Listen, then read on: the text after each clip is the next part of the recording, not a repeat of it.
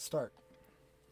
Hello, hello, and welcome back to another episode of Tiān 2, episode number 21. Today, we have a very interesting turn of events as the party, after dismissing a deal from Gertrude the Rot Hag, has finally made it back to, or has finally made it to Dark Gulch, looking for any signs of one Dranth Copperfoot. After doing some investigations, the party at large was able to come across a building that seemed out of place, or at least noticeable, as it did say on the front of it, Copperfoot. Going in, the party noticed that there was a runic circle in the middle of the room. Taking note, Paseth decided to polymorph a wooden door into an axe beak and sent it in ahead. It stood atop the runic circle and nothing appeared to happen.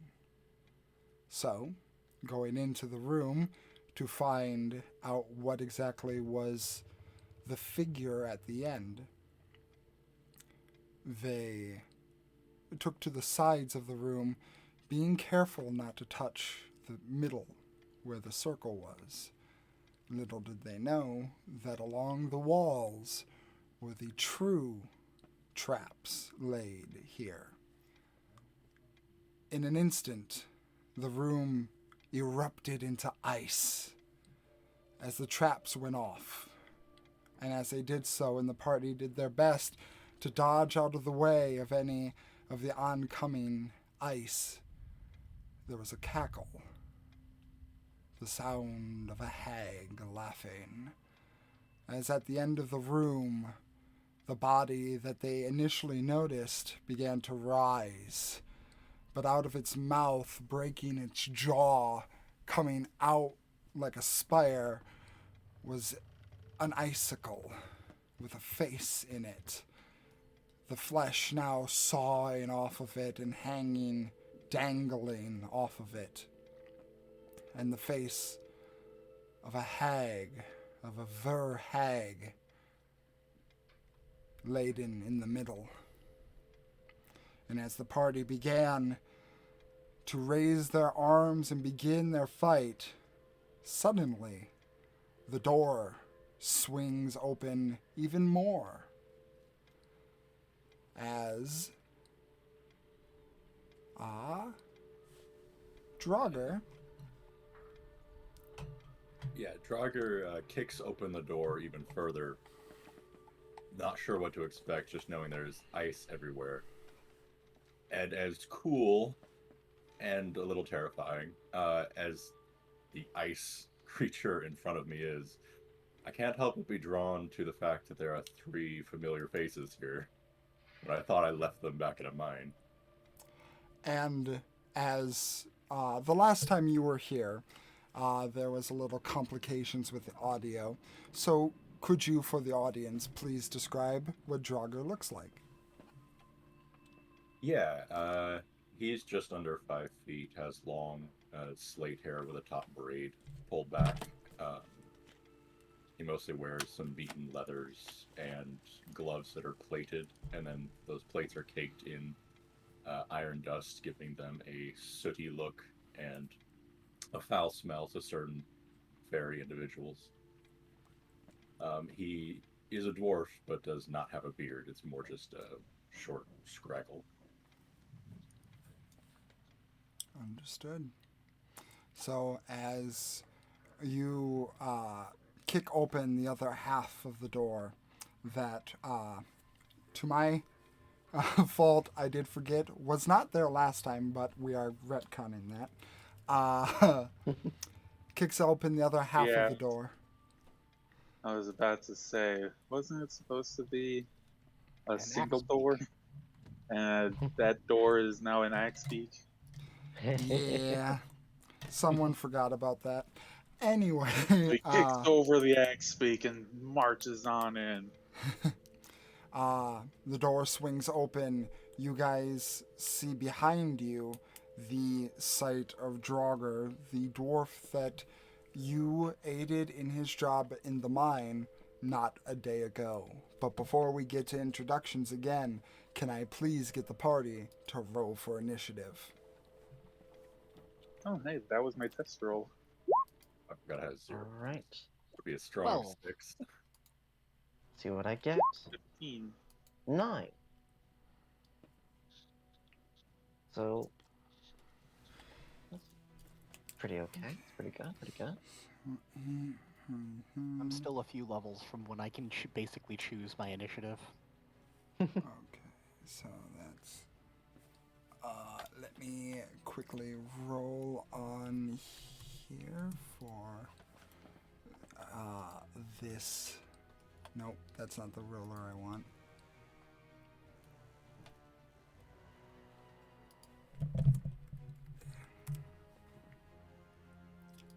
Do do do do do do.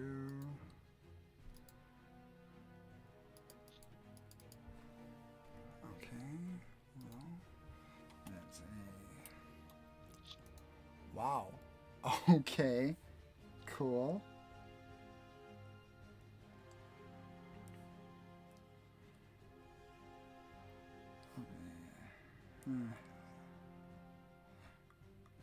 What was your initiative, Draugr? 6. 6. Okay.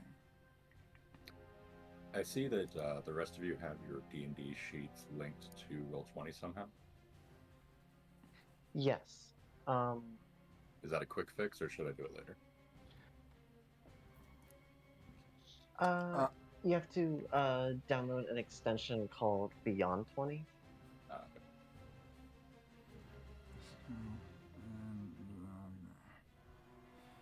Okay. Oh, yeah, it would probably help you guys if I showed you where you are. Ooh, battle map, battle map, battle map, battle map.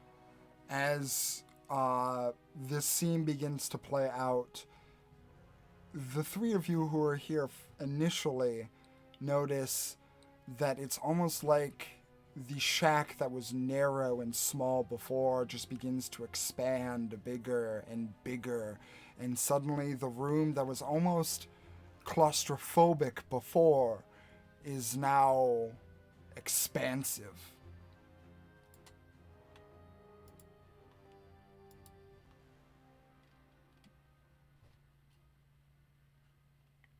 Ooh, nice, nice, nice. Okie dokie. I believe you all can interact with your tokens, correct? Yep, yep, yep. Yeah. Yeah. Okay. So, despite the fact that this guy has a -2 to initiative, he rolled an 18. So, oh, yeah, you guys probably want to have that. Let me put that down in the Discord. I can type it up for you so you can do other things. If you, Oh, it's okay. I'm prefer. almost done. Oh, all right then. Thank you, though. Of course.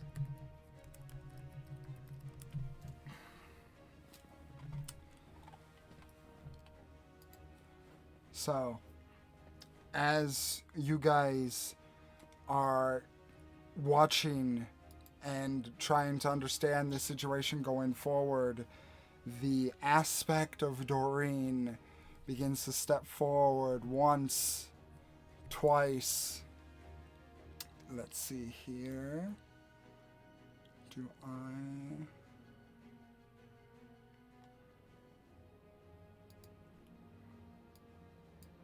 Nope, that's not what I want.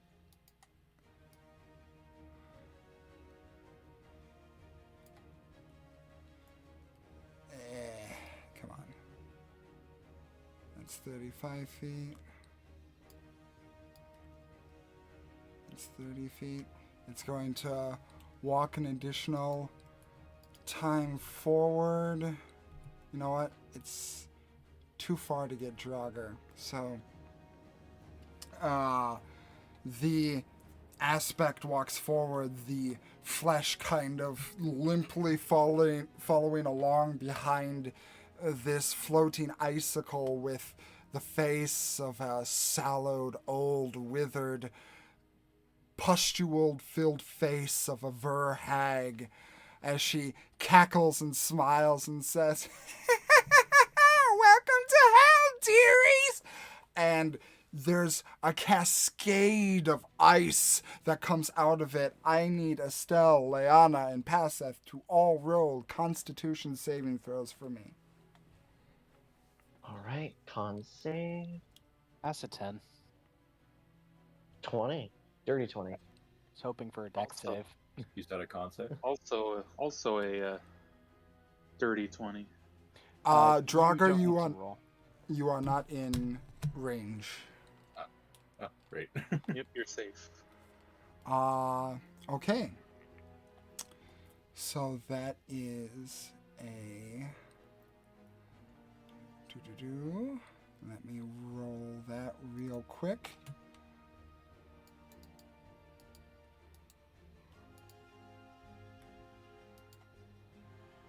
That is 19 points of cold damage. I To will uncanny that. okie dokie. Alright. That's 8? No. 9. 9. Nine. 9. 9 to you and 9 to the rest of everyone. As Paseth and Estelle, you're able to withhold from this cold, this bitter cold that is now cascading along the room, and you're able to shrug it off for the most part. Leanna, you're able to dodge out of the way, but I don't believe that doing an uncanny dodge removes the effect from the move. No, it doesn't. I just half the damage. So while you don't take as much damage, that cold does sink into your bones, and your movement is halved until your next turn. Okay. Okie doke. And let's see. The aspect is now going to use its bonus action. And you see that standing in place, the flesh suit seems to sink just a little bit lower so that it's almost entirely on the ground. And in response, it seems like two pillars of ice jar into the center one, seemingly making it more stable. While it doesn't seem as fast as before, there's a sturdiness and almost a increased vitality, if you will, to whatever is in front of you. That's its turn. Paseth, you're up first. I will start out by saying, looks like I owe Gertrude an apology. Thought that she was the, I'm still slightly suspicious of her. And I will go ahead and...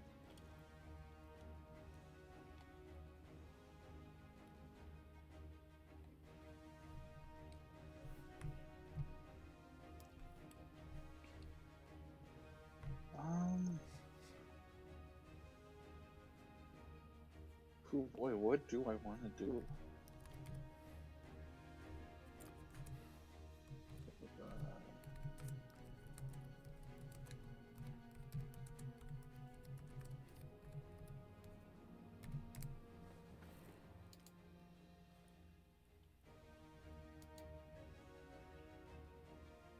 You know what? Let's go ahead and do the same thing for a different dwarf buddy. Let's see how far can I move?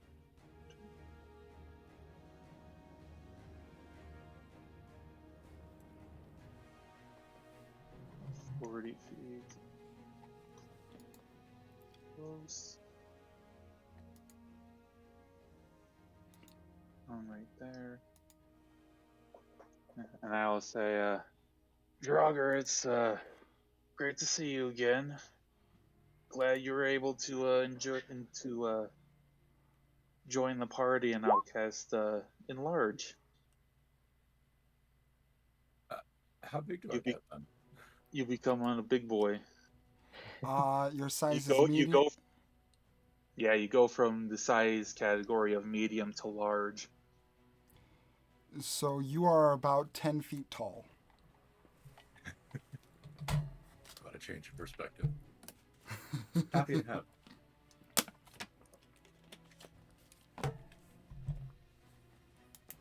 And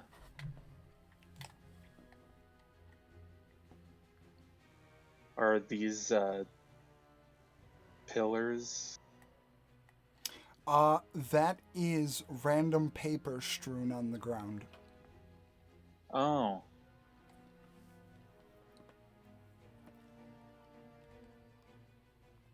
Could I pick it up and see what it is? Okay. Just so for a quick glance. yeah, I will say that as you pick it up using your free action and just taking a quick look at it, you see that it says Copperfoot Industries, and it appears to be some sort of memo with the Copperfoot logo attached to it.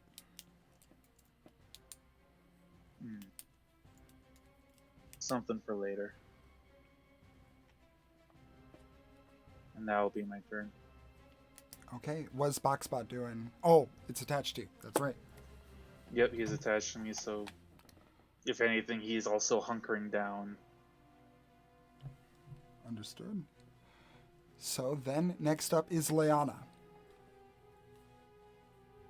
Leanna will go 5, 10, 15. Gonna make sure that I'm within the range I want to be. I am. That is 20 feet away. She's going to swear quietly under her breath. Ask the aspect. You do know that Gertrude knows that you're here and are encroaching on her territory, right? And then she's going to throw a special card. Okay, roll to hit. I'm going to burn my inspiration on that and give myself advantage. Okay.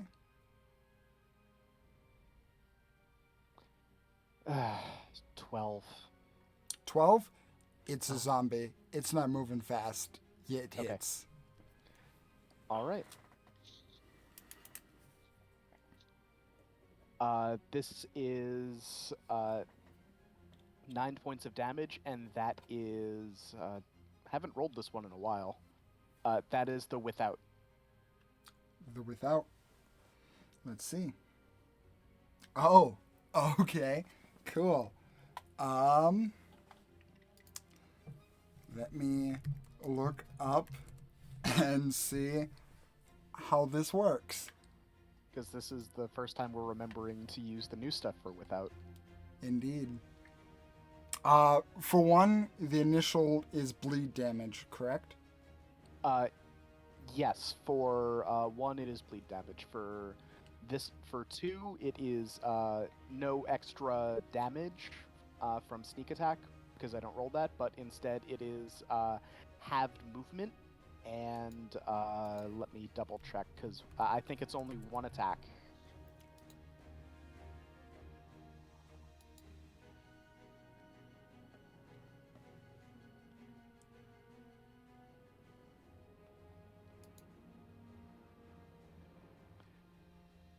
It cannot make more than 1 attack, and its movement is halved as the base. Understood. So the other part, it's... Oh, shit. I accidentally X'd out of roll 20. Whoops. Chaos! Chaos! Anarchy! Clicking You're on not a so Satan. many tabs. Well, funny you mentioned that because as the card makes contact and is a solid hit, you see that the ice begins to melt a little bit, seeming like there's that extra effect. And while the speed doesn't seem affected, as it seems pretty stationary, there's almost a sense of fear that you're getting as it has to make a morale check. Oh my fucking god. Okay. Did So I just fear the zombie? you no, you feared the hag. Okay. Was not expecting that for the first turn fucking move. Let's She go. sees the fear. She sees the death in your eyes. That's Okay. coming for her. So this actually works kind of well, because it works with what you said. After you mentioned the whole Gertrude thing, and you throw the card and hit it, you see the reflection of Doreen's face look at you as the melting begins to happen. The structure is still steady, but there's a look of regret and pain. One that is uncharacteristic of a hag to have, and while you feel that there's an intent to move away, the pillars holding it there can't, and you just see Doreen look at you with, for just this brief moment, you can tell sad eyes as she says,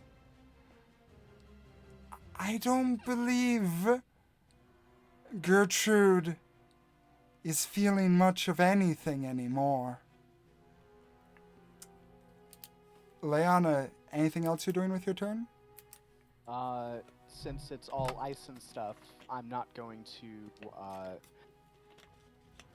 Ray of Frost, but she will cast Magic Stone and throw another rock. Okie dokie.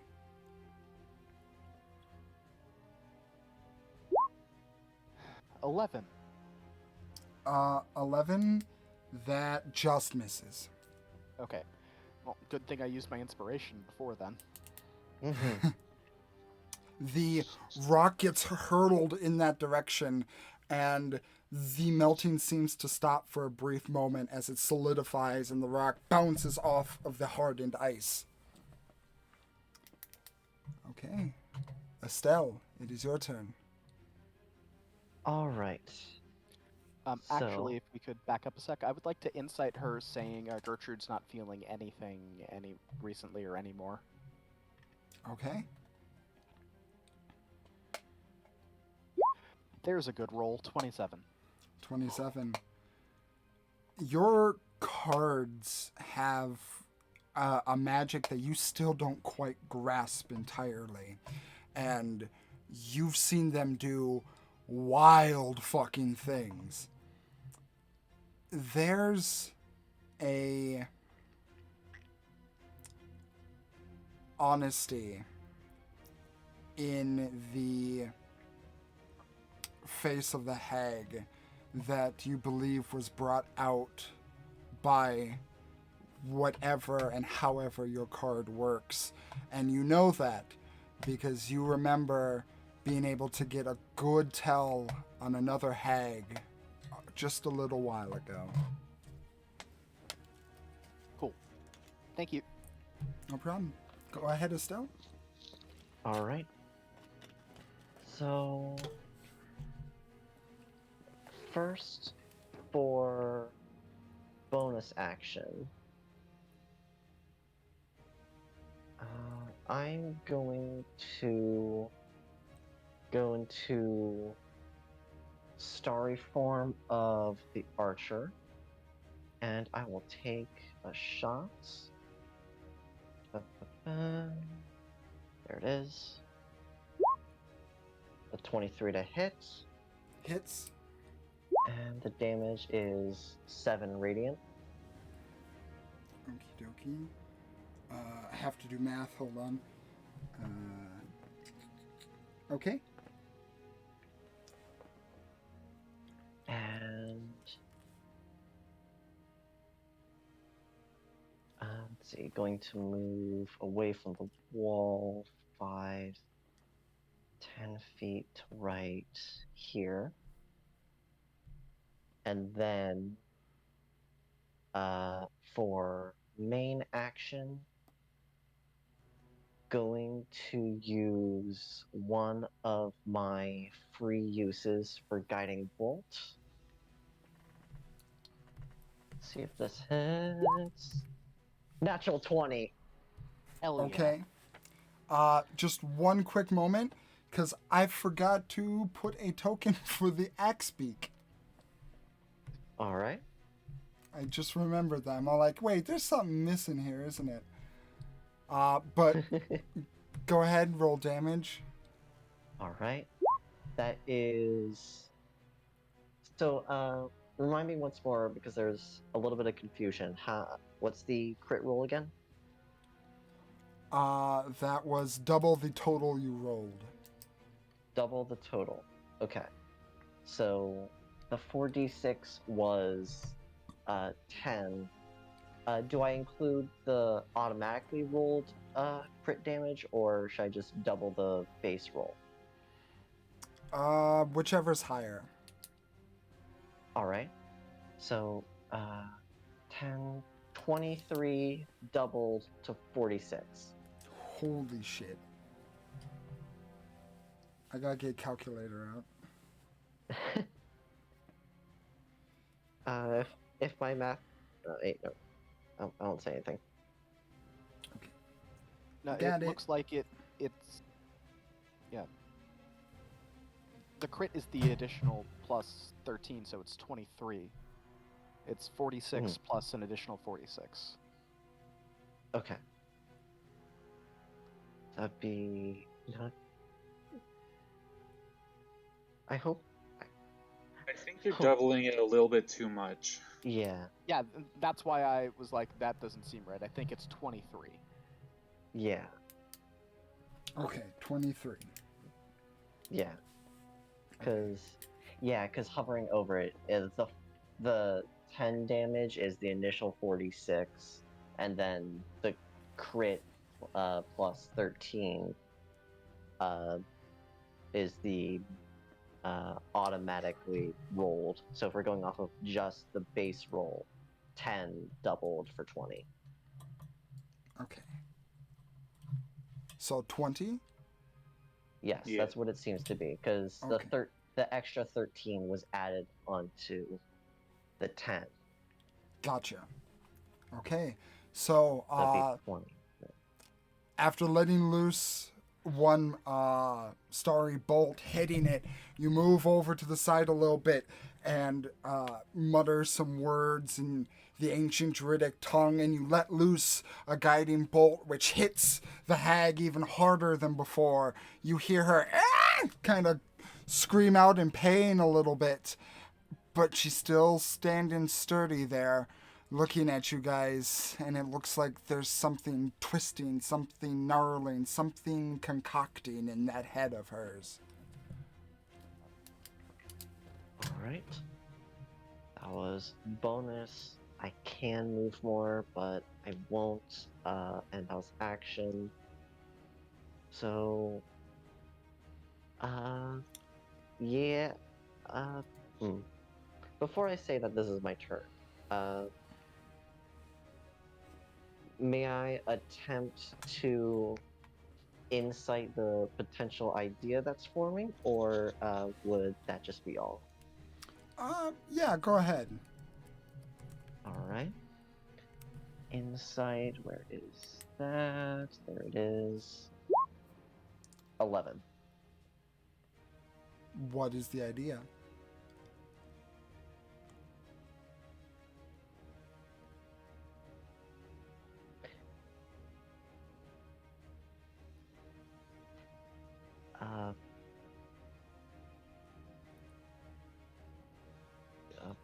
frick, my own blank. Sorry, words failing for a second. That has to happen. Tends to happen. So basic, yeah. So basically, to confirm whether or not if keep doing what I'm doing, it's working better than other things or usual things. Basically, if radiant damage seems to be doing more than usual. Looking at it, and with the insight check you got, it did a good chunk. Definitely. All right. Turn. All right. Then yeah, that'll be all. Okay, Estelle's turn is done. Drager, we're up to you. And the creature still looks like it's in a defensive position. Yeah, Okay. it's taken up a pretty sturdy post. Okay. How far away is it? Yeah, don't want to burn a key this early, but I guess I will. I'm going to burn one key to get an extra dash out of my bonus action. Okay. 3, 4, 5, 6.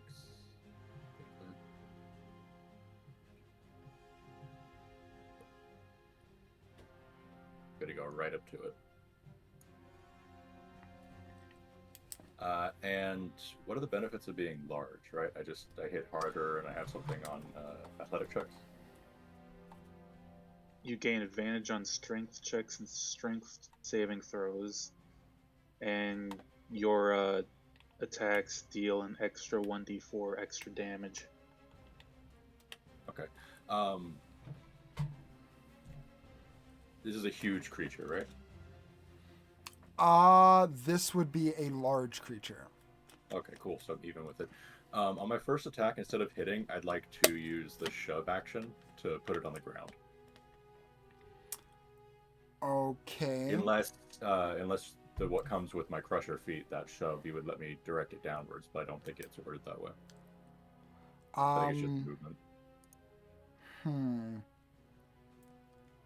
Okay, you're in large, so it would be an advantage, but given their setup, that would be disadvantage, so this would be a normal roll. Okay, cool. May I use athletics for that? Is that how that works on grappling or shoving? Yes. Cool. That'd be a 17. 17, okay. I believe, is that a contested? I think so. Yeah. I believe Contested that's with acrobatics or athletics, if I remember. Okay. Let me roll that real quick. Since it has its sentry form, that would be a plus. So that is... roll it. That's a 22. You try and put your shoulder into it, trying to move it away, but you notice the pillars sticking into the side are keeping it steady in place. Well, so much for the more conservative option. All right, I'm going to give it a strike to its center mass with my second attack. Okay.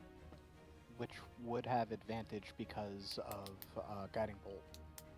Oh, great. Oh yeah. 24 to hit. 24 definitely hits. All right, and that does 9 damage. Okay. You punch off a block of the ice. All right, and then I'd like him to make a Constitution saving throw. The DC is 13. DC's 13. Okie doke. Constitution. That's a soft 20. Okay, so no stunning strike. That's it, because they already used my bad bonus to dash. Oh wait, you punched it with your iron gloves, so that doubles the damage. So that's 18 points of damage, actually. Oh, I'd completely forgotten about that after the Tooth Fairy incident. I just saw ice and was like, iron's not going to do anything.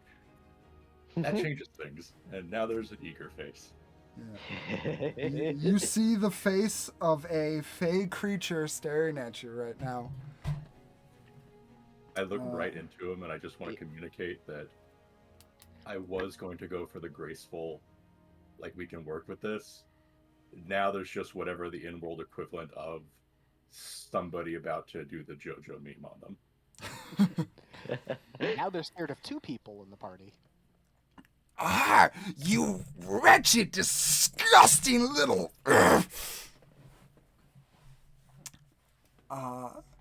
Okay. At the end of initiative, we have the Axebeak. The Axebeak took a bit of damage, but is still standing. You know what? I think I'll just rule from now on that you do have control of your polymorphed creatures past Seth. So what does the Axebeak do? What? Just it didn't like being hit by ice, so this thing is nasty. So it's just gonna try to chop at it with its beak. Okie Okay. dokie. Save settings. I gave you control over the Axebeak icon. So move it where you wish. And take a swing. Oh no, it didn't save. It didn't save my.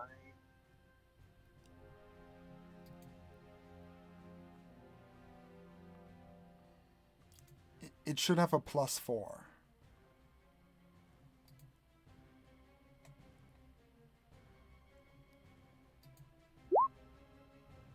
$14. 14, that hits. What does it do? What does From what I was, I looked it up. Axebeak has 1d8 plus 2 slashing.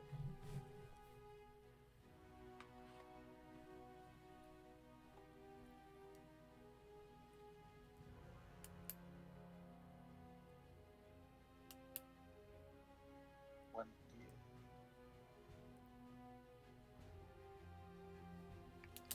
Hey, Okay. that's 9 damage.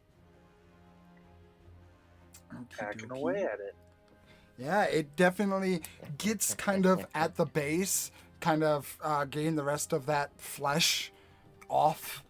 And before you stands the crystalline ice in its full glory. So that is 280. Okay. Axebeak's turn is up. So, first I have to roll. Let's see if it recharges. It does not. Okay. What else can you do?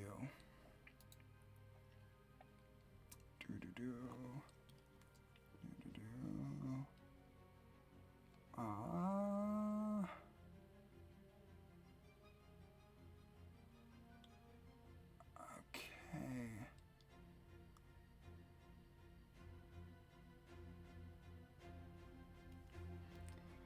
I need... It really did not like what Leanna made it feel. So Leanna, I need you to roll me a wisdom saving throw. 21. You feel as if something is trying to reach into your mind, whispering things. But despite that, and despite the cold that you're feeling in your bones, you're able to shake it off and shake it out of your head. The hold person does not take effect. Oh, that would have sucked.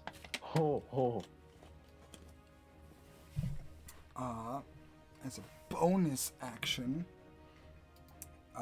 they are going to do. Oh, what is a bonus action from you?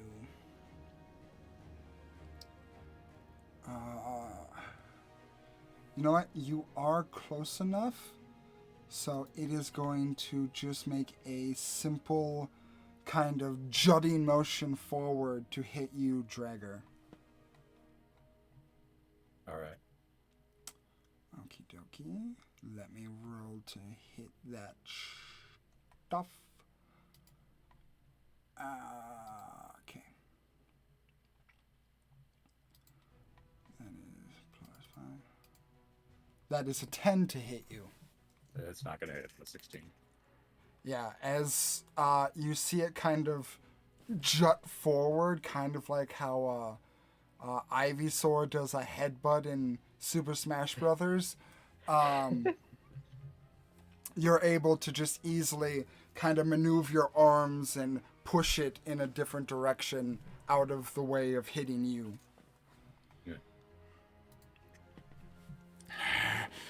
Yeah. Okay, I'm already sick of this. And as a lair action, they are going to. How many? 2.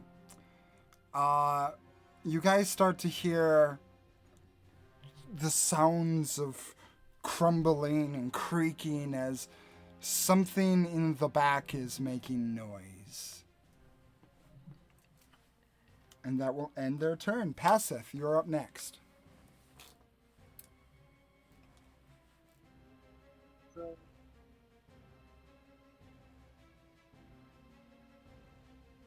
That should do. So there. And I am going to shove a rotten apple into my palm launcher and cast Caustic Brew as it mulches it up and sends out a gout of acid towards it. Okay. Quick question.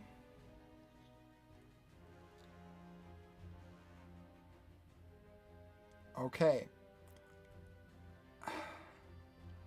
I just want to Trying my ask. best to Are avoid. you Trying to avoid? avoid Droger. Yeah. Okay. I'll say that you're able to angle if you're angling it more towards the back. Yeah. Because if you're hitting like that, that would definitely hit Draugr. Is it a debilitating thing? Because if it's just damage, I don't really mind that much if that's your best chance of getting it. It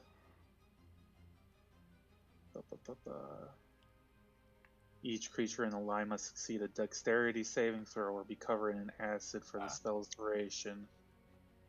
And so every turn is taken 2d4 acid damage. That's a little more problematic. Yeah. It has to be a full square away from Draugr.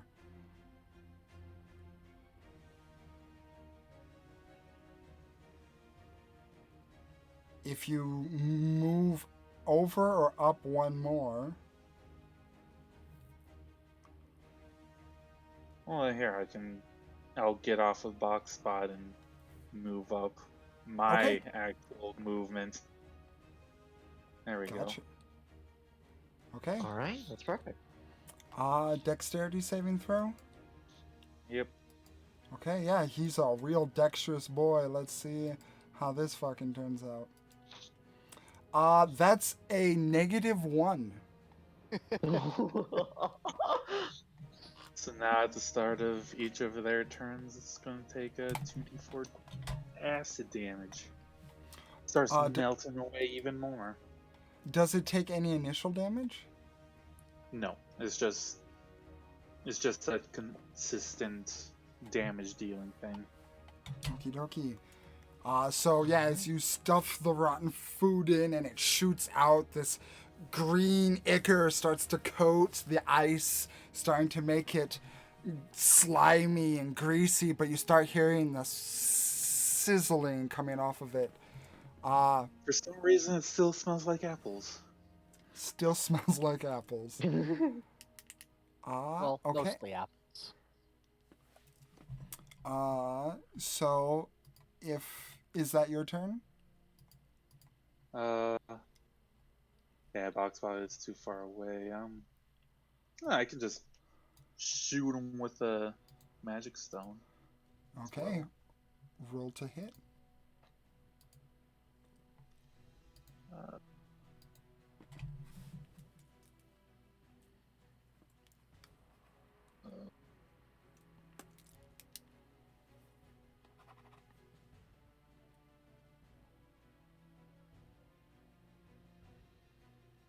only 10. 10. It shoots out and it hits part of the ice that isn't covered in the acid, so it's still strong and it bounces off. Dang. Okay. Anything for Boxbot's turn? No, he took all his movements, so he can't get any further. Understood. Leona, I apologize. You're up next. I forgot that you had the effect that could only do one action, so I will remember that for next time. Okay, no worries. Lana is going to throw another special card. Roll to hit. 11. 11 just misses. Well, that's one of your +1 cards, so it's a 12. Oh, yes, it is a 12. You are correct. Oh, then it just hits. Perfect.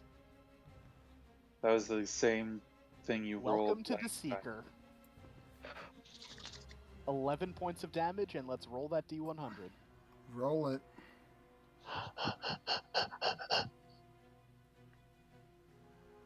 80. 80.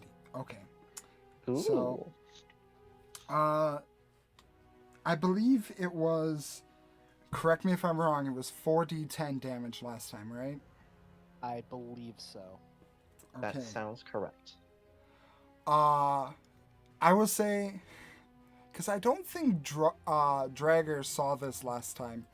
Dragger, as you're kind of squaring up and Passeth is shooting this acid, you see a card kind of go past the axe beak and hit into the crystalline form of this aspect of a hag.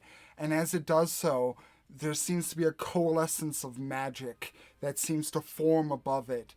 And you see a giant hand form and then shoot down.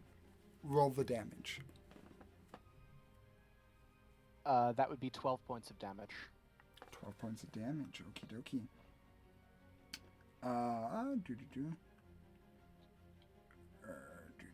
God, I can't do math. Okay. On top of the 8. Yeah, I should probably get that too. So 20 points of damage from the combined attack, with the 12 being force damage, I remember you saying. Okay, okay. Yeah. So that just happened. And then she's going to fling another rock. Okay. 18. Hits. For 7 points of damage. Okie dokie.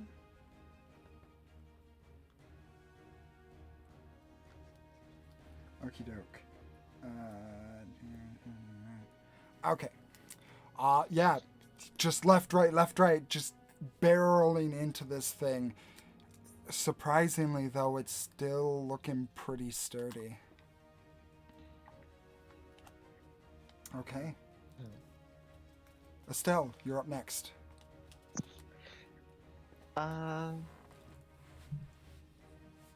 Do the pillars that seem to be holding it up, are those separate targetable entities?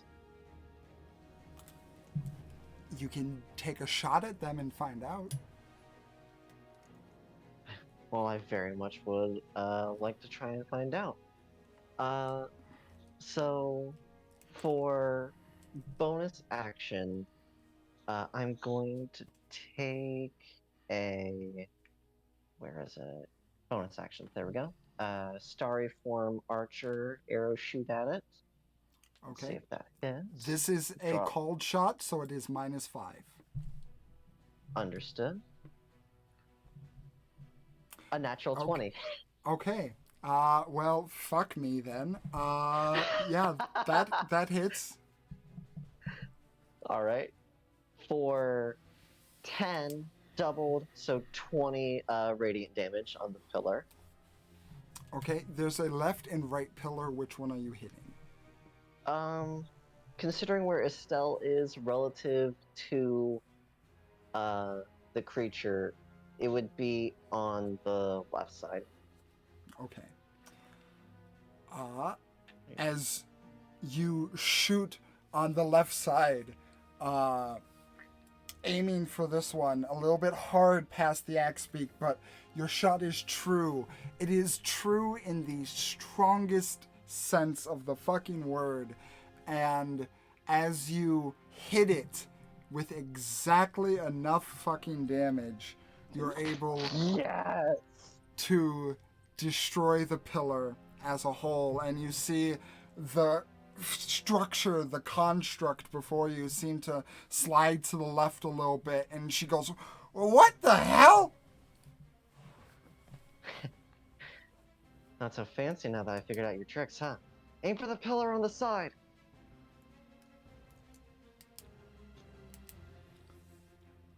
And, for action, want to conserve spells, so going to go for a, ooh, do I want to do Shillelagh, get up and close, or do I want to do Magic Stone? Let's do Magic Stone. Yeah, range of 60 feet, so, this will not be against the other pillar because from where I am, can't quite get a good shot on it with all the other people in the way, so this will just be against the main body. A 21 to hit Hits. for 8 magical bludgeoning damage. Okie dokie. That is... Okay. Yeah, you ping hit it again, and this hag is having the worst day and is getting just increasingly frustrated. Seeing that the tide of battle, for the moment at least, seems to be going our way, there's a very Fae-like grin on Estelle's face at the moment. And will I move at all? You know, I will. 5, 10, 15, 20, 25. And then 30 feet to right here. And,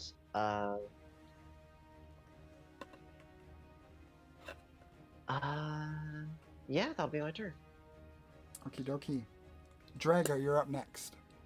Okay. So, last round I forgot to do the giant damage. If it's too late, that's fine. I just thought I would mention it. Oh no, roll it. Okay. And is that doubled as well? Because I'm big and large. The If giant it's on my damage? physical attack, that's what I asked. Did you roll a nat 20? No, but iron. the iron. Oh, yes. Yes, it would be. So then that would be a 5 from last round. So the pillar that's on him right now is right here, right? Yes. And is he connected to it or just grabbing it? It is like it is connected, so it's like jabbing into the side, like holding it up. And these paper stacks are tables or pillars? Those are just papers that are strewn about the room. Oh, okay. Well, then never mind that. Is here enough to get flanking advantage? You'd have to get on the exact opposite side, so right here. Oh, well, I got enough movement to do that. Sure, I won't knock him around then, so they knock him into. So I'm going to take the attack action and then also burn my Fury of Blows. Okay. And so with flanking, my first attack will have advantage. Is there a quick way on D&D Beyond to set that, or do I just roll them twice? You can right-click on it on the action you're taking and select roll with advantage. You can also do that for disadvantage. Okay.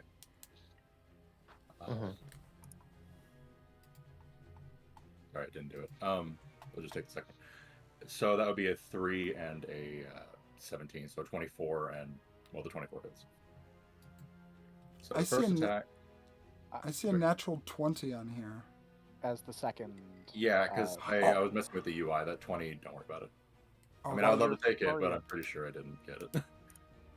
Okay. So the actual attack should be 10 damage. Doubled because of iron, so 20. Well, okay.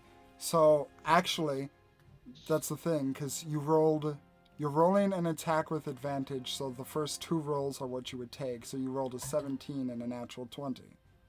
Oh, okay. I didn't want to assume I got the crit. Well, if in that case, then it'd be 24 for the first attack. 24. Is that plus the iron? No, that's after the iron. That's after the iron. Yeah, I was just giving you the total. And plus the D4?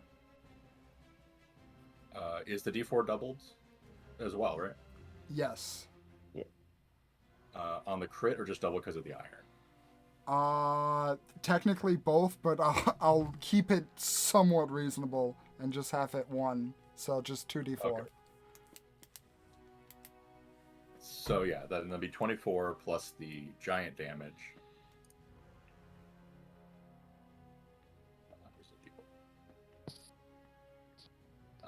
Plus 2 total for the enlarged damage. So that's 26. Okay. Gotcha. And on that attack, I'm going to force him, since it was a flurry of blows, I've got 3 more attacks coming. I want him to make a dexterity save against 13. Okay. So let's see. Fucking 0. Okay, so he falls prone. Can they? Okay. Yeah, open hand. Okay. Yeah, I'm just trying to figure out because they're literally being held up by another physical object. Okay. So they failed the dexterity check. So, God, how would this work? I'm going to say that as you strike behind them and knock them over, there's a pulling sound from underneath the floorboards, and the pillar starts to and pull up with it as the crystal just tips over and falls to the ground. Yeah, prone. Wonderful. So triple advantage if that comes up at any point. I know they don't stack. But for my second attack, I'm going to hit him again on the ground, which is the Kyokushin strike to the plexus. Gotcha. And that'll be a 21 to hit. Hits. I'll add the 4 in to make it easier.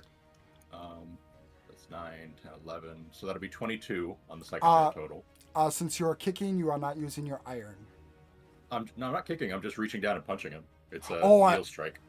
Oh, I thought you were stomping. Sorry. No, you pull one arm back and you just fall down and jab him in the chest. Gotcha. So that'll be 22 for that Okay. attack. My third attack. Oops. There's a 28, 23. So Hits.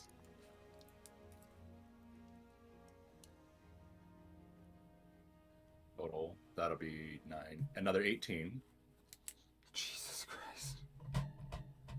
Okay. And now my fourth and last attack. Only a 9 to hit. Had to stop Finally, at some point.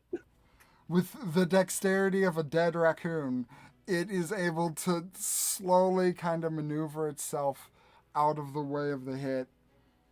Yeah, I'm so focused on that this is working. It's just 1, 2, 1. Oh, I punched the floor. Yeah, you are absolutely going to town on this fucking thing. Is that your turn? That's all of my attacks, and that was my bonus action. So yeah, I'm tapped. Okay. The axe beak is gonna squawk real fucking loud, squawk, and just fucking headbutt the shit out of this thing. Do. That is a 6. It headbutts, but it headbutts kind of to the side, so just kind of. It would have advantage though. True. Thank you. That's still a 6. Also a 6. It's not only a bird, it's a wood bird. This thing is just absolutely no thoughts, brain empty. As it just kind of No dodo thoughts, burrs on it. No thoughts, head empty, face an axe. Okay, so with the ending of that turn, there's at the beginning of the turn for the aspect, it takes 2d4 acid damage. Come on, max 8, max 8. That is 5 points of damage. 5, respectable, respectable. As you start to hear the sounds of from the back, and out of the back comes 2 more of these creatures that act on the aspect's turn. So, Oh, first, wait, I just realized something. The acid spell, Caustic Brew, that's concentration, and so's the enlarge. oh, it is. Oh, Ooh, yeah. Paseth has temporarily left. So I'm going to say he would not want to screw over Dragger. So Rager. yeah, he would not want to screw over Dragger. So I will rescind that 5 points of damage.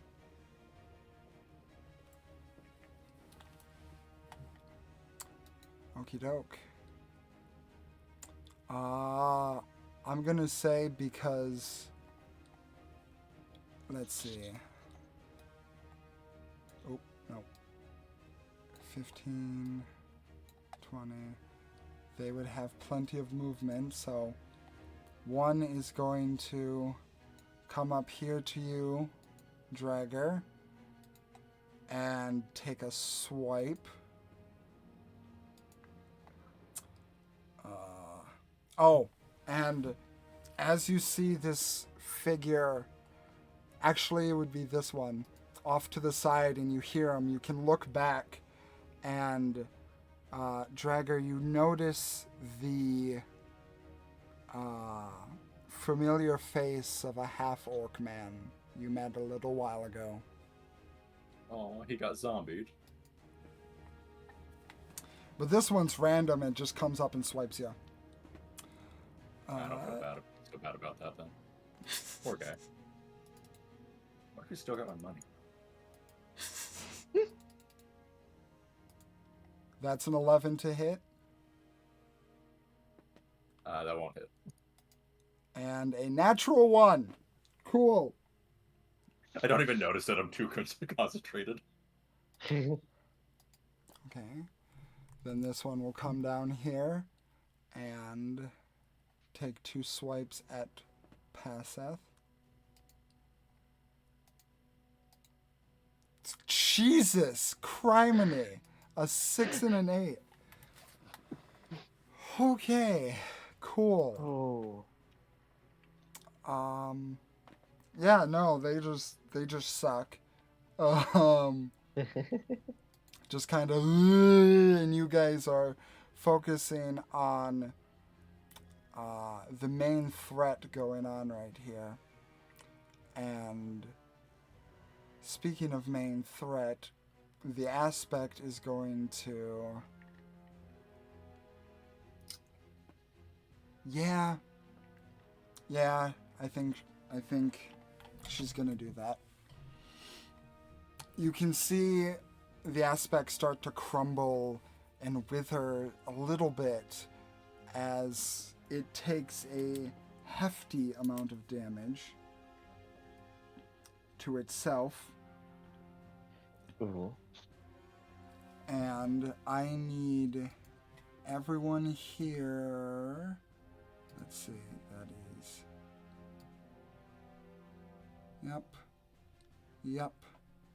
Yep. I need everyone here to roll a Constitution save with disadvantage. All right. 13, not terrible. 17. 6. Okay. Oh, 23. Nah, I won't.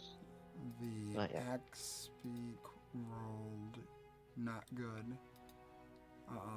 It's a wooden bird. I'm not surprised. Okie dokie. And I will roll for Paseth.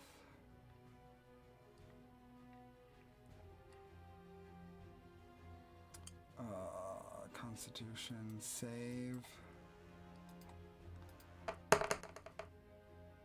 That is a 10. And then box spot. Oh god, what are box spots? Oh, he has so much stuff here. That is a +2. So I'm just gonna roll. Come on. Just gonna roll. Oh wow. Box spot saves. So everyone that rolled a 13 and above saves. No. And the damage dice is...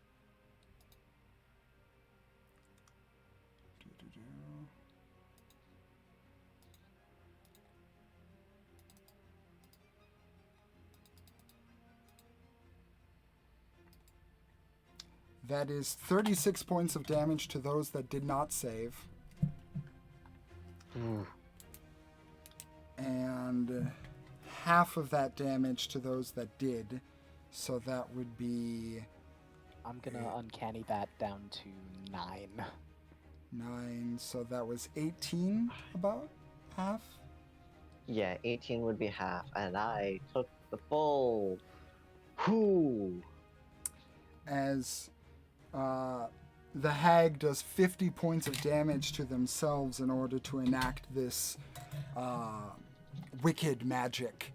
As out from its being comes this carapace of ice that seems to stretch along the room almost in a millisecond, and in that same millisecond feels like just all the heat is sucked out of your body. Your breath is caught. Your lips are chapped and breaking and bleeding. It feels like it's hard to blink in that moment.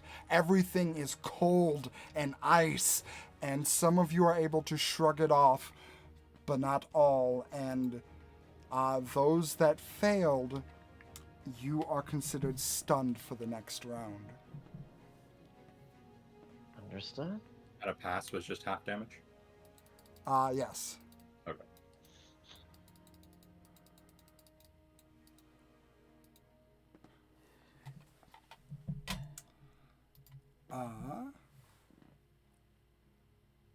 So, as Passeth would normally begin to move, his body is so cold and stiff, he's unable to do so. And that is his turn. Boxbot, without the command, is going to stay put. I believe, Leanna, you are up next. If I were to stand right here, why the hell can't I ping? Make sure you have the pointer. Yep. If I were to stand right here, would I get advantage on the ice pillar? Okay, sorry, I'm trying to mark off. The axe beak fell, Yes. so I'm But just. you said the ice pillar was right here next to Passeth, right? Yes. So if I were to stand right here, would I get advantage on it? Well, technically, it's kind of tipped over since Draugr knocked it prone. Okay. So it's kind of up in the air at the moment. So I don't think you Well, would. I'm trying to flank with Passeth, not because it's prone. Yeah, I know. I'm trying to say that it's not in right. this exact position anymore. Right. And Passeth is also incapacitated by being stunned, so I don't think he's threatening, so I don't think that would work either.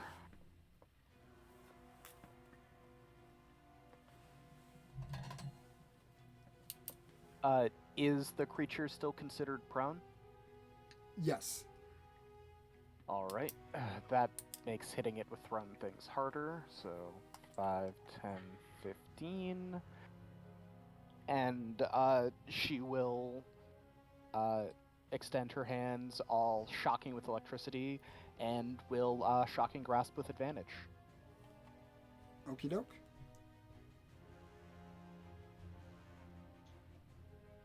Uh, 15, and I will sneak attack that. Okie doke. So shocking grasp damage is 4, and then the sneak attack is 9, so 13 points of damage. Okay, yeah, there's a jolt of electricity that's conducted by the melting ice that seems to course through it. And the hag, the screams are less of pain and more of frustration and anger, as this is not going the way she intended. Things never do for the things we fight. Does it have any fleshy bits that look important?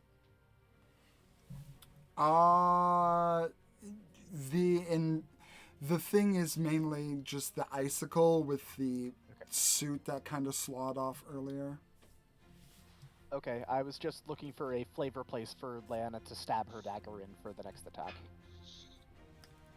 I mean, there are parts that are kind of melted in from where Draugr has been punching the shit out of it. Yep. So she's gonna try and stab one of those places. Just for flavor, nothing special. Understood? Right. So advantage because it's down. 19 to hit. Hits. Why did it roll so many dice there? Okay, whatever. That's 5 points of damage. It re-rolled my sneak attack on my screen for reasons I don't fully understand. No problem. Yeah, you're going in on this thing, and it's getting its ass kicked right now.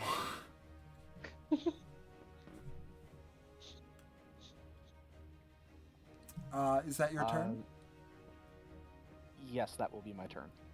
Okay. Next up would be Estelle, but the cold is keeping you back, unable to move. There's almost like a reciprocation of your smile. You can't see it, but you feel it in the cold, almost as if she knew you did that and this is her recompense. Okay. With that... Oh, hold on. Paseth was hit, so that is a Constitution check to see if he maintains enlarge. That is a natural 1.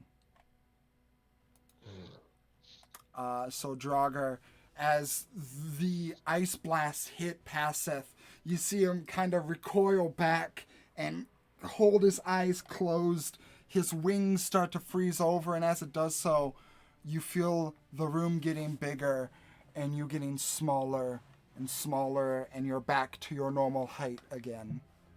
Oh, there goes the Azuna drop that I was about to try. All right.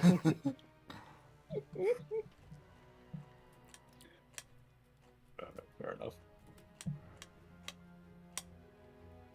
Actually, so it's my turn?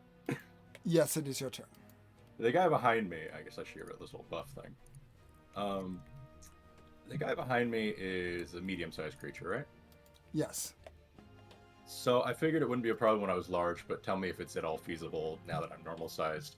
I have a carry rate of 570, and thanks to the magical gift, a jump height of 70. What's the plausibility of picking a guy up and jumping with him? I would say first roll a grapple check to see if you can grapple them. All right. If it's even a little shaky, I'm just gonna keep doing the smart thing, which is attack this guy. It was more of a fun thing, but since I'm small now, I want to be a little more cautious about the likely important boss that I am walking into. Somebody else's realm. I was honestly expecting you to brain bust this dude onto the aspect. More or less. So yeah, instead I'm going to just see the aspect on the ground and at advantage. Throw my first 2 and see what happens. Okay. That'll be 23. That's a 14. It fails. What? No, I'm just attacking the big guy. Oh, I thought you were grappling. No, I said if it was a question at all, because when I was big, I was like, good chances. But if I'm small, I'm going to do the safe thing of just take out the big bad. Oh, you do have a ridiculous amount of strength regardless of your size. So I said because I wasn't expecting it, but it is definitely doable. Sure, let's try it. That's more interesting. We'll try it. Did that if that was an athletics check, it's the same bonus. Did it manage? Oh yeah, it rolled a 14. It failed. Okay. So I pick him up. I would like to jump. I can clear 30 feet easy without even using half my movement. Turn over in the air and basically put this guy between me and the ground and drive him straight into the big monster. Okay. Roll me another athletics check because 30 feet, I would say that's just the ceiling level. So I just want to see something real quick. Even better, maybe kick off a bit. All right, athletics. Still 17. 17. Like you said, you kick off of it and you head directly downwards, just pushing this thing towards the big boss in the middle. The hag looking up going, ah!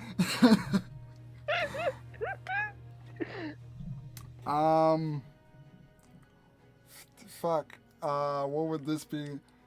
This would be an improvised weapon. So roll me a 1d4 plus your strength modifier. Okay.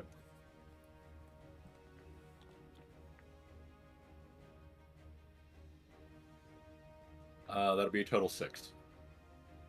6, and I'll say that is doubled to 12 because of the gloves.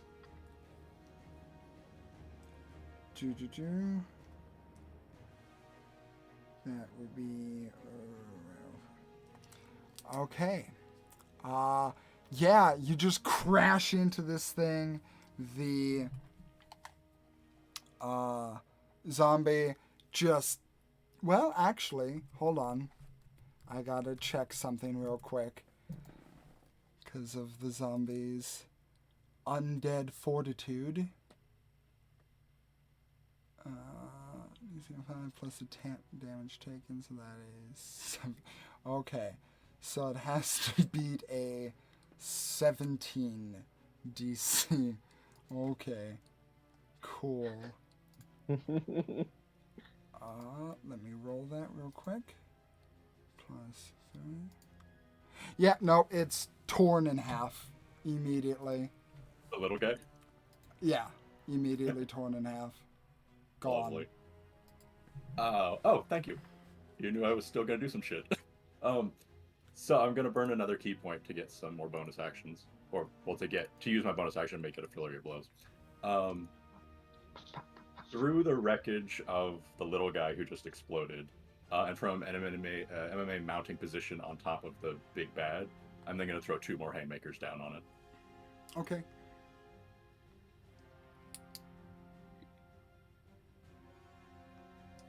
Uh, 26.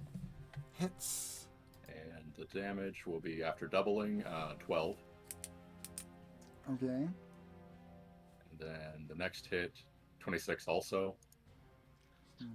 And after doubling, 12 again. So, That. What are the chances of that? okay. So 104 minus 24. Okay. So, as you bring down this hail of punches, after absolutely ultimate muscling one of the fucking zombies, there's a low cackle.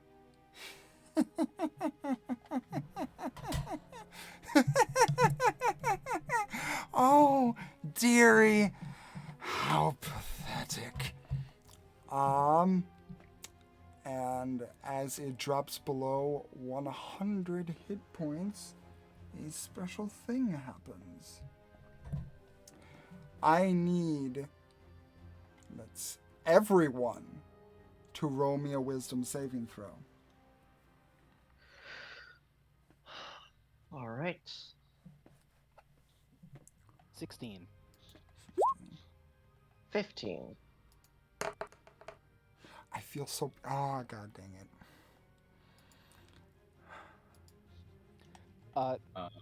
Zaldin, what was your wheel and woe for the day?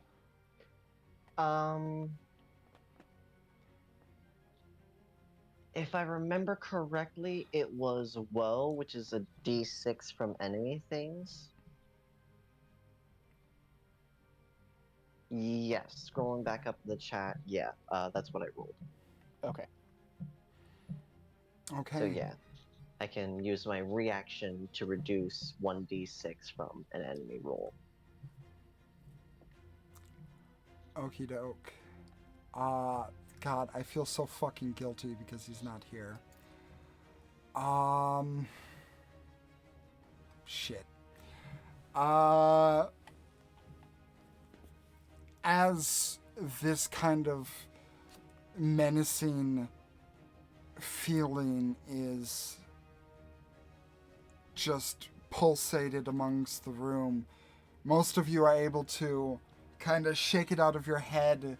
Leanna, you feel the touch again of that spindly finger and that whisper in your mind, and you shake it off once more. But you notice that Paseth seems to have this look in his eye, blank, and he turns to you guys. And it looks like the zombie that was attacking him before is no longer attacking him. Mass mind control. Anything else on your turn, Drager?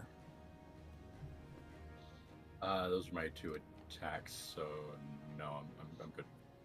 Okay. So, since this is no longer a... I am just... I can't move my token on top of him because of the picture, but I am, as far as I know, kneeling on top of the boss creature. Yeah. The Full hag. mount. Yeah, full mount. Okie doke. The zombie here is going to head over. Yeah, easy enough. Is going to head over and begin to take strikes at you. Let's see, can I... There. I can't. Yeah, I can't set them up to front. How about that? Yeah, there we go. The creature is going to attack the one that is attacking its master. The half-orc now rushing over to you, Dragger, and taking swipes. Okay. Okay. That is a 9 and a 16. That one does hit. Oh, that one does hit. Holy shit. It did something, guys. Yeah, the mob was helpful. Holy You know, shit. to give him his best chances, kneeling maybe counts as prone. He might have advantage on me. I'm gonna say, while that is a kind offer, I'm gonna say no, because I feel like that will be complicated in future events. Fair if that enough. is the case. It's probably a smart choice. I'm just rooting for the little guy. He's trying so hard. And he's gonna do so much damage. Watch. Oh, 7 hey, damage. max damage. I was nice to him. And he just comes up and hits me with a max damage roll. All right. Yeah, just this sickly claw goes across your back as he rakes across it, finally getting a hit in.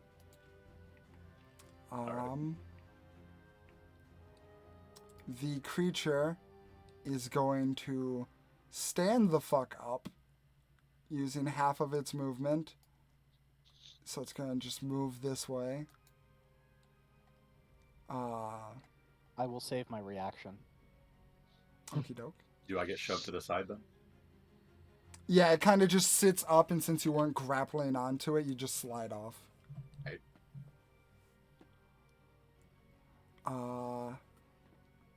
Knowing its ally is near, the hag is going to...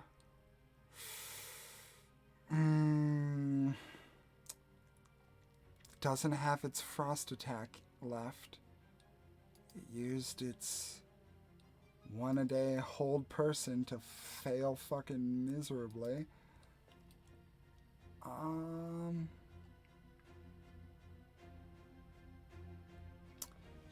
It's going to turn, and with a wicked smile on its face, it's going to look at Paseth and say, "You know, you want to feast, my lovely."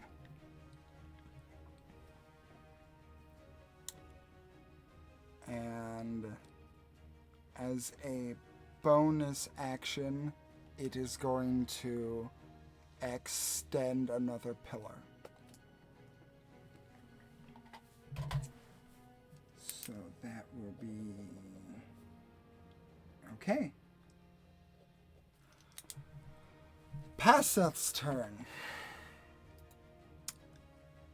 Paseth is looking with this wild and frantic look in his eye, a smile manic on his face, as he scans across the room, and despite his mania, he's still smart, and he sees an opening. And flying over, he moves over to you, Estelle. And he is going to begin his maddening feast. Uh-oh. Let's see. So he has advantage because you are stunned. And Wait. Is it stunned till your next turn, or? I Oh, yeah. believe it's stunned to the beginning of your next turn? Or is it after? Hold on. Let's see, what did I... Nope, it was stunned till the top of the round. You are right. I was wrong. All right. My bad. So if that's the case, he would not do that. He is going to... Who is... he's not going towards Draugr because that iron smell. So he's going to move across his companion, and I need Leanna to roll me...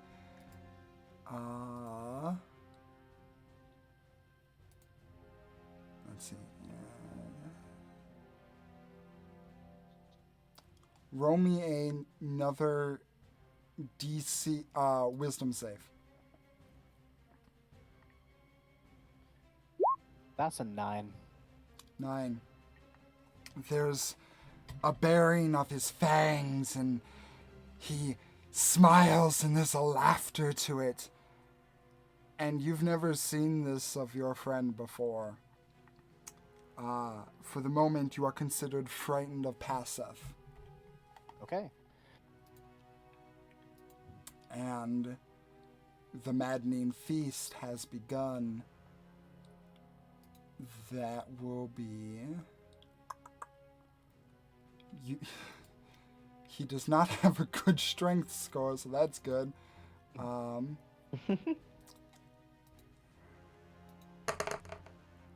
That's an 11 to hit you. No. As he begins and tries to bite down on your arm, and the fear initially kicks in, and you pull it away out of the way of his maw.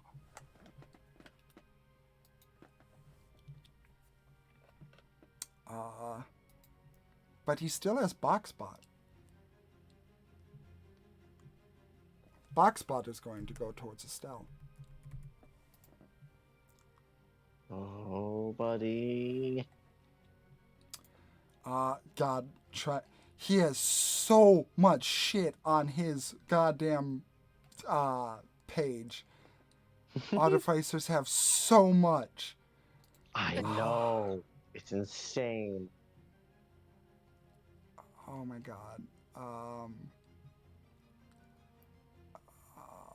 Where's his to attack? Jesus. To hit. Your spell attack modifier. Okay. So that is a plus. Okay.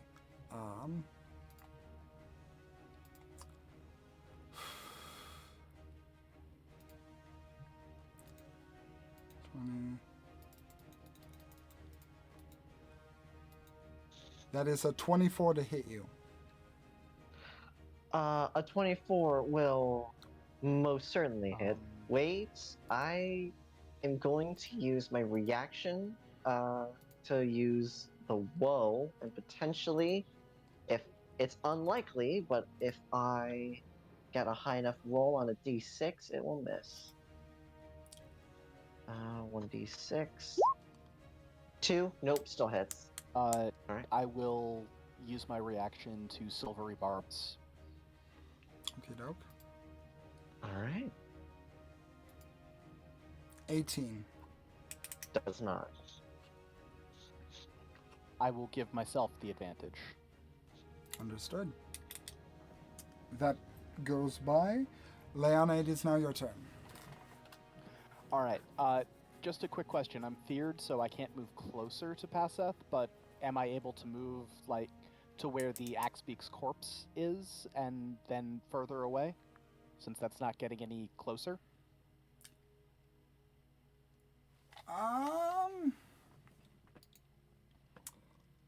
Let me just take a quick look. Ooh, can't willingly move closer. You're not technically moving closer, you're just maneuvering. So yeah, I would say that would work. Okay, so 5, 10, 15, if he wants to take an AOP, he can. He most certainly will. Do-do-do. Come on. Stupid roll. There we go. That is a 15. Also misses. 20. 20. Can I move next to the creature, or is that occupied by the pillar? That's occupied. Okay. 25 and 30. Would that be close enough, or would I have to use my bonus action to take a step up? Oh wait, I already have advantage. I'm good. And is the pillar and creature in the way of me seeing Passeth? Do I have line of sight on him? You do not. Passeth is too small. Perfect. So I will use my advantaged shocking grasp on the pillar. Okie dokie. Roll to hit.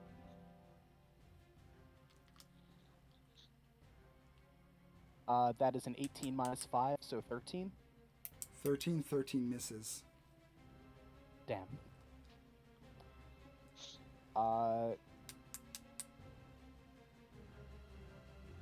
There goes that play.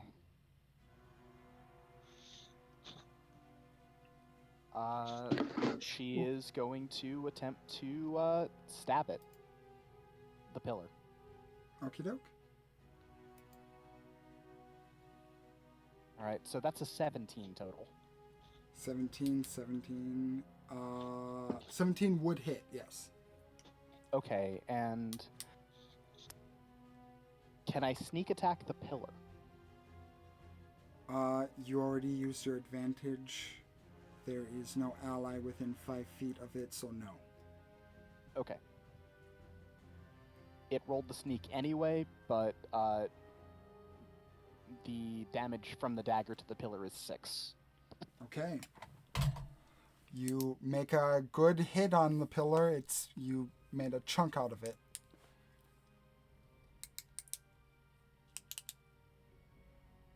That will be my turn. Okie dokie. Estelle, you are next. Alright. Let's see.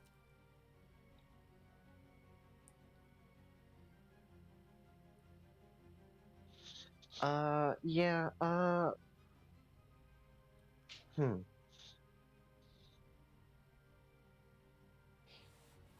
Estelle is going to move.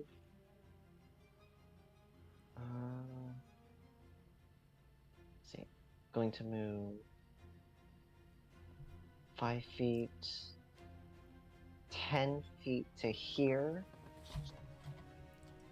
Provoking an attack of opportunity if Boxbot would take it. 20 to hit. 20 to Wait. hit. Does Boxbot use Passeth's reaction? I believe it has its own. I believe so as well. I will double check.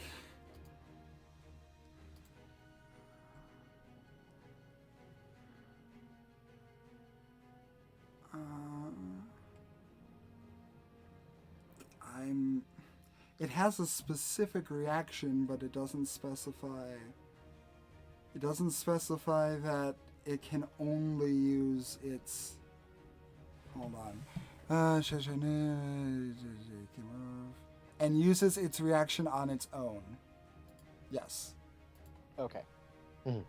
So That's yeah. even more dumb than I thought it was. So yeah. Okey-doke. 20 would just hit. Okay, 20 hits. What's its fucking damage? Let's see. Plus player PB. Proficiency. Proficiency bonus. There we go. Okay, that makes much more sense. So that is plus 3. Gotcha.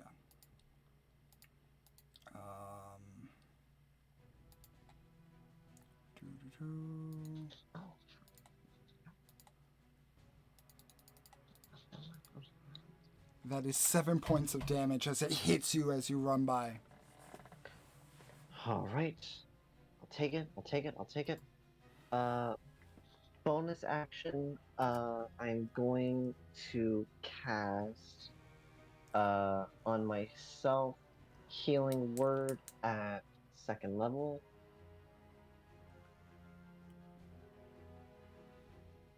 Ooh, okay. 11 points. I'll take it. I'll take it.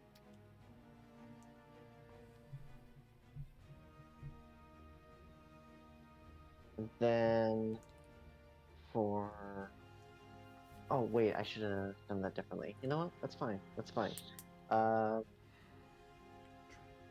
For action, I can't cast that because it's a leveled spell. So instead,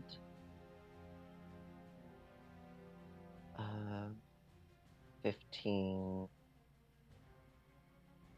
If I were to stand right here, would I gain flanking with Draugr? Or Dragger?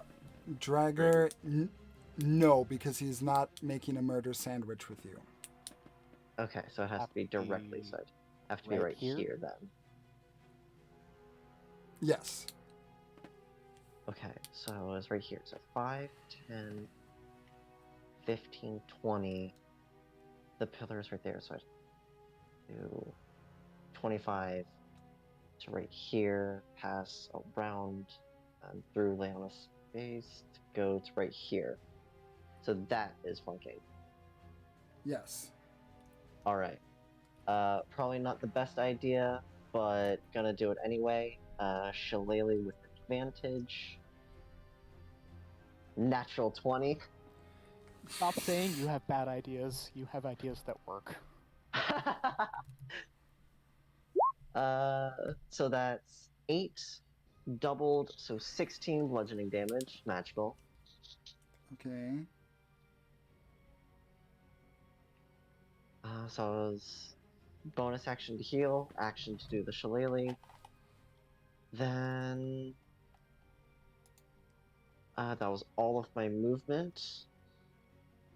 So yeah, that's gonna be my turn. Okay, with Estelle done, Dragger, you're up next. So Passeth seems mind controlled, right? Is he about the size of a hand or a wrist or an arm? What am I thinking? He's in fairy form right now, right? Yeah, he is 6 inches tall. Cool. Let me know what resources I need to use, attack or movement or whatever to do this, but I would like to take off Leucothia's necklace and use it as a wrist bind, but instead of a wrist, Passeth. So like take it off and loop it around him to tie him up. So are you trying to hurt him or are you just trying to restrain him? I am trying to restrain him like it's a tiny set of ropes with a very specific ability, given that it's the necklace I'm using. Okie dokie. Roll a grapple check. 21. 21. Let's see if he beats it. Natural 20 for a 23. Oh. You bring the necklace around and try and wrap it around him, but in his franticness, he looks at you and he sees it, and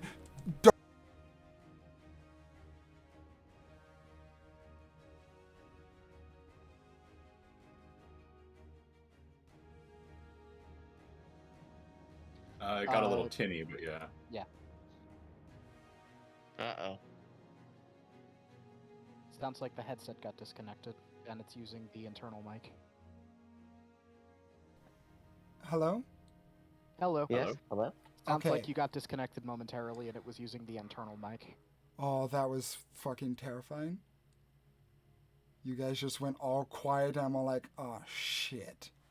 We got as far as, well, I mean, we could hear you the whole time, but essentially, he escaped the grapple. Yes. Since it was a grapple, I would like to use my second attack to attempt again. Okay, roll it.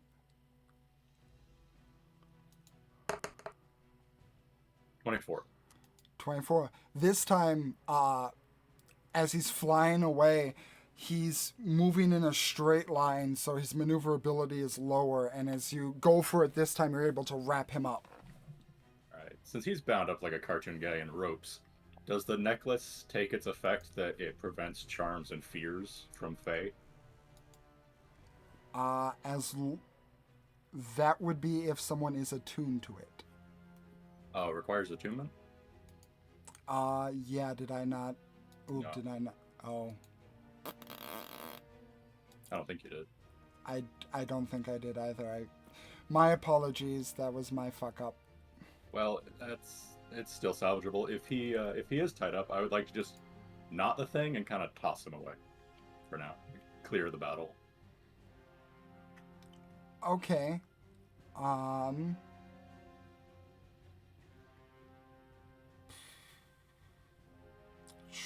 Sure. Yeah. We'll say that he is considered incapacitated for the moment. I don't check him like hard or anything. It's not mean, but it's just like over my shoulder, far enough away from the hag. Gotcha. I think that's probably my turn. I don't think there's much else I can link off of that. Okie doke. With that being your turn, Paseth is over here. The hag is going to begin to cackle, and knowing she's in a good spot, she is going to on a 1 or 2 Dragger, on a 3 or 4 Estelle. Dragger. Alright. Gonna go for a headbutt. Alright. Kind of out of a lot of magical shit. That's a 22 to hit. Yeah, that'll hit. Okie dokie. That's 8 points of damage as it rams into you hard. Yeah. And then the zombie is going to maneuver this way, and the half-orc is going to take its swipes at you as well. Alright. I believe that's a 3. That's a 7 to hit, No. and an 18. Yep.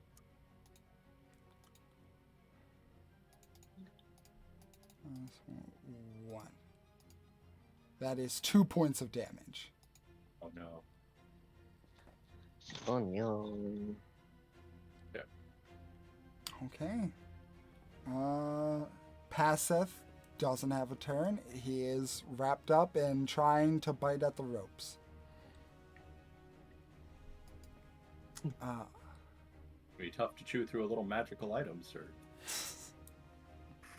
Okay. He's not in his right mind.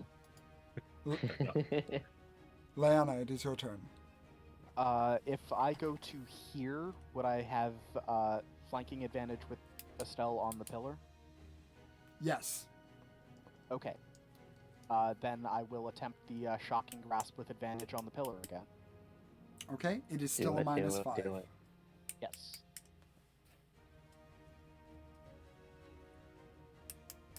23, so 18. 18. That hits. Shocking grasp with sneak attack. Let's go. Alright, that's 14 from the grasp. I said I'll sneak attack, so I'm gonna roll the sneak attack. Okay. 7 from the sneak, so that's 21 to the pillar. That shatters it immediately. Okie doke. That is minus. Okay. The hag looks noticeably weaker after that. Lana is then going to once again go for the shank. Okay. Stabby, stabby.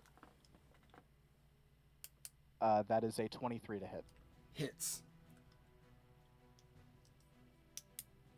And 6 points of damage. Ignore the sneak attack that it keeps rolling. It's tying the sneak attack to my dagger every time I use it. Not a problem. Is that your turn? Yes.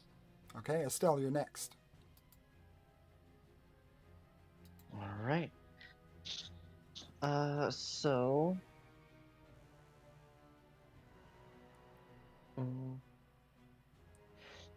If the pillar was shocking grass, the pillar was connected to the aspect.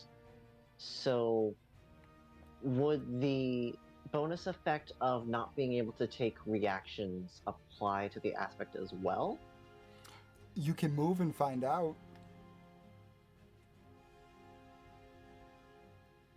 You know what? I'll take that risk.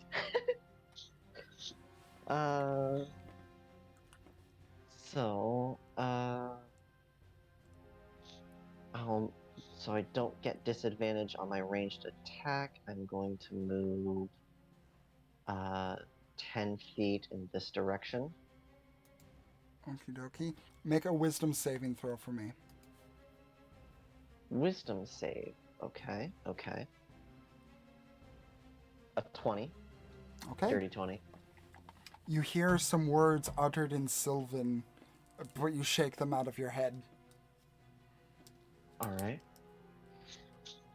And then I will do... I'm pretty low, but I will go for the outright damage. I will do the main action first, which will be my second use of the free guiding bolt.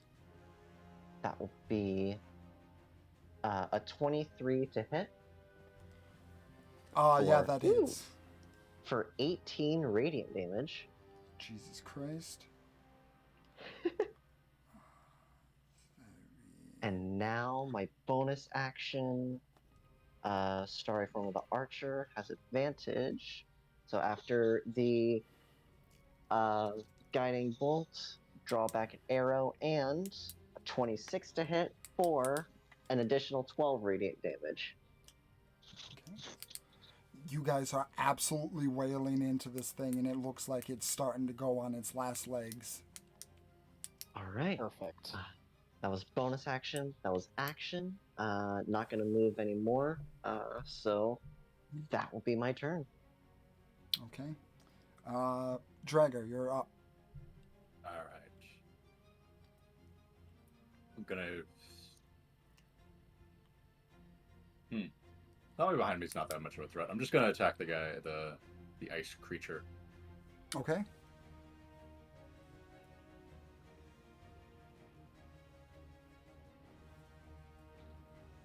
Do I have advantage still in any way? If you move up one square, you would be flanking. There, I'll do that then.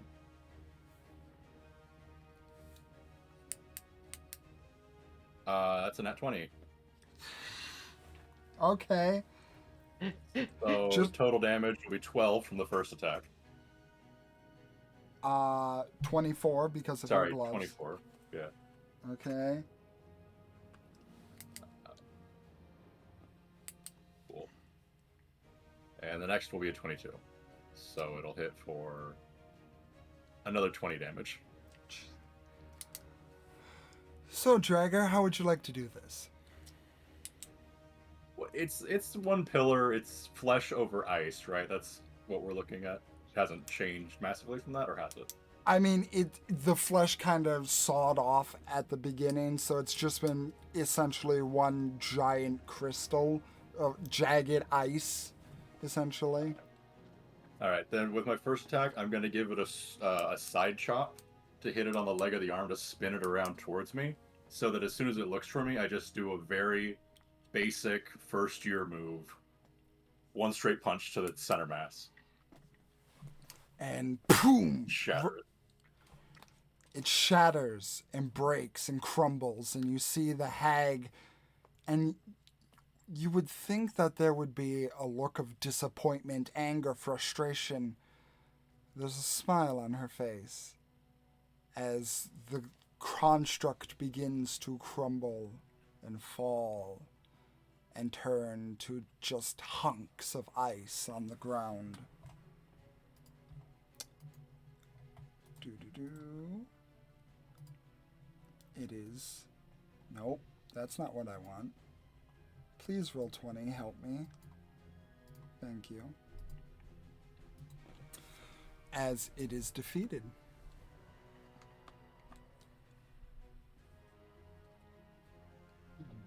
Thanks for the assist. Hi.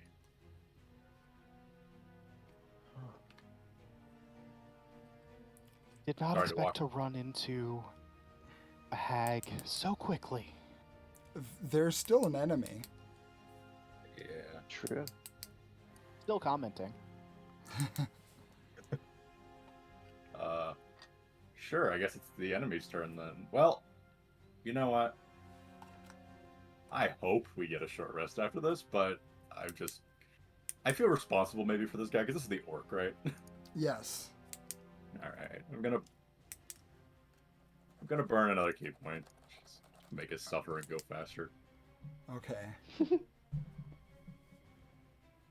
One roll. 26 for... And he takes double damage as well, right? No. No? Okay, so 5 for the first attack, Okay. and then 5 for the second attack. And they're both... I'm collapsing both attacks into one. Palm up, I just turn and chop him in the neck. Okie dokie. Let me roll the Undead Fortitude.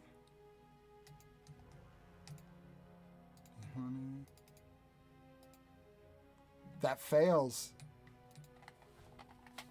So, you turn and do your chop, and the orc just crumbles.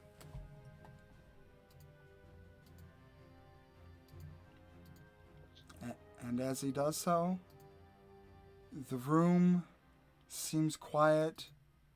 Passeth seems to shake off what was affecting him, but there's a cackle again as the hag's voice seems to echo, and it seems like there's still more to be done. But we'll do that after the break. Yep. Oh. Sorry to walk into your game and kill Steel twice. Hey, we don't care who gets the kill as long as we win the fight. Mm-hmm. So, we will see you all after the break. Yep. See y'all. And we're back. So, as Dragger lands the last blows on the fiends inside, and the room becomes quiet for a moment, it's like an entity is still there, still presiding. And then you hear a voice come along with it. Well, well, you have some nerve, don't you, dearies?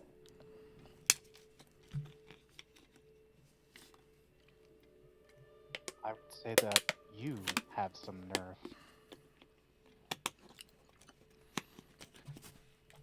Oh, You're yes, the how one- so? You're the one who controlled our friend. At the behest of Copperfoot, but he's going down too. But you've Oh. given us another target. Oh, you mean that dwarf? Yes. I received a modest payment for that, but there's so many more reasons why. Don't think so little.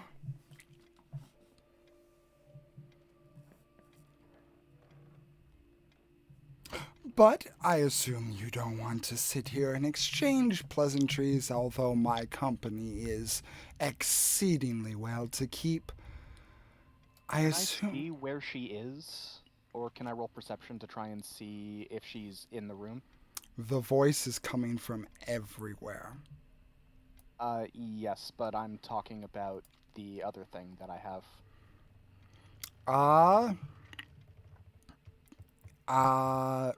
No. Okay.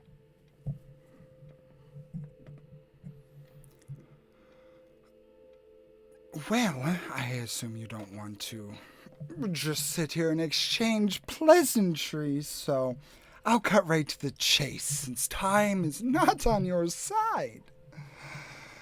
You have Never been. 1 week to get all of your things sorted. Until it happens, What is it? the real fun. Fun for who?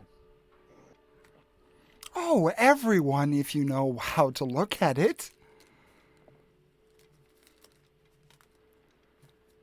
But I understand that you seem to be in a pickle and you have a new friend with you, one that wasn't in the plans before. So I'll allow you a little bit of assistance, a little bit of a way for you to maybe prioritize your dealings, if you will.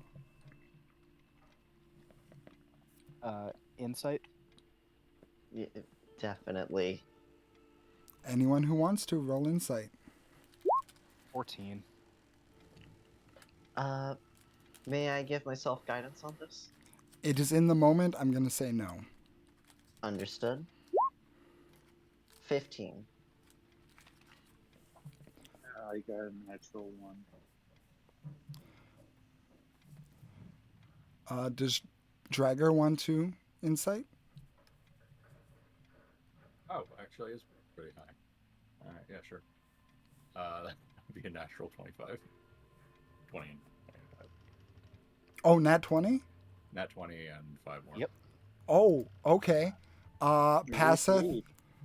Passeth, your mind is still clouded from being taken over a moment ago with this insatiable hunger as you're just trying to catch your breath. Leanna and Estelle, it's a hag. There's confusion there. You don't know if she's fucking with you or if there's, some bit of that honesty like Gertrude had. It's unclear. You, Dragger, you hear these words, and it was not too long ago that you heard the words of an equally ancient and high-ranking fae, one that taught you how to see behind some of these ruses, if you will. And while the words that you were taught before start to come back, you get the sense that this is an individual that is unbelievably sadistic. And there's a need to that sadism. She needs to enact it. Oh, a therapy. But in this need to enact essentially a torture, there is a brutal honesty. Almost like you get the idea that this is someone that believes themselves so high above you that they're willing to tell you exactly what's going on because they don't believe that you can do anything about it. All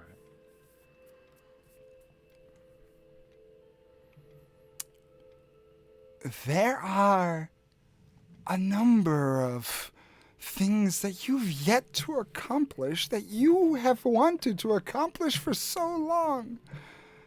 And you need to do so, if you want to, quickly. So let me help you and try to organize for you, if you will.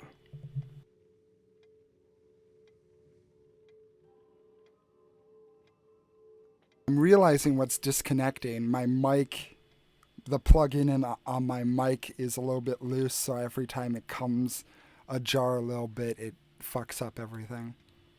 That'll do it. That would make sense. So, well, you have one of your adversaries that you're looking for. That Copperfoot fellow I helped out not too long ago, right?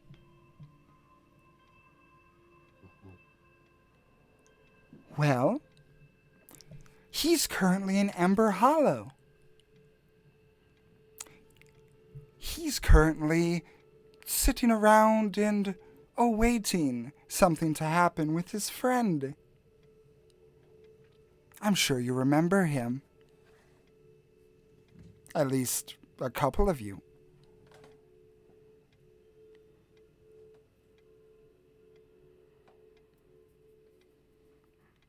Yeah, Estelle's expression sours slightly.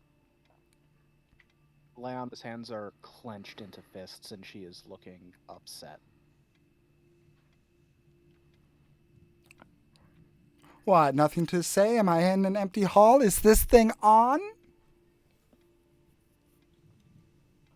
We hear you. Okay, then. We also have, off to the west, your darling little sister, Leanna. You know, Jenny, at home with Bartholomew, in his compound. I believe her door is the third from the entryway. Leanna is now looking fucking furious. My. You being on the opposite side of the continent and your sister acting like, well, I take these words with judicial prejudice, a fucking bitch. Who is there to ensure that your little sister doesn't get skinned like a fucking rat?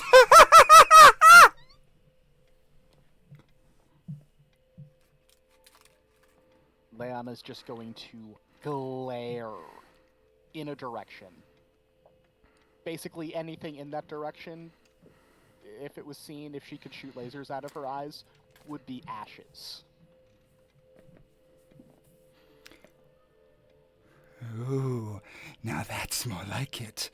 But what about you there, Archfey Queen in training? What about your place? What about your home? Little hill off in the woods, little Sharaknatal.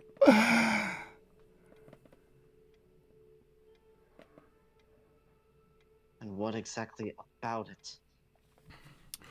Well, considering that two of your lifelong friends that you held so dear to your heart and that you would give anything for fucking betrayed you like it was the fuck up of the two almost killed your mother, and she couldn't do anything about it because she didn't see it.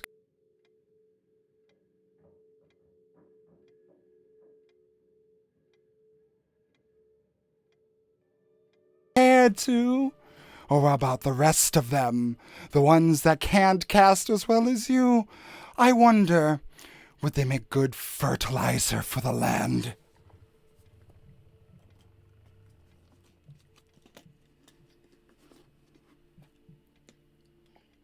Just only response, seeing how much she enjoyed Leanna being mad, Estelle is deep breathing, actively trying to deny her the enjoyment of seeing her angry. She is staying as calm and collected as she can.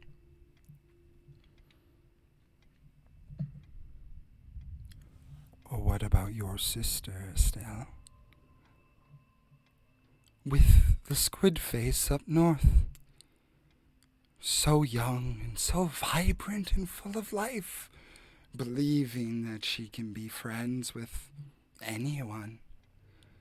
I wonder, does the scientist really want to put his life on the line for an experiment?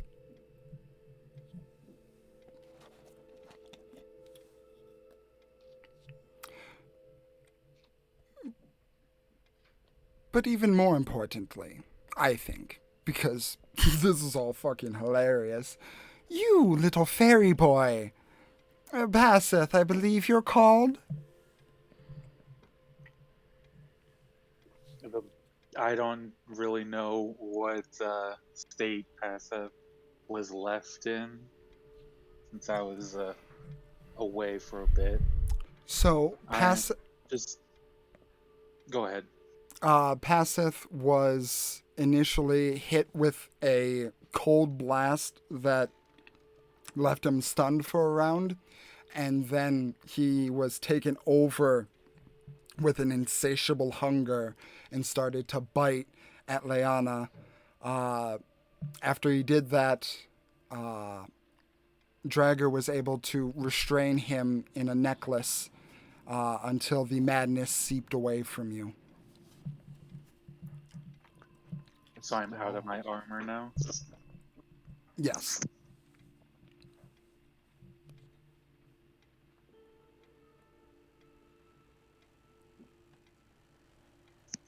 I'm probably lying on the ground, just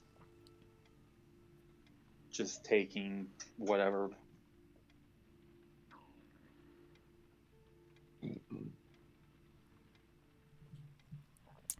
Just no emotion whatsoever from him.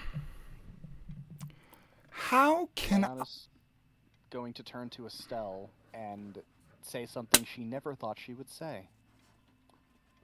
I think it's time that we showed everyone the allies that we actually have as well. I can't believe I'm going to say this, but can you try and get Ignia here, or her attention?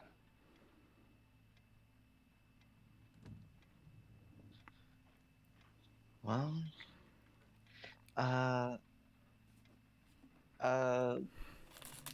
puts her, interlinks her fingers and juts her hands outwards, kind of in a knuckle cracking way, you know what I'm trying to say. And says, well, don't know. I can try. I'm tired of being yanked around. I'm tired of being reactionary. Oh, dearie, you don't even know the half of it. I haven't even gotten to the good part yet. Then hurry along your spiel. I don't believe that there is such a thing as a good part with what you're telling us. Well, maybe it's important for you in order for you to make the decision. So, maybe wait a second before you start spewing your magic out, because there are others here who don't know about their situation. Maybe they want to. Anyway, fairy boy. So, how can I account for the amount of fuck-ups on your part? Your fairy family thinks that a fucking gimp is now their child, and you have been replaced. Your dwarven family, well, you don't know much about them, do you? Except your sister, who may or may not be here. Here's a spoiler. She's not. She left a day ago. And now, you're just running around chasing your tail. Now also being the servant boy to another Fey Queen. 2 of them. Wow.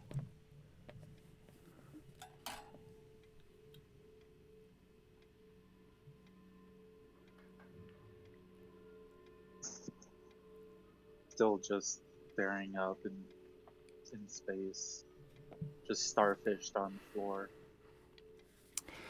And then we have the amalgamation, the weird anomaly in this fucking thing. And while there is nothing visible in the room, you can tell that this figure is referring to you, Drager. There's a smirk at that. I also don't really understand what their perspective is. And frankly, it's not my concern. I'm here to help, not make judgments. I realize the irony in that. Drager having that opinion. But he's just waiting for whatever it is that she's going to hurl at him.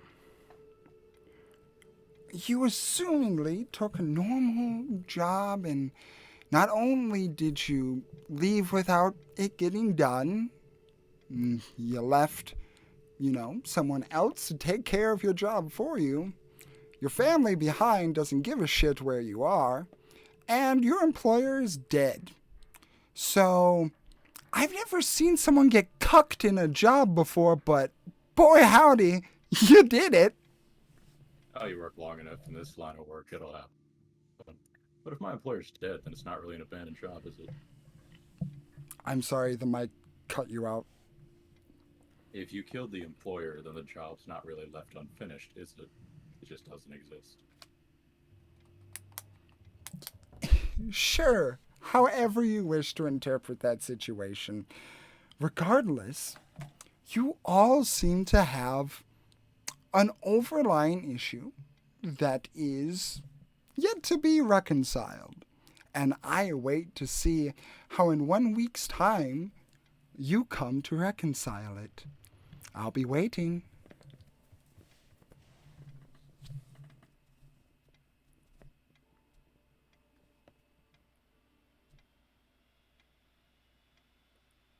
He's still here. He just says to the group.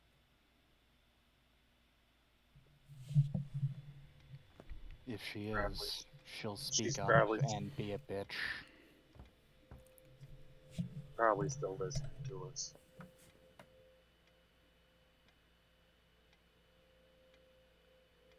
Then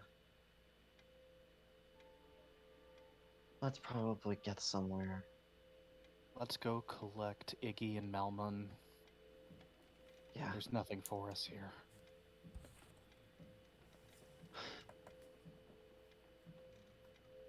Yeah. This was a waste of time. And Estelle is going to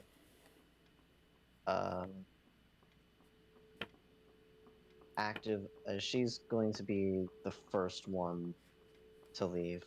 She's not waiting for anyone else. She's leaving and going straight out of the city. Following without a word, not really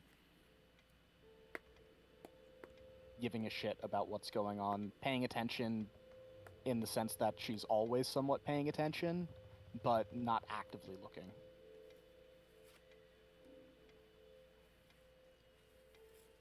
Kind of just sit up, see that I'm left behind, except for Draugr. Yeah, I should come and untie you.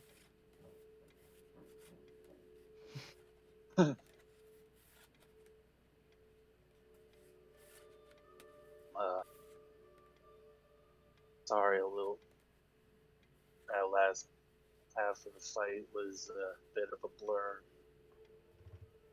I'm sorry if I hurt anybody. Yeah, no, that's fine. And I will untie him and put the necklace back on. Understood.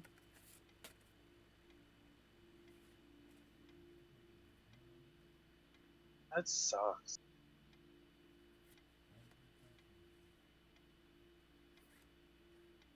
Like, that really sucks.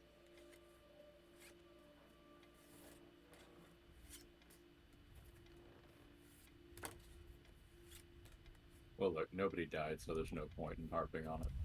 Probably catch up to your friends, huh?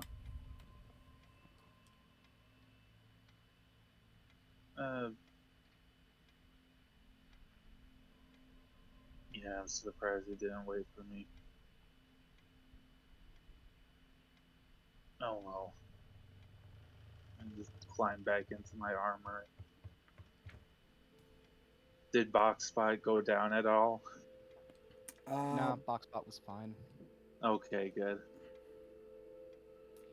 It And did just go full. take Go a ahead. total of 12 points of damage. Oh, he's fine.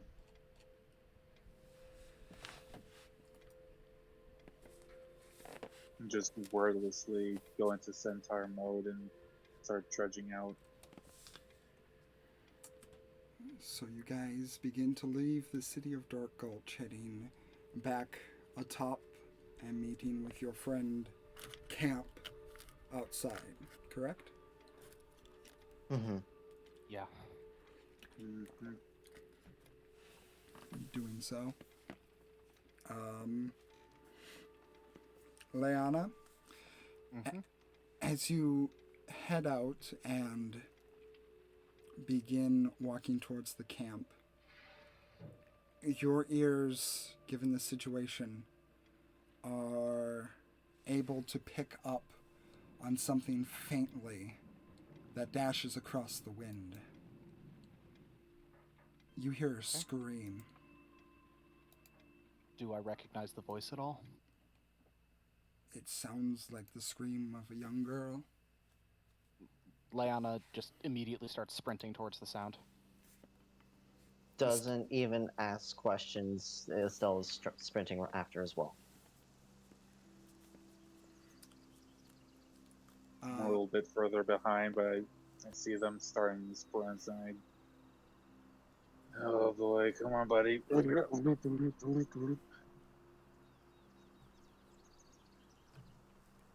Start rushing up. Are you hurrying up there, Dragger? Yeah, I follow. Okay.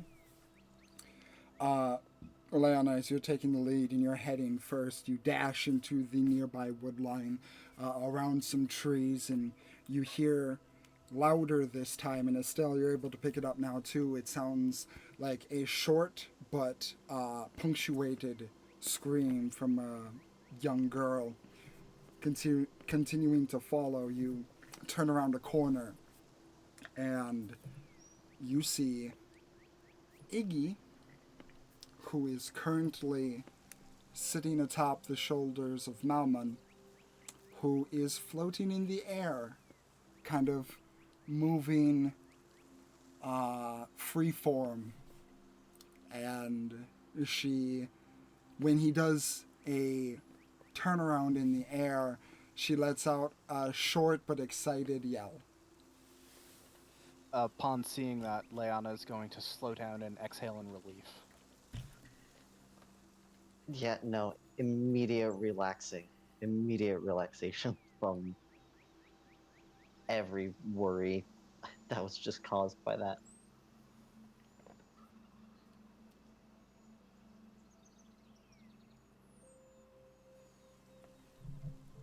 And after catching her breath for a moment, Estelle will start to wave and will shout, "Hey, we're back!"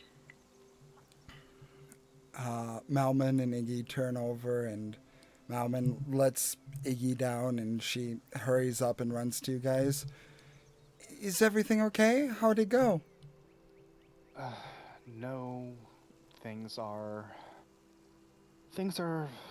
made of stress at the moment. It wasn't Copperfoot. He's apparently an Ember Hollow. It was another hag. Oh? Gertrude's sister, Doreen, if I had to assume. Oh. And Yikes. she says we have a week until the fun begins. And then taunted us about how everybody that we want to help and speak with are all over and that we don't have time.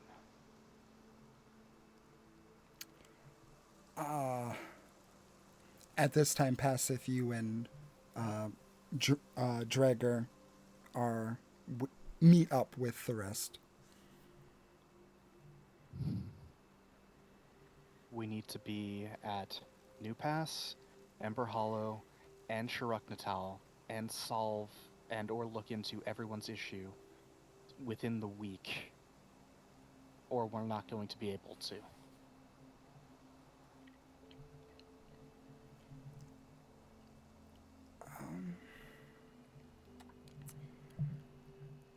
Aye, that's oh, that's a lot.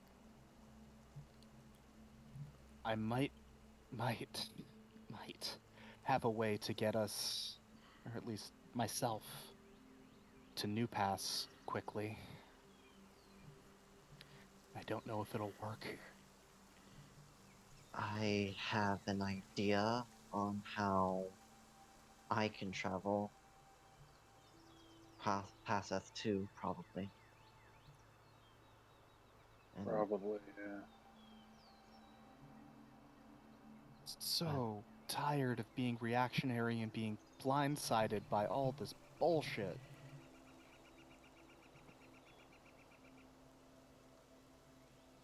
just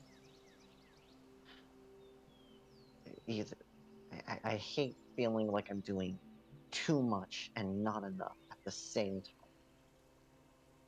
Chasing two rabbits. Both Tired of them are of getting away. every decision being the wrong one somehow.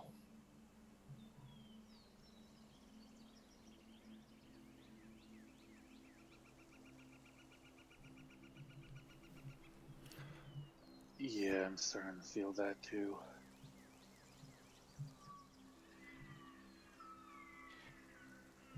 Iggy, do you think that Ignia would be willing to, that your mom would be willing to help?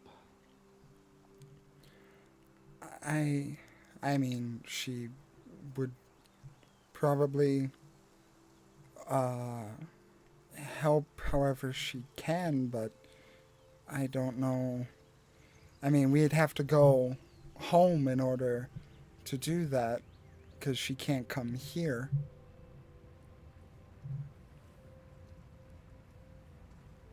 And speaking as a non-Fae, I have no idea how long that would take or when we would, or at least I would, come back.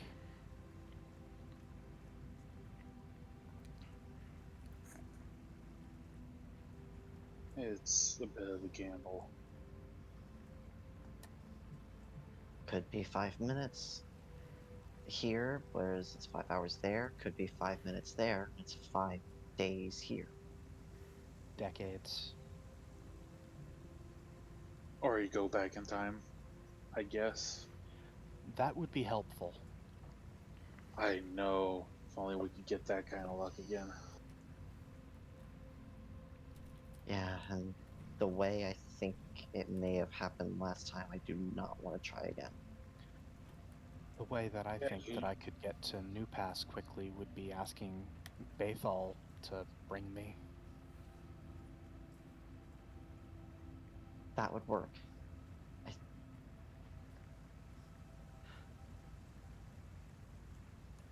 As much as I hate to say it, We might have to split up and deal with everything on our own. Yeah.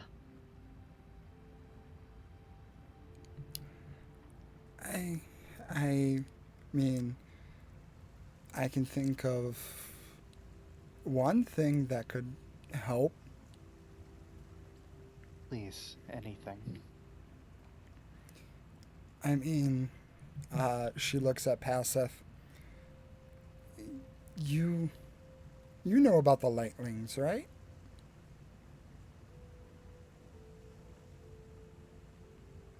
Oh, those guys would be super helpful. Oh, jeez. Oh man, if only I was one. Hey, They always seem to be high on something, though. Well, you might not be one, but there is someone here that can make them.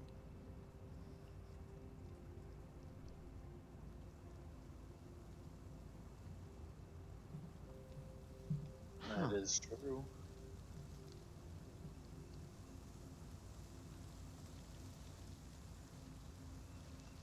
Okay. Yeah, that's an idea. That would. I'm missing something.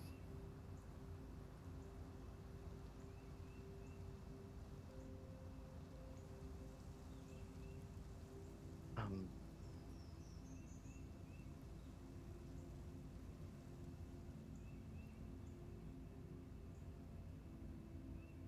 mm, I I would try to explain it, but I'm not as studied as I probably should be, considering everything that's happening. Why was I such a terrible student?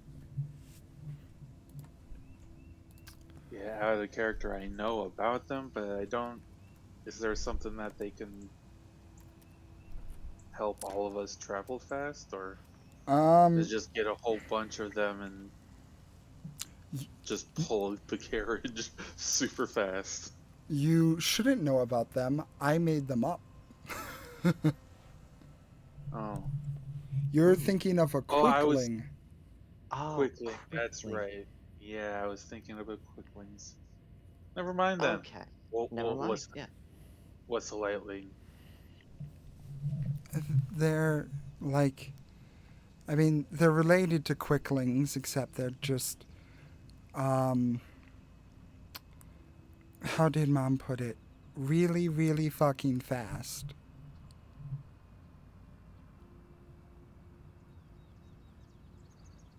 They can carry one passenger very far, very quickly.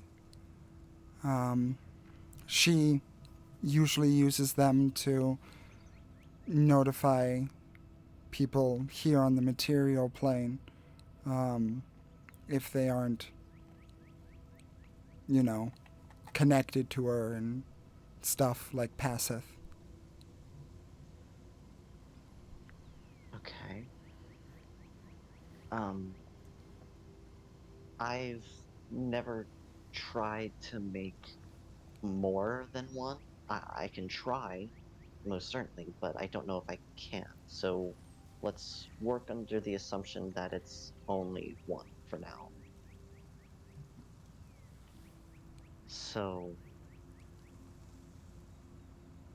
Leona, your idea with asking Bathal to help travel, I think that's definitely something to try. I assume you want to go to New Uh, Pass? yes. I Okay. want to see if you can make enough of, uh, generate enough of these lightlings before I ask Bathal, because I don't know if he will be able to. Well, I'll know he'll be able to. I don't know if he will, is the thing. Well, he did seem to like you that one time we ran into. Yes, and he did say that I could call on him, but I don't want to. It just. I No, want. I understand. Too It's early in the okay. relationship. Not. I haven't done anything, or at least very much towards what said I'd help him with, so asking him to do something for me doesn't feel right. Yeah. Yeah, that's understandable. Yeah, I get that. Okay. Especially from a giant. So the places we were told about are Ember Hollow for Copperfoot, New Pass for Jenny, and Sharuk Natal for my family.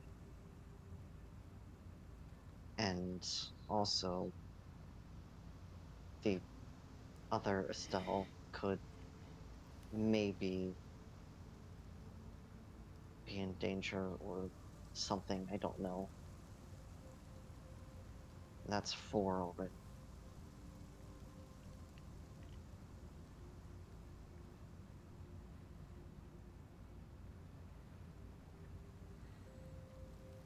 I The other Estelle and Longstride can almost certainly take care of themselves. Yeah, but what she said didn't make it sound like it was a threat that, well, an obvious threat.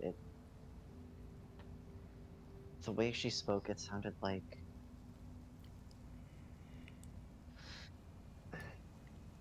before we left, she said that she wanted that the other me said that she wanted to make friends, like you guys, like I had for Soleil and Luan before everything. And from what Doreen said, it sounded like it was something related to that, less of a physical harm. Well, it could be physical depending on how people react to her. I just, Well, also, Sharuk Natal could likely take care of itself. There are the 3 Archdruids. I'll just have to find a way to do both. I have a week. I use a quick link for one and try my other idea for the other. Okay. But I, I've been thinking so much about turning to Draugr. I Dragger. assume you or Dragger. Apologies. Do you? You could just use my first name. Oh, His first name's Lucy. He'll give you that because he's been listening to the last 2 combats of people calling out different things. He's like, you know what? First name's Lucy. You can just use that. oh, okay. Understood. Okay. So you probably also want to go to the mine, but you'll be alone, and we could really. We were in a group and we were having a bit of trouble. I'm worried about you going back there alone. Yeah, I was going to get more help um, to clean it out since it was more of an infestation than we thought. Okay. Then again, I don't really have a reason to go and do that. If you guys want to, I'll come with you. But seeing as the person paying me to do it is no longer alive, it's you guys doing it out of the good of your heart or whatever other goal you have. If you want to, I'll help you with that. Yeah, but good of our hearts, sure, but those were I don't even know what that was exactly. Some kind of I don't know, it wasn't Fae. Out of character, no, it was a devil, but would that knowledge be Didn't Doreen available in character? or wasn't it mentioned in character by either Doreen or Gertrude that it was a fucking bone devil? I don't think either of them did. I Roll I Arcana. said it with that. I said it with that Yeah. inflection because I remember one of them saying it like that. I remember that phrase being said that way. I don't know if it was in game or out of game though. Actually, I think I already did roll when we did face it. I had no idea. Doesn't make sense that I would have no idea. You guys do know that it was a devil. I just don't remember who figured that out. Okay. Okay. That was main question. Okay. Mm. So there was a devils in the mines. So eh, I don't know what they were doing there. Something very bad, I assume. So That devil knew. That's where I think that's what's going on with Jenny. right. So okay. Yeah, All those right. problems are connected. Okay. So getting a little scatterbrained. Need to focus. So you are or are not going back because with everything that we are dealing with, probably won't do that on our own. If you're going back, I'm coming with you. A friend of yours wanted me to help you, and I promised to do so. Okay. I do want it solved, but I don't think we can spare We don't have time. exactly. If you want to overlook it, it's probably not that big a deal. It's a mine that's already been run out. I don't think that many people are going to go cave exploring. But what worries Yeah, me is what they might be doing down there, is what concerns me. we kind of Because have other pressing issues right now, Yeah. though. that's all right. That's fine. That's very understandable. I worry a bit too much. All right. So Focus. Our priorities are our families. From what little exactly. I know, all of you and everybody you love and this material world is going to die soon if you don't do what you're supposed to do. So I think the Bone Devil thing can wait. Well, the All right. Bone Devil, the mine can wait. My sister is the one who is consorting with Bone Devils. All right. All right. All right. So I'll try to do multiple lightlings. Looking Leona for New Pass. Passeth, I assume you want to go to Ember Hollow? Very badly. Alright. I will.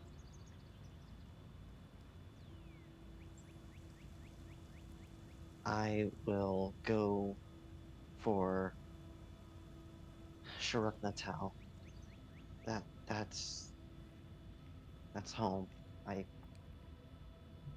I'll go for Sharuk Natal, make sure everything's okay there, and if I somehow can manage it, I'll go to see uh, Estelle too.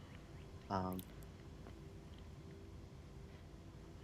Uh, I don't mean to interrupt.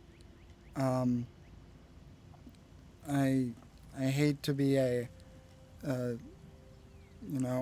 stick in the mud. Well, not a stick in the mud, but anyway, um, you guys could probably all, you know, travel. Uh, if we get enough lightlings, we could all travel together and still get everything done in a week, I think. I mean, they are really fast. And the last time, apparently, we separated, you know, Malman got mind controlled. I don't think it's a good idea for us to be separated. Let's see how many lightlings we can get, I guess, and then adjust from there. Alright. We have a week, and we can do this. Alright. I can do We have this. to. I have to. Okay. Don't know if it's going to actually help at all, but Leanna will cast Guidance on Estelle. Okay. All right. Thanks. And I want to see if I could potentially help again, like I did with the Fey portal. See if I add my Fey energy, Fey magic on Fey magic to help. Okay. So what are you doing, Estelle? Estelle is going to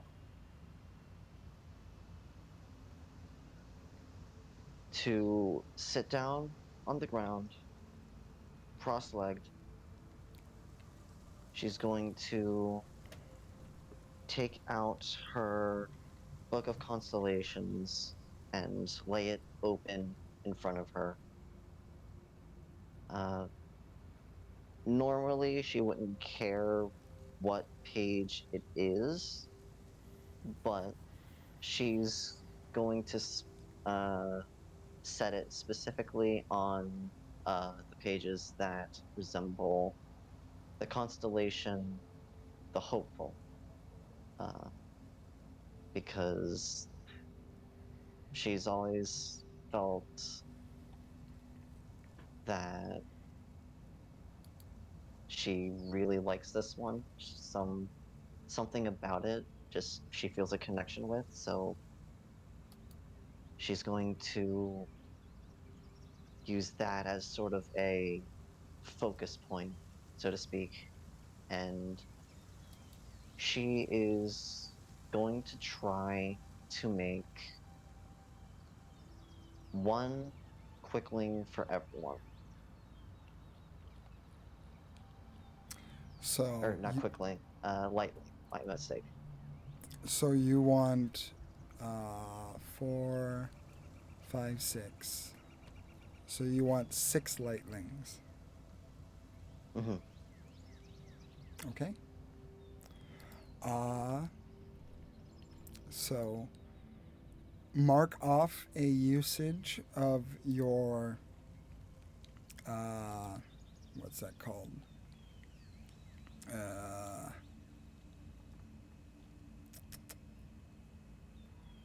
Oh, that's right.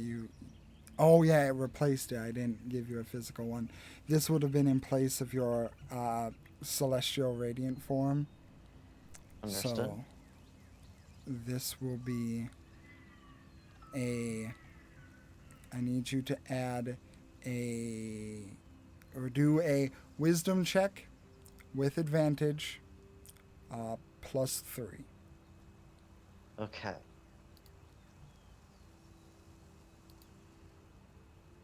Right. The advantage. It's a 19 +3, so that would make 22. And would I add the D4 guidance that I was given? Repeat that. Liana gave guidance to me, so would I be able to add a D4 to that? I believe that's only a skill check. Ah, okay. But you wanted a total of 6, and their CRs are 1 apiece, so the DC was a total of 12. So, as you begin to focus over the book and think about these creatures and bringing them to you at this moment, you all can clearly see in front of Estelle is a burgeoning portal, except instead of the golden light ones that you're used to, this one is more of a darkish gray, a burgeoning portal of a very unnatural, at least for the normal Fae, color. And it begins to grow bigger and bigger, and as it does so, after about a solid minute of concentration, you see 1, 2, 3, 4, 5, 6 of these much shorter than halflings, these about 2.5, maybe 3 feet tall figures. Their hair is stuck up and pushed back and burned in various spots on their head with these dark black marks. Their skin is sallow and white, and their eyes are the opposite of the tooth fairies. They're much bigger. Their bodies are wiry and skinny, and their stances are wide and curious as they look back and forth very quickly, their eyes never stopping for a moment. So, I call in mine Buttercup.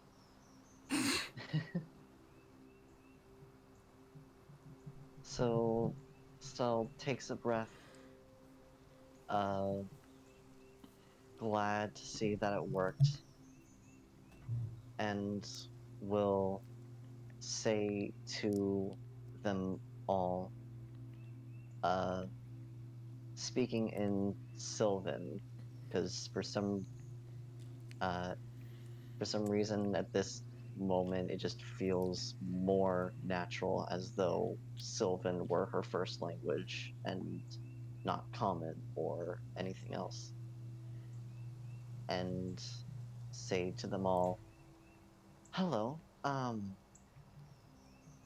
me and my friends really need your help.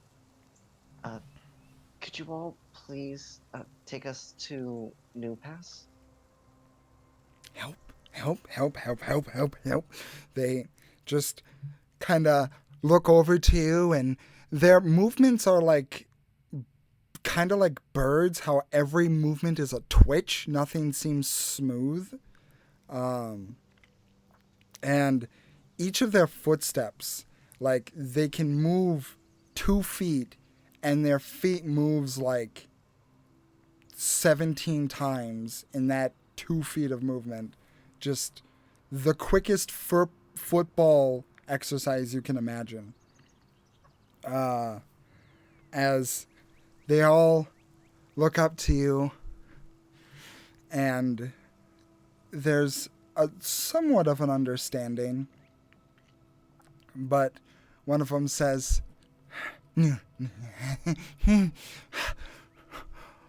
where? To New Pass, on the far west side of, well, not far west side, but on the western side of Tiān 2, near Victory Bay.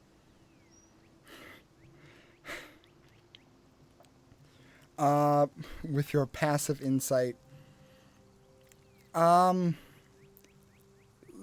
these guys don't, You don't. they don't understand the geography of the country. They understand direction, but they don't understand these landmarks that you are referring to.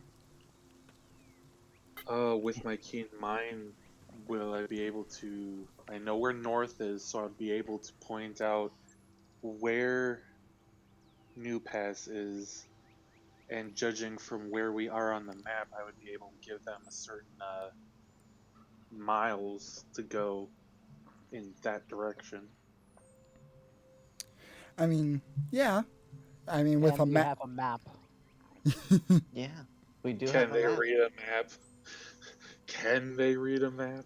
They might not be able to, but we can know. We know where we are, and we can get with your keen mind. We can get exact directions.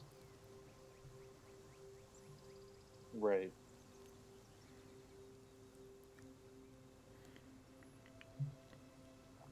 yeah, it's easy enough with a map and just kind of a little bit of explanation.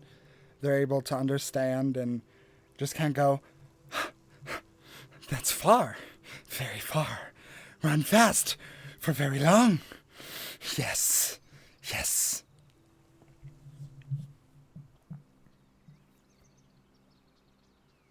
They seem happy about it.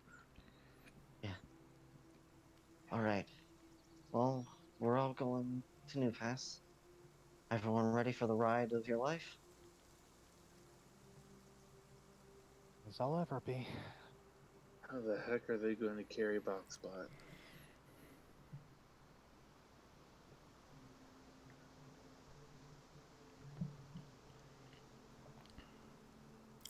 No. I'm assuming you're all ready. Fine. All right. Yep. Okay. Yep.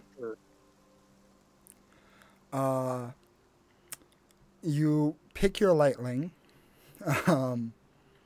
and as they are assigned to you, there's a moment in which it feels a little bit weird because it's kind of like a reverse of the situation that you're used to. You feel as if they attune to you. I do not like that feeling. That's odd. And Ooh. Okay. and The old gypsy lady was right. I am a magic item. and with that, each of them go over and surprisingly, despite their small size, are able to pick up each and every one of you. Passeth, they're able to pick up you inside of Boxbot on top of inside of Barrelbot on top of Boxbot. Right. And it seems like the weight doesn't bother them. Centaur on a mastiff dog. Let's go.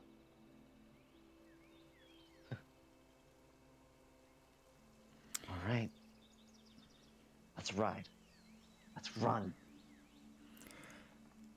And in a millisecond, you guys are off to the races, going absolutely insanely fast. I need everyone to roll me a Constitution save. All right.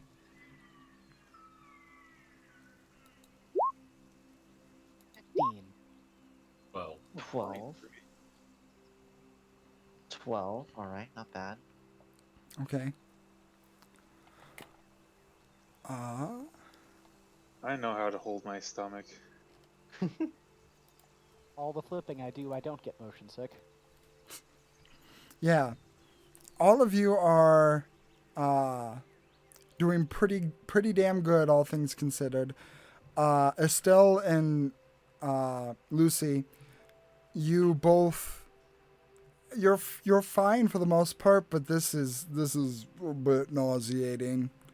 Iggy is absolutely having a ball, and Malman looks like he'd rather be fucking anywhere else.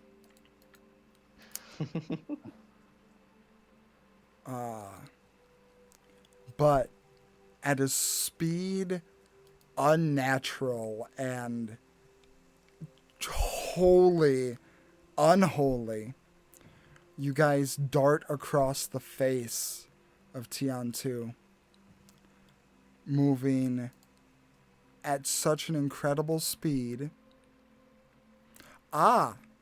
Okay. Boy howdy.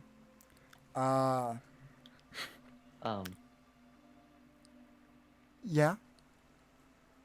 No, I was just, I only said that as like a reaction to what you were saying. I was like, oh, And apologies. as I see in here, there is on the map, there's a slight obstacle as you guys are moving at such speeds that time is... It's hard to keep track of how long you've been doing this. But in a moment, you're all able to look up and you see a quickly approaching city. A city that stands on top of a hill. One that is directly in your path. The one thing that is the downside to the lightlings, they are very fast. They cannot turn. So, I am going to need dexterity checks with advantage from everyone. Check, All not right. save, right? Yes. Okay. Okay. And with advantage, you said? Yes. Oh, that's an 11. Ooh. 19. 22. 13. 13. Okay. The DC is not high, but I gotta check. Yep, Iggy fucking passed it with flying goddamn colors. And... Okay. Oh, that was so close. Malman rolled a nat 1, and then he rolled, that's a 12. Okay, good. So, you guys just dart through, heading to Mage Hill. There's an outer wall surrounding it, and as you guys approach quickly, you dart up the hill. Then, as you get to the wall, the lightlings start to run up the wall, defying all laws of gravity, carrying you on their back, still moving at insane speeds. They go up the wall. They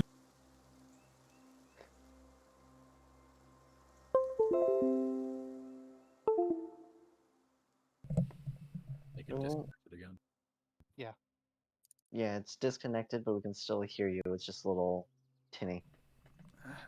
Hello? Hello. There we go. Okay.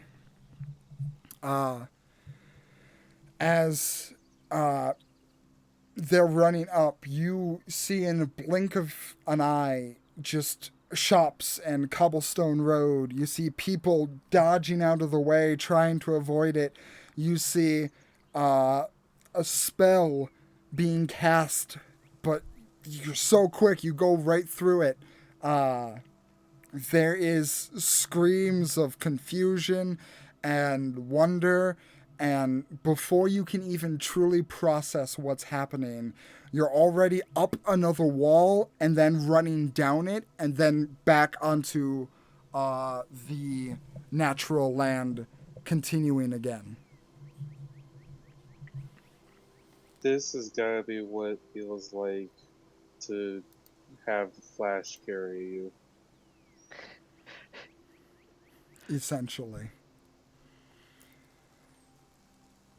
And with more running and more speed, you pick it up, and there's like small rivers that you come across, and like nothing, they're able to run over the river, over the water, and continue on.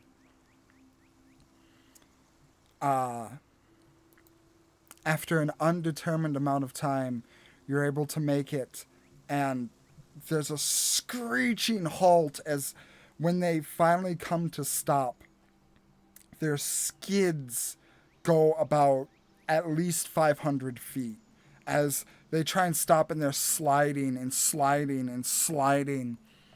There's a crowd of people at this time in New Pass, so I will say one last time, I need everyone to roll a dexterity saving throw this time. All right. And Advantage, this just time, regular throw. Regular. all right, regular throw.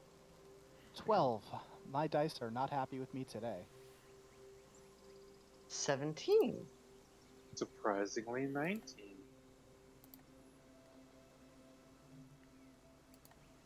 and 16. Okay. Yeah, you guys are all able to not burn out on this hill. And, well, actually, you've been going down the main street of New Pass, and they're able to just stop just at the edge of the water before you guys go tumbling in.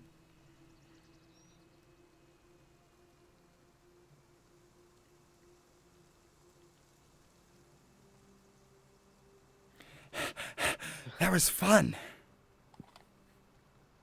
Yeah, that was pretty good. Thank goodness I'm in here. Used to moving more around on my own. All right. Thank you. Thank you all so much. Thank you, Buttercup.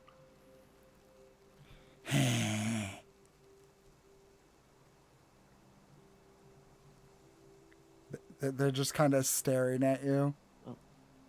Yeah, I'm gonna get off of that thing as soon as possible. Yeah. Yeah.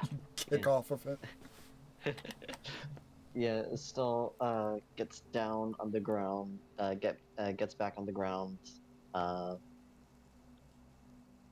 and will say to them all, all right, we're here. Thank you very much for taking us here, and We're going to need them again soon. exactly, we're going to need your help soon, so uh, I will call for your help again. So be sure to not go too crazy. All right? Okay. Yeah. Well, just yeah. Yeah. All right. Well, we will call for you again, but for the time being, as long as you're not doing anything harmful to anyone living here, go on, run around. And in a second, they are gone. Estelle will say out loud as soon as they're gone, "What did I just do?" You gave them the chance to run. They're happy. Oh, They don't run into anybody. all right. All right. Let's go find Bartholomew and Janessa. Exactly. They've got some questions I need some answering. Okay. You guys begin to head to Bartholomew's compound, which is about not that long away. Interestingly enough, the amount of time it took you to get from Dark Gulch to here, tell him by Passeth, because he knows the time exactly, it's been roughly only about 4 hours and 20 minutes. A journey that would normally take probably months, or a month even. Who knows? Not knowing how fast those guys can be, I think they took their sweet time. Well, they did have to carry us, but That's true. let's go find That's- Jonathan and Bartholomew. Yeah. Yeah. Okay. Obviously, Leanna, you know exactly where to go. So, Yeah. beelining there, you're able to dodge through the crowds enough. And I'd say that, Lucy, it is a bit of a change in pace. This is very cosmopolitan compared to what you're used to. There are a stupid assortment of people here. It's everything from centaurs to elves to fucking satyrs and everything in between.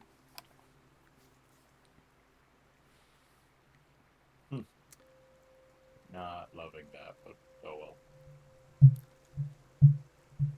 You are able to get through these crowds and get to Bartholomew's compound. The doors,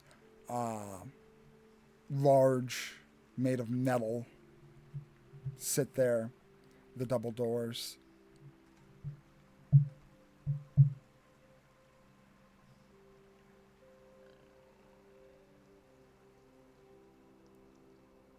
Leanna's gonna walk up and knock. You knock. There's a tinging sound as your hand hits the metal. You wait. Another second. 10 seconds. There She doesn't. knocks again. You knock again. 10 seconds. Doesn't seem like anything. And then, off in the distance, there's a distant, yet to 3 out of the 6 of you, familiar sound. Woo!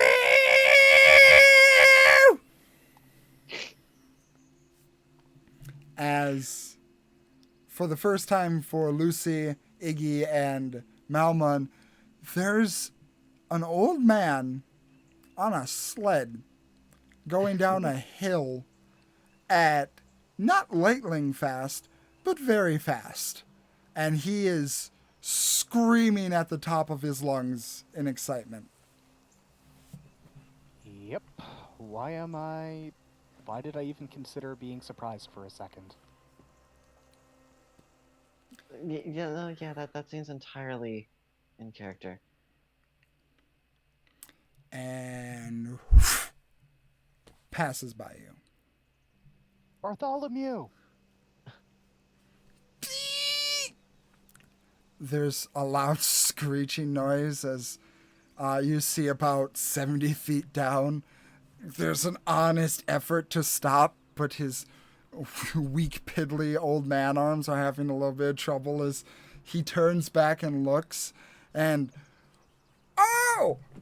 And eventually comes to a halt about 95 feet away.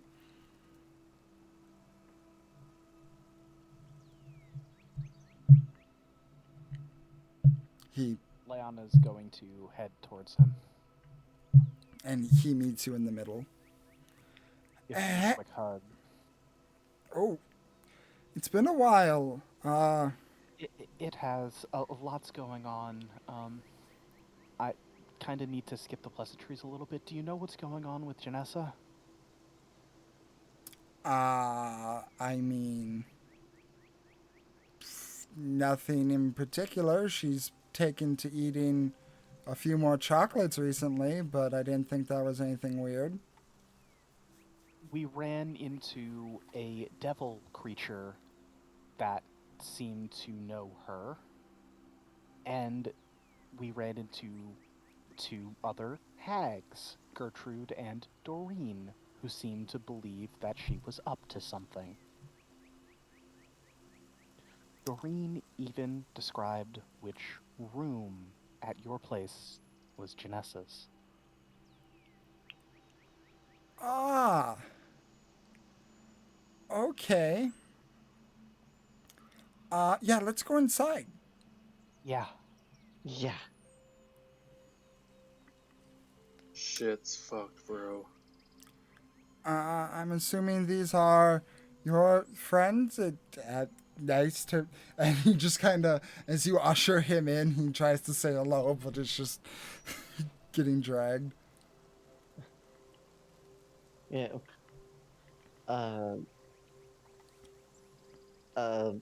Again,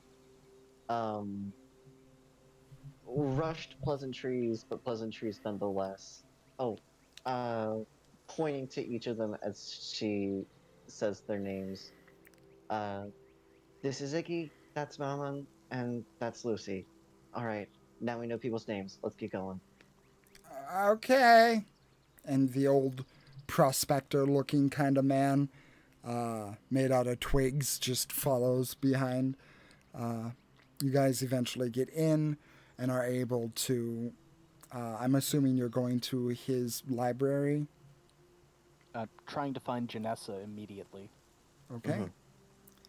Uh, as the description from the hag gave, you're able to already know her location, and she is the third door on the left.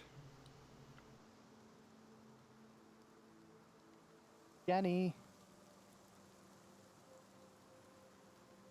Put my mic down and see if that doesn't stop with the fucking up.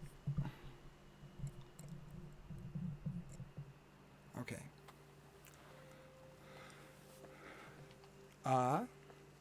And you try her door and there's a locking sound.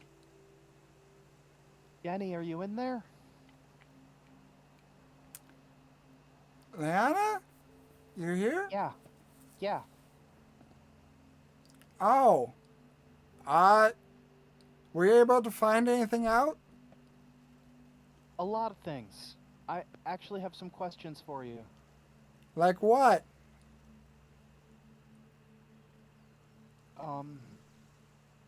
Just please come out so I can ask them to your face. You hear the sound of movement and rustling and the shuffling of feet as opening the door for the people who haven't seen before. I will just quickly upload the image. Oh, come on. Unless I didn't save it, that's also very plausible. Okay, cool. Somehow I did not save her image.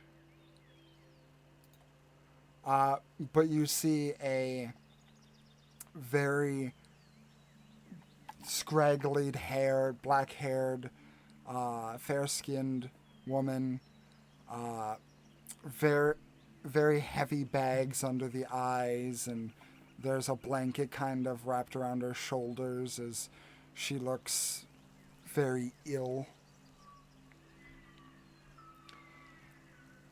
And she begins to open the door, but there's still a chain kind of holding it from opening all the way. Yeah, what do you need?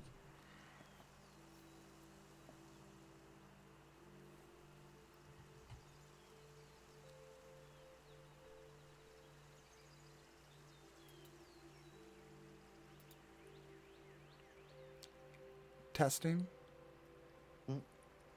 Hello? Hello. Maru, I think you're muted. I guess I was. Leanna said, please come on out. What's the big rush? What is wrong?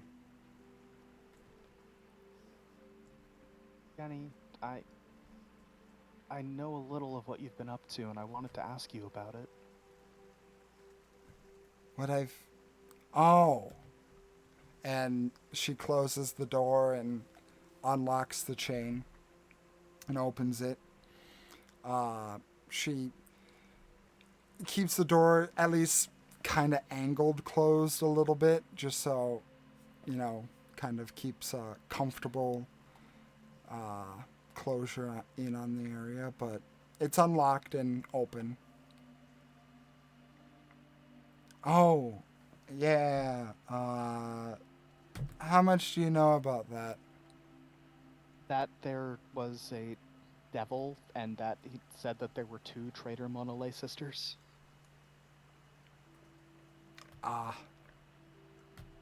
And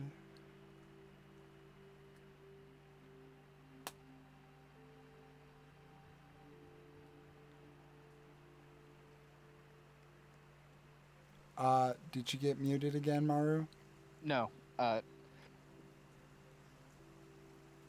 it was also brought up by no less than 2 hags that something was going on. Ah.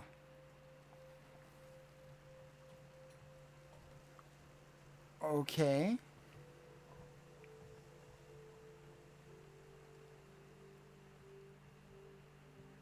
So...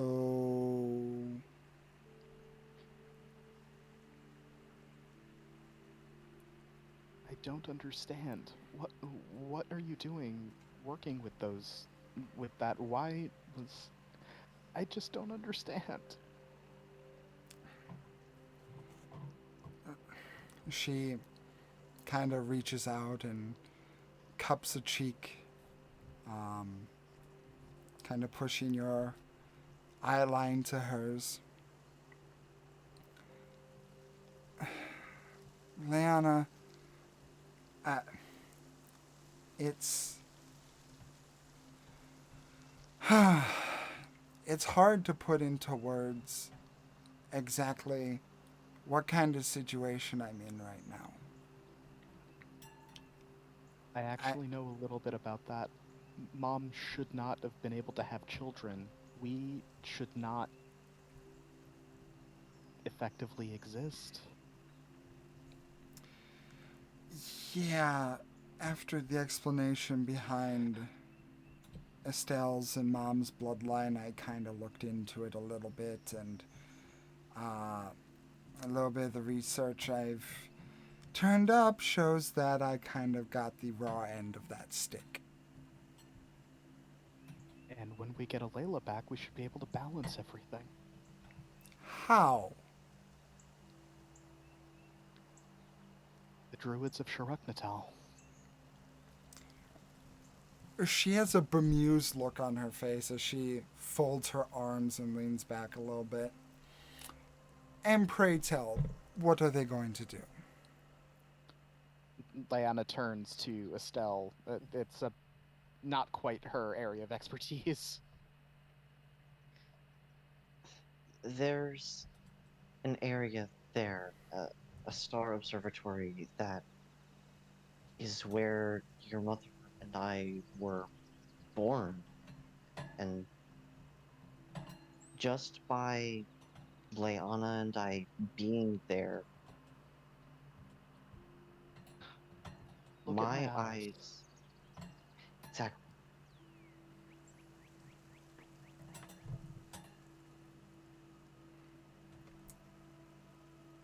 You guys kind of talked over each other. I didn't hear it. Leanna, after Estelle mentioned eyes, Leanna said, "Look at my eyes." And because she now has the heliochromatic eyes, the moss left and the bluish right. That faded when you left the observatory. I did not know that. Yeah, that faded a long time ago. Okay. Okay, then Leanna wouldn't say that. I didn't know that it had faded. I'm sorry if I didn't communicate. Yeah, that happened when you guys were there. Okay. Okay. When just by being there, my eyes started to glow, and Leanna's eyes changed to match mine, blue and green, and she could see and hear some friends of mine that no one else that I've known up to that point had been able to see and hear. There's power in that place, and if we could all be there to harness it, if you're, as you said, got the wrong end of that deal, then we should be able to supplement you with whatever energies you're supposedly lacking in. It can work. Okay. One, and she will say a word Valis Thum. And And what does that mean? that will mean that is celestial, Mm-hmm. and that translates to palette swap.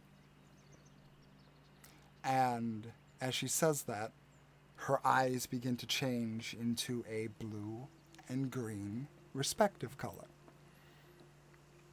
I can also change my eye color as well. Okay? That doesn't mean anything. I had nothing to do with it, though. It was just being there. My problem is that my body itself should not exist. It is fighting itself. And yet, and Leanna is here, fine. Alela is healthy too. If it's because of not supposing to exist, it would affect them too. It's not to do with not needing or shouldn't be existing. It's with the energy itself. It, It diminished over time. yes, there's a diminishment of energy. Alayla got the bulk of it when she was first born, hence why she's able to be stronger than either of us. When Leanna was born, she got the moderate part. Not too much, not too little. That's why she doesn't have anything that's coming out of her like wings or something special, any magic. She's the middle, the control. But me, I'm on the opposite end of the spectrum. I got all the negatives. I'm not saying that woe is me and the cosmic angle, I shouldn't exist. No, I shouldn't exist because my body is not well, wasn't born well, and is not well, and will not be well because it's not built to be well. Then we can make it be well. How? Estelle, do you still have that ring? Yeah. She did tell us what was in the ring, right? Yes. There is another option, one that I really didn't want to try, but it's a theory that was said. What do you know of the druidic spell reincarnation?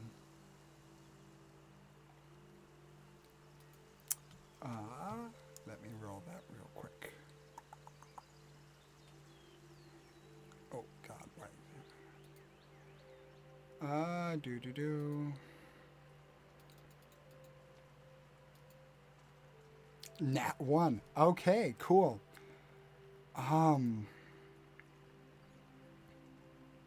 I understand that the word itself would refer to the replacement of one being into something else, if I were to assume. I know it at a basic level, but Estelle, if you wouldn't mind explaining, please.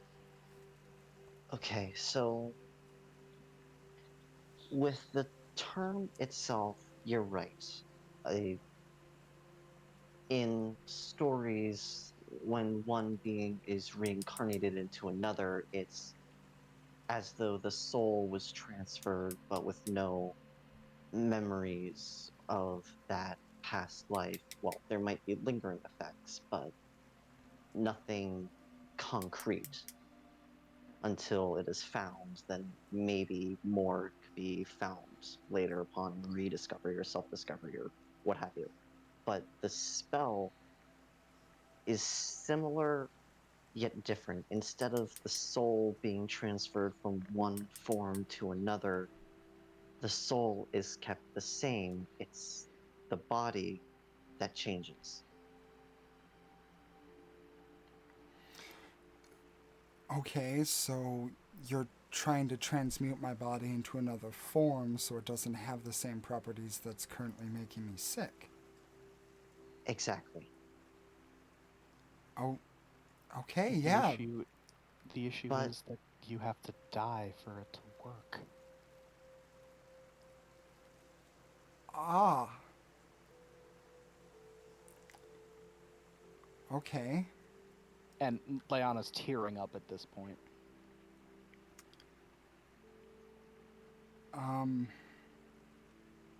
Well, that's antithetical to the overall goal.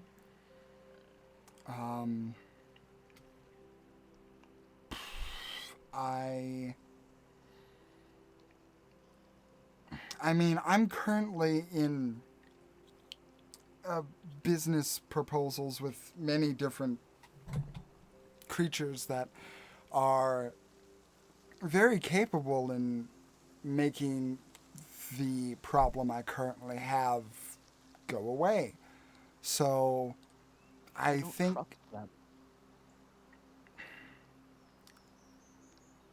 If they're anything like that devil that we had to fight, I don't trust them. Leanna, I get that they are unsavory on the surface. And I get that their intentions are probably not that great. However, It reconstituted itself from the bodies of tooth fairies to try and kill us immediately.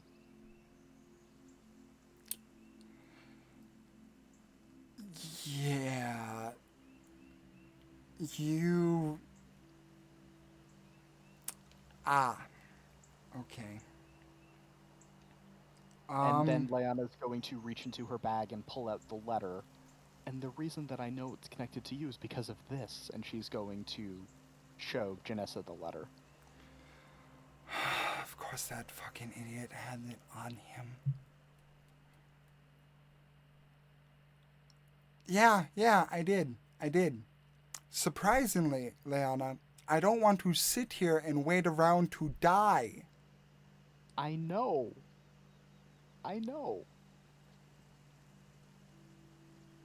And tears are really starting to flow now. Like, Leanna has been so beyond stressed about all of this. And especially with the conversation that she'd had with Gertrude the previous night, she's in a really, really bad place. She is hiding nothing.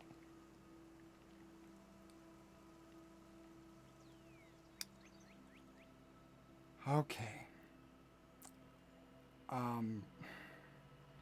Bartholomew, can you help her, please? And he'll just kind of go over and embrace you, Leanna, and just kind of hold you tight. And frankly, I get it. I get that you're stressed and that you're trying to help, and I know that your intentions are good, and there is nothing that you've done that is trying to hurt me or that you haven't thought of me this entire time. I understand that. But the fact is, no, I will speak. I am dying. And no amount of you wanting it to do it the right way or save me the right way is going to change that fact. So if I cannot be helped by you, I will help myself because I don't want to die. If that means I have to deal with some shitty fucking people, then I will survive. That's the beginning and end of it. You'll hear Leanna croak out, "I don't want you to die." Just also, and then she's going to take a breath. I don't want you to die, but I also want you to be able to live with yourself afterwards.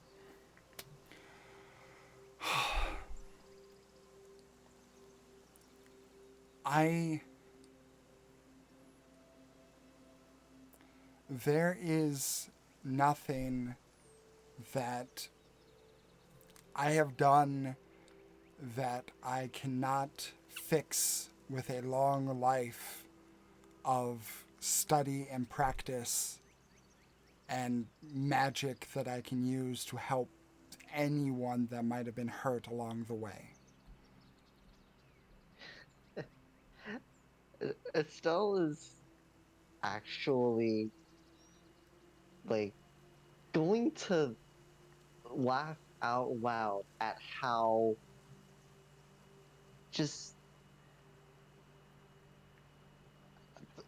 the only word that's coming to mind is how arrogant that sounds.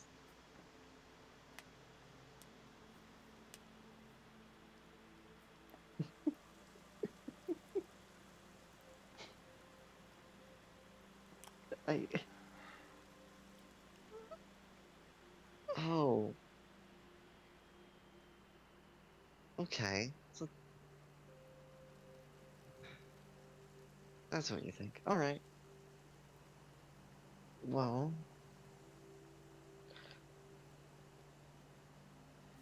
what if on this, I don't know what you would call it, adventure, let's call it that. Let's just say an adventure. What if on this adventure you deal with something that you can't get yourself back out? What if you do something that no amount of magic will be able to help you with? Whether it's helping someone who was hurt because of what you did, or whether it was something that you can't get yourself out of from whatever thing you would deal with doing to you. There are powerful things in this world that, quite frankly, none of us can deal with. And to think that you can handle it no matter what on your own with enough time is, in a word, foolish. That's cute. That's really cute. I mean, sure, yeah, we can.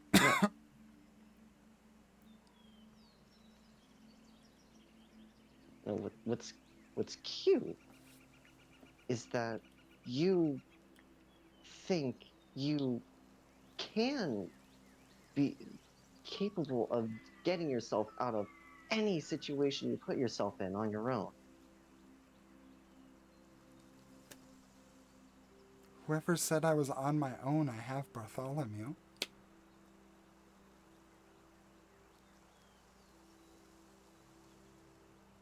Uh, Estelle turns to look at him, see his reaction to the comment. He looks confused, but more so he's starting to sweat. Leanna's Can I going answer? to look up at him, like really look. Did you know about this?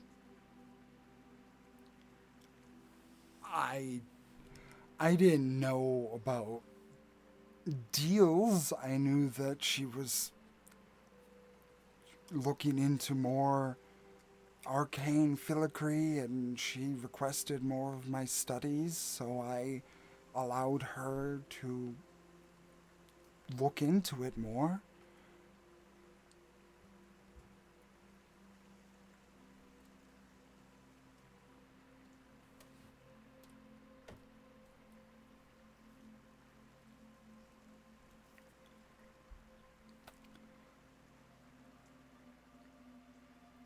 Well, I can clearly see that if we're talking about doing dealings and whatnot, and Jenny looks at you, Estelle, you're clearly not the same Aesamar that you were when you last met me, so you've been messing around with your own body and constitution.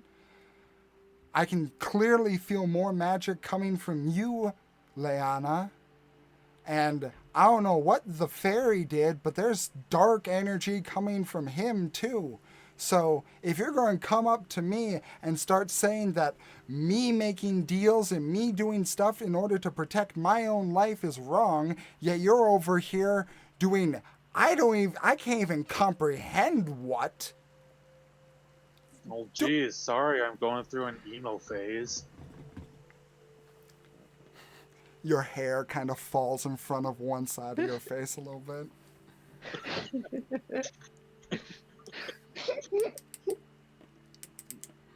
Leona, with watery eyes, looks at Janessa. I knew what I was dealing with. I also did this so I would have the power so I'd be able to help you. Didn't do it for me. Okay. What are you dealing with? Where'd you get your magic from? A giant.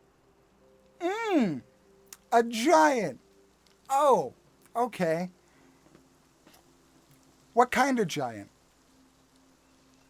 Cloud. You do not know that. Oh. I thought I did. You chose what kind of giant out of game, but Leona has no idea what kind of types there are of giants. It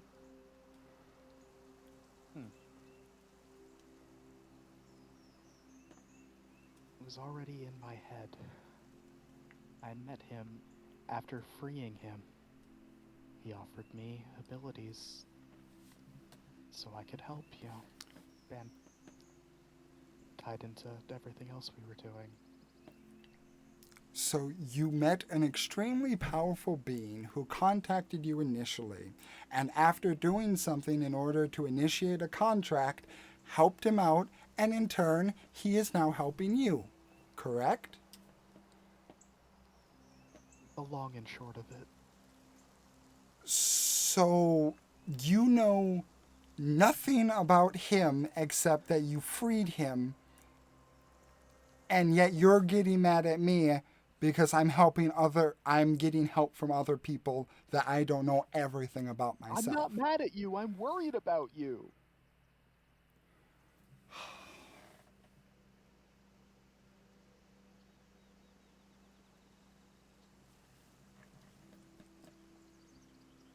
I know. I'm not mad. I'm just really worried. There's a lot going on.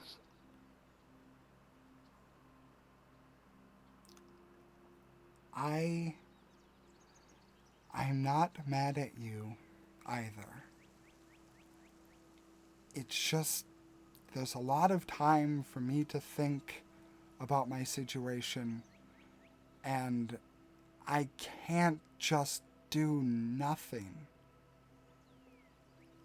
I can't sit here and cross my fingers and hope that maybe you guys have a solution at some point.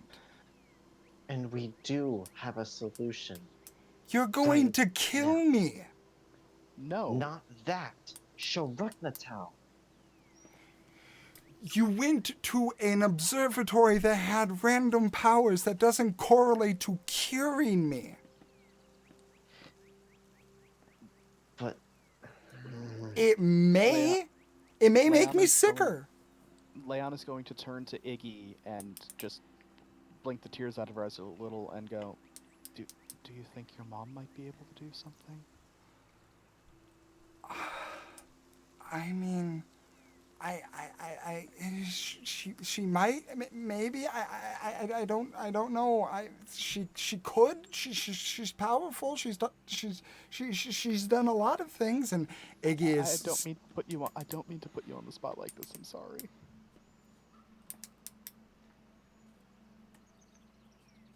I don't think that's in her wheelhouse. Yes, Iggy, she's powerful, but I don't think this is what this isn't her wheelhouse. It's not what she does. Clearly don't know what she does.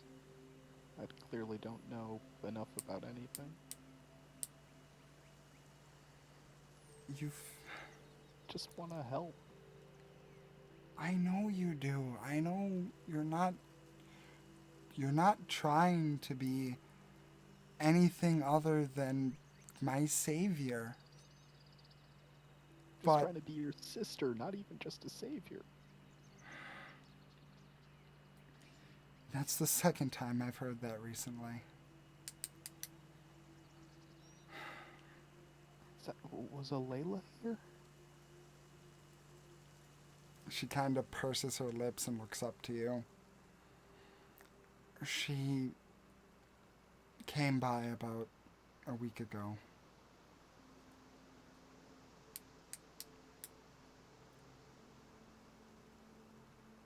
The last time I saw her, she was with the Mad Maestro, having killed multiple orchestra members at Bronze Watch. The Queen wants her head. I know. And she came here telling me that she had some promise that she would be able to... Promise? Something Is that the like word that. she used? That's another giant, an undead one. It's what the giant I am working with Bethal is looking for. Well, she told me that who she was working for would be able to help me and get me out of this situation. All I had to do was come with her and whatnot, and it was tempting. It was tempting, but I saw that look in her eye, and it's different. It's a Layla, but twisted. Not.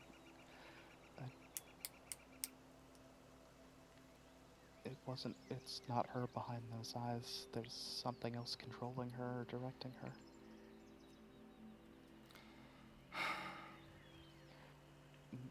I don't want that for you.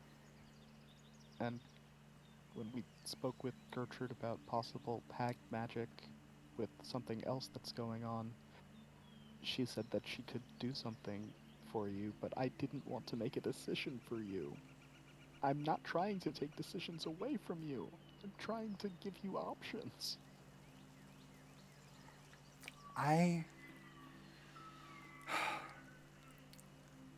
The only thing that is making me hesitate to not immediately take that reincarnation option is the dying beforehand part. That's why that wasn't our main plan. That wasn't even the first plan. That was the last resort. I just wanted to bring it up to let you know that it is an option that we have access to. Plan Z.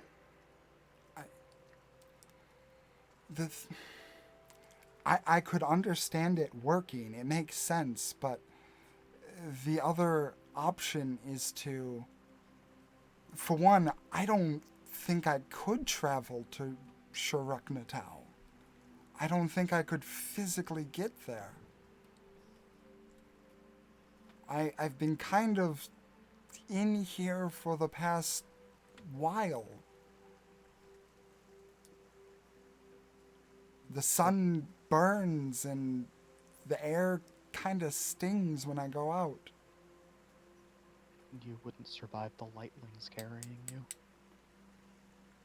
Lightlings? Yeah, we were all the way over in Dark Watch. Dark Gulch. Dark Gulch, sorry. About 4 hours ago. 4.5 hours ago. Oh, that's his... Those guys are fast. That is amazing speed.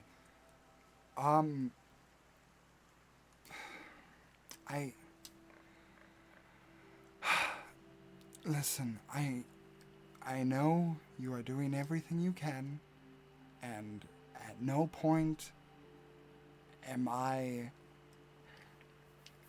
I don't want you to feel like you're the only one working at this, because you're not.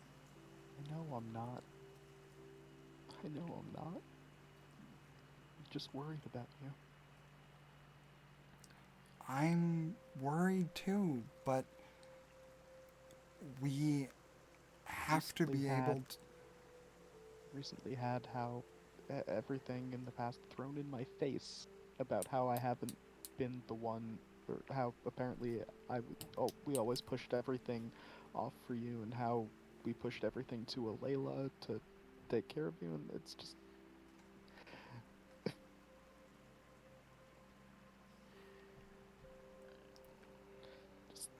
had it thrown back at me, and I just need to do something to help you.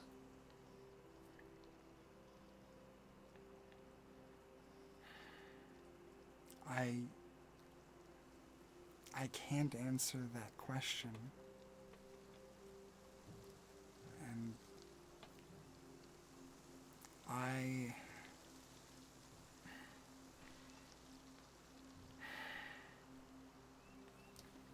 One second.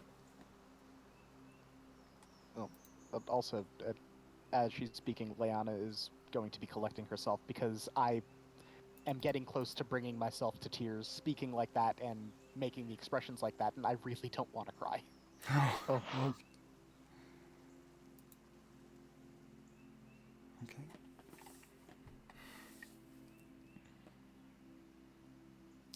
There's a stern look that crosses her eyes, and she looks up at Bartholomew, and then her eyes scan across Passeth, Iggy, Malman, Lucy, and then over to Estelle.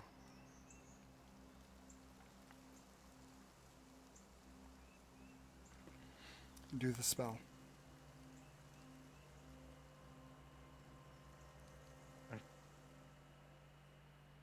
Are you sure? Yes, do the spell. No insight, no hesitation. Leanna turns to Estelle. Do it. It's her choice.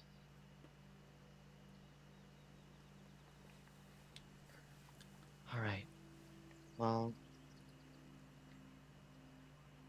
first, you would have to be dead, so I'll do that. I'll do that. If you want me to, Jenny. It'll be on my hands if anything goes wrong.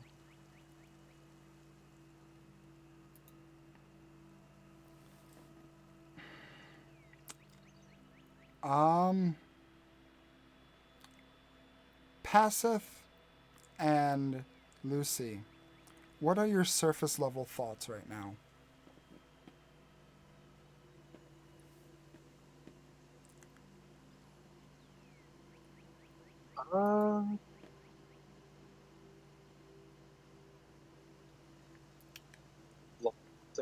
Down, I would say the anger.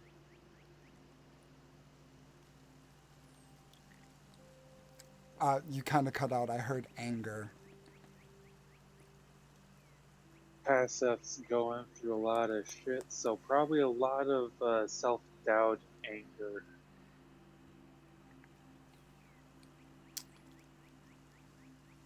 Lucy, are you there?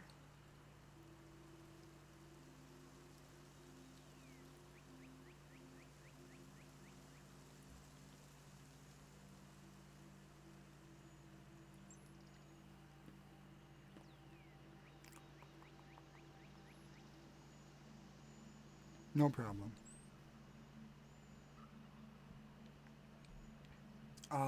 What are your surface level thoughts? Mine? Yes. That's some familial drama that has to do with magics going on. While I do wish them the best, I am completely out of my depth on how to deal with any of that. Okay. I don't really know what the other sister has done. So, Then you're the simplest. Lucy, you will hear in your head the voice of the sister that is talking. And it says, 20 platinum. Punch me. Now.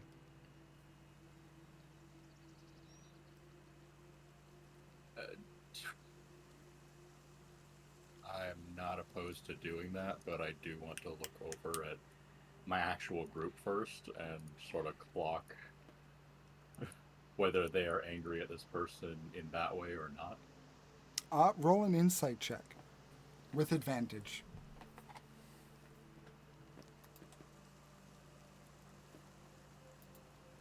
So what I have picked up is this person is incredibly frail.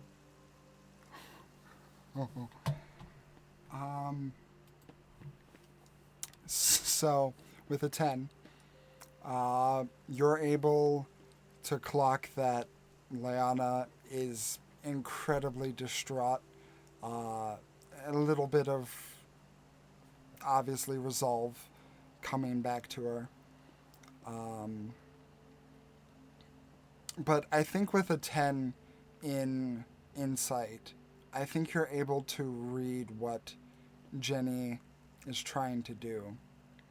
I mean, you were here, you heard, and they explained what they're intending on doing. In order to enact this spell that they're using, she has to die first in order to heal her. And Leanna is opting to take that upon herself, and Jenny is trying to make it so that she doesn't have to do that. In the... Okay. Is there a chair or something in the room I can stand on? I am shorter than all these people. Or just a couple of books. So something so I can get a little bit more shoulder to shoulder with this person. With Jenny, the sister? Yeah. Yeah, there's plenty of books around lining the hallway. Okay. I'm just gonna bring something over to stand on real quick so I can get one clean shot at the temple. Leanna's lost in her own head. She's just waiting for an answer from Jenny. Just one quick solid hit in the temple, and then that should do it if they're not resisting. A stiff breeze would kill her, probably. Obviously, lethal damage, so... Do you want me to roll it, or is this just assumed? Roll it, because she might have enough HP to roll death saves. Will one hit bring her to 0? Yes. Then she don't get any death saves, because I can follow it up with 2 or 3 more hits in the same Are you going to beat her body as it falls to the ground? Strike once, my second attack, strike again as she's falling. Third hit with bonus action, strike again. That is more than enough crits to... Oh, it is. I'm just saying that, do you want to do this in a way that's, like, tactful? And that's one... Think a Bruce Lee 1-inch punch. Just pop, pop, pop. Oh, okay. Okay. Doesn't have to be elaborate. Doesn't have to even pull my arm back. It's just 3 very quick strikes. Okay. I was kind of Right, thinking huh? I was thinking more of the Hulk breaker. Just go to sleep, go to sleep, go to sleep. I'm trying to make this as painless as possible, not fearful. Yeah. With quick, decisive, and unrestrained and not defended punches. Oh, that. Yeah, imagine that, but not from the Hulk. There's the pow-pow-pow, and in an instant, the light goes out in her eyes and she falls forward.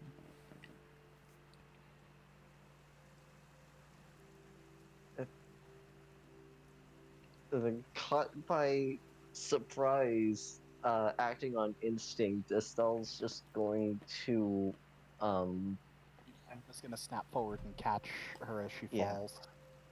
exactly that, yeah. You do, easy enough, and you gently lower her body to the ground. Okay. And Estelle is going to, through the ring of spell storing, cast reincarnation. And I uh I looked up the rules and I double checked. Thankfully, it does not require material components because they were already used when it was cast to be put into the ring. Yes. Now, All right. I will say this. There is a danger to this spell.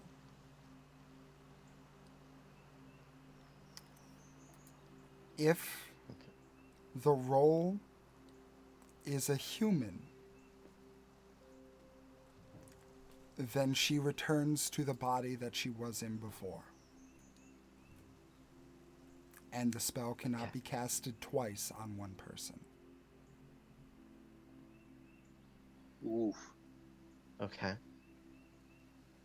Come on, Goblin. Now, I don't even.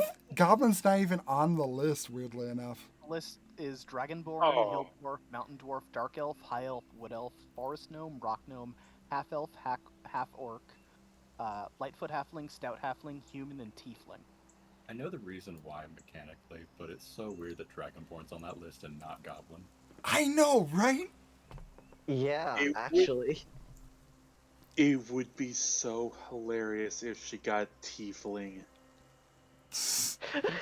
Yeah, Tiefling's on the list, but not Goblin. That would be so hilarious because she's It's- dealing with devils. It's because these are all the base PhD. races from the play. Yeah. Yeah. But I will do a little deal with you though. Mhm.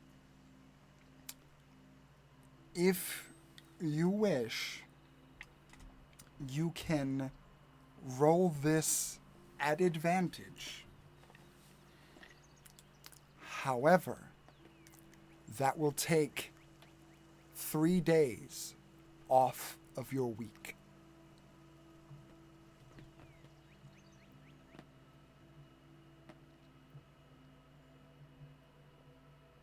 What's everybody else's opinion?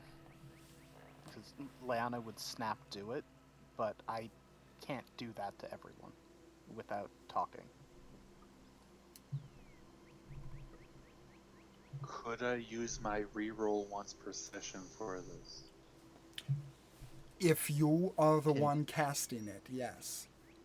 I have my inspiration still. Could I potentially use that on this, or would that only work on specifically a D20 roll? I think since this is a fate roll, I think it would only work on D20. Alright, just wanted to ask and be sure. No problem. Would I be able to cast it? That's if a good you were question. the one. If you were attuned to the ring of spell storing, which would take about an hour, Yeah. and let me double check. The spell says that provided that the creature has been dead no longer than 10 days. So if if everyone really wants to, I can unattune to the ring. You can attune to it over an hour, and then we can cast, and then you can get that reroll. I think I want the reroll without spending an hour versus spending 3 days. I think I want the reroll. Alright. Okay. Just to be sure that's good with everyone else. Good to try. Reroll take the hour. And the casting time of the spell itself is also an hour. So a total of 2 hours for advantage versus 3 days. And Right. I I have no I preference. I will just put this out there.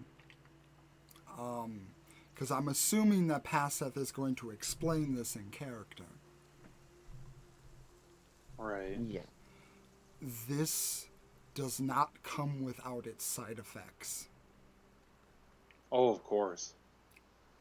And the side effects might not just affect you.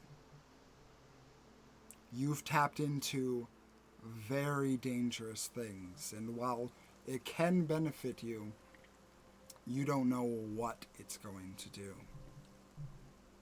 Okay. Yeah, essentially, I have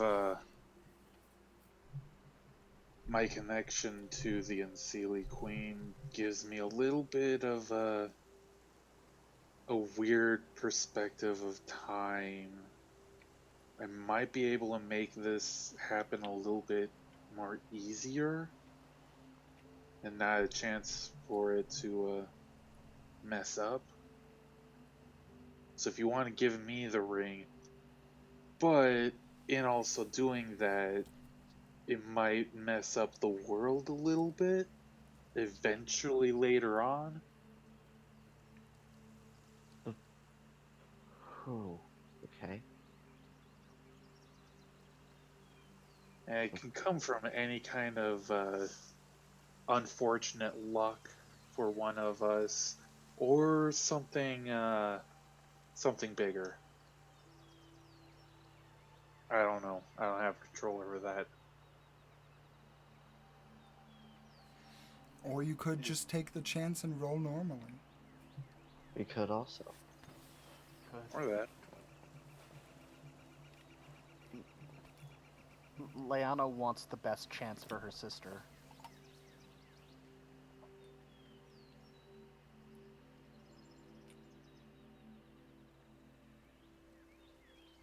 Oh, that's fucked up. Do you want to give me the ring?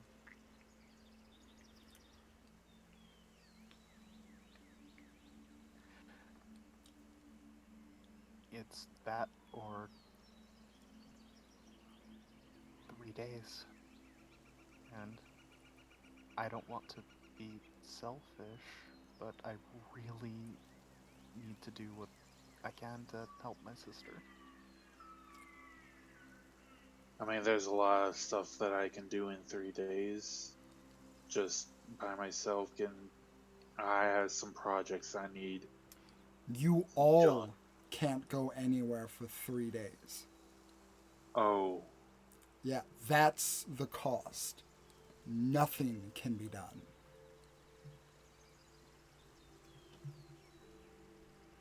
Okay. yeah, that's a big risk then. So we give up 3 days of our week, almost half, for a second roll. Give up a few hours for a second roll, but who knows what the consequences will be. Or just completely normal, straight roll. Is there anything I can do that would direct the consequences to me? In terms of getting an advantage roll, Yeah. I'll say they're at this point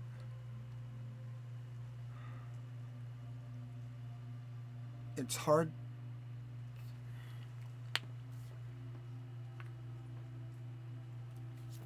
I'll say at this point, no.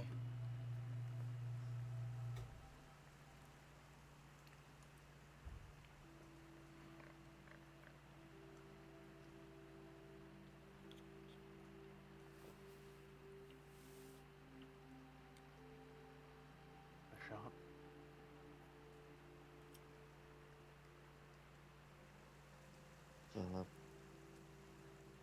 The few hours, the attempt at that. S-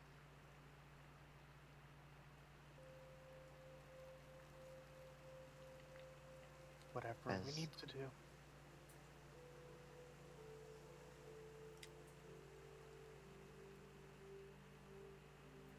I mean, I'm willing to take the risk as well. But who knows what the consequences of it will be? You said it yourself. It could mess with the world itself, everything. You don't know what.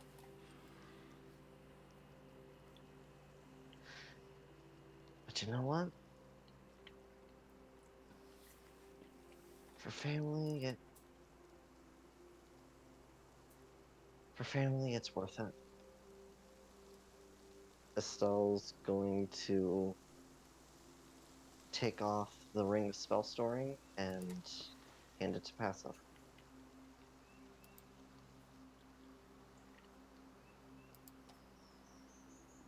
You'll need about an hour for the ring to attune, and then about an hour for the spell itself to be cast.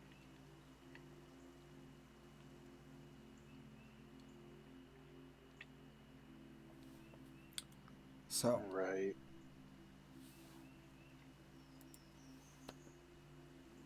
as you begin attuning, about a half an hour in, Leanna, Mm-hmm. out of the corner of your eye, across the hall, leaning up against a wall, sitting down, knees up to the chest, you see a ghostly figure. Waiting. Is it the same one I saw before? No, What do they look like? they look like your sister. She's going to tentatively walk over. Jenny? Is that you?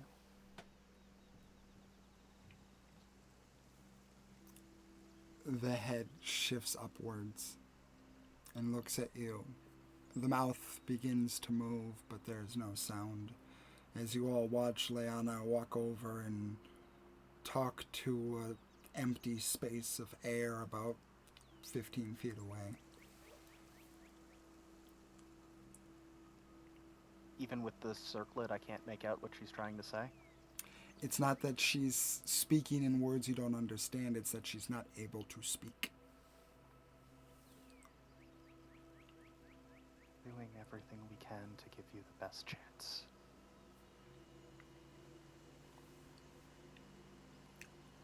She nods her head.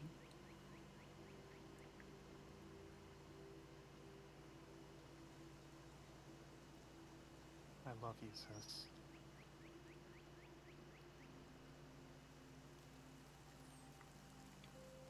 There's another nod of the head as she makes a small heart-shaped symbol back. Anna has a small smile and replicates the gesture.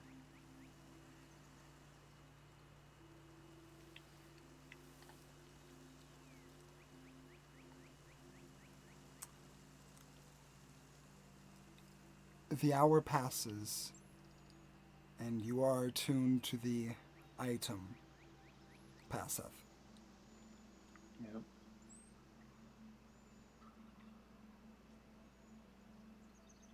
And I start casting the spell.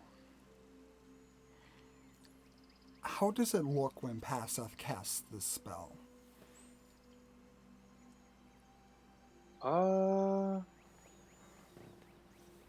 Well, no, yeah, I know exactly how it looks. It looks like she's slowly gets overcome with a cocoon of moss and also with the added little purple mushrooms.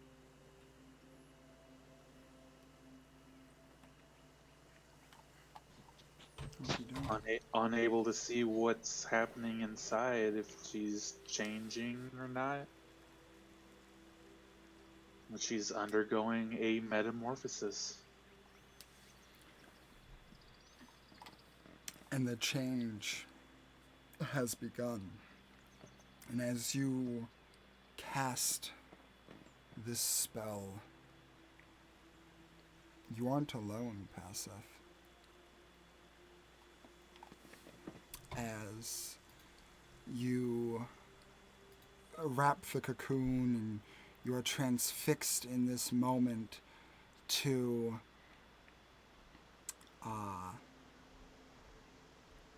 try your best and complete this spell that to you is not your wheelhouse.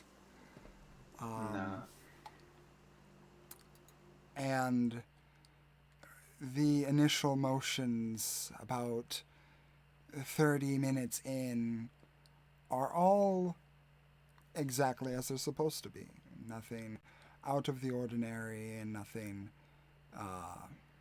one would call weird. And then at about the 35-minute mark, oh, isn't it my longtime rival? Aren't you a little out of your depth with this challenge? And it's a voice only you hear, Paseth, as you are casting this spell.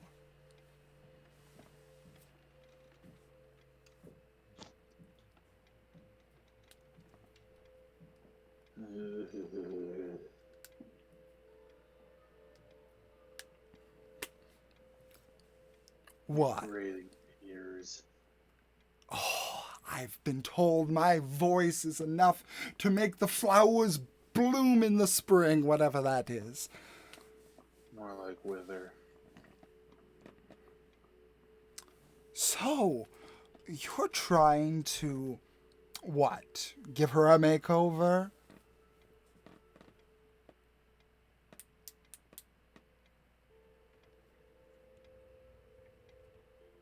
To put it crassly. Well, I mean, there are plenty of things that you can do. I know the Monolith family is not really a family of lookers. I mean, perhaps a little, and for a moment, you swear you feel one of your fingers twitch out of your control. Can you give me an intelligence check, Paseth? Come on, buddy.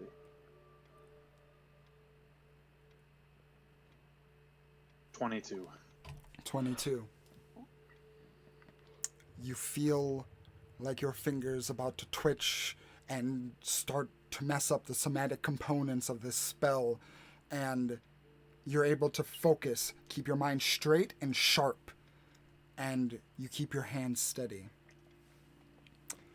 And because you succeeded over a 20, well, if you're going to be so resistant, I guess I will have to try harder.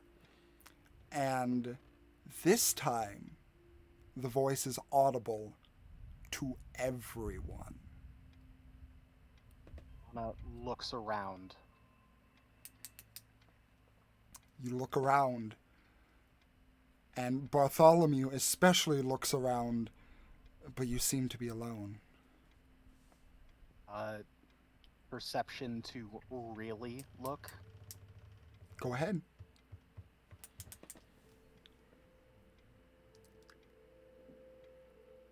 Oh, fantastic. 28. 28. Looking around, scanning the room, using your eyes, those eyes, you do see a spectral figure, but you already know who that is. And you are very confident that quickly looking around corners and every nook and cranny that you are very familiar with this place, there is no one else here.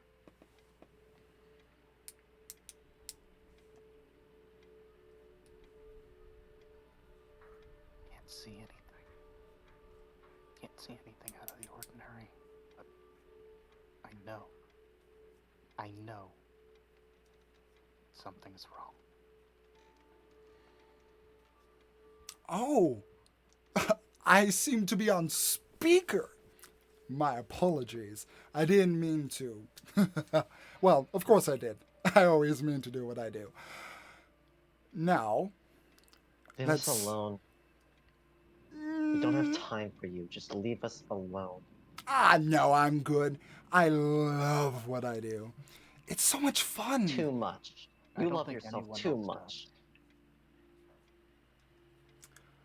I'm more interested, honestly, in my kin right now.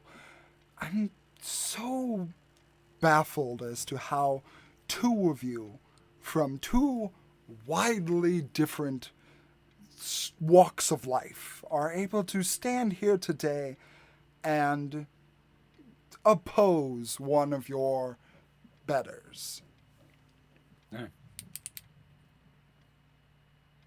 Show yourself. And stop fucking with this.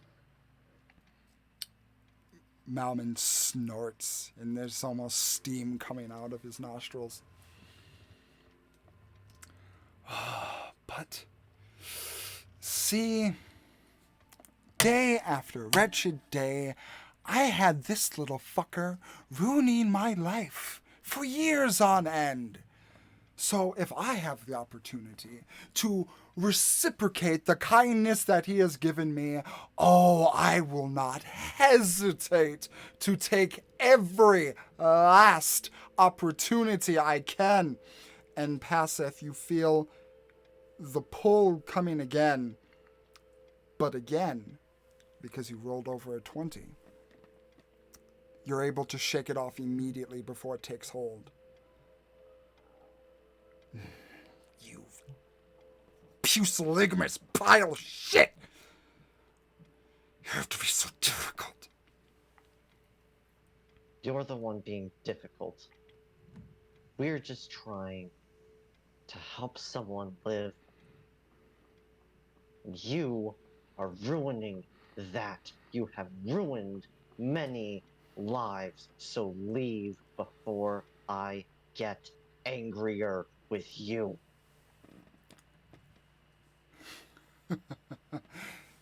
See, I'm not a sickly little girl. You can't just kill me that easily. Why would I want it to be easy? I want to have fun with you, Bruce.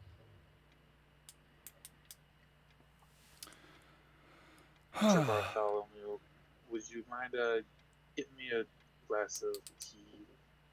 Something to calm my nerves. Yeah, of course. I'll be right back. Thank you so much. And the spell continues. 40 minutes. 45 minutes. At the 50-minute mark,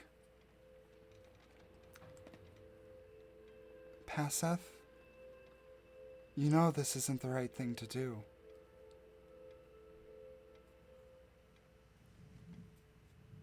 You hear in your head.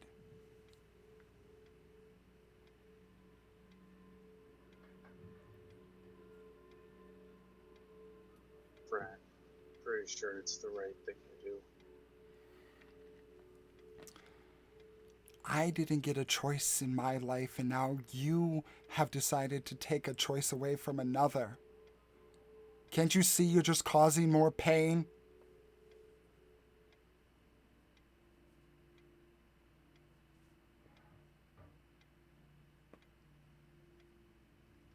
Why did I take a choice away from you?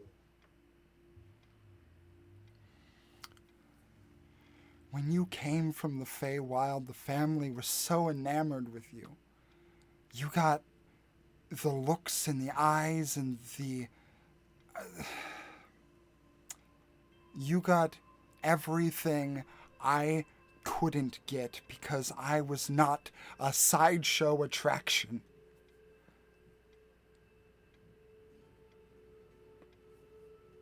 You had the freedom to do whatever you wanted, go wherever you wanted, leave whenever you want.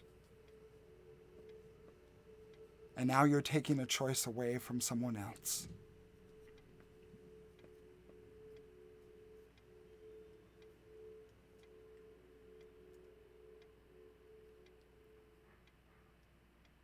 what she wanted. She said so herself. This was her choice.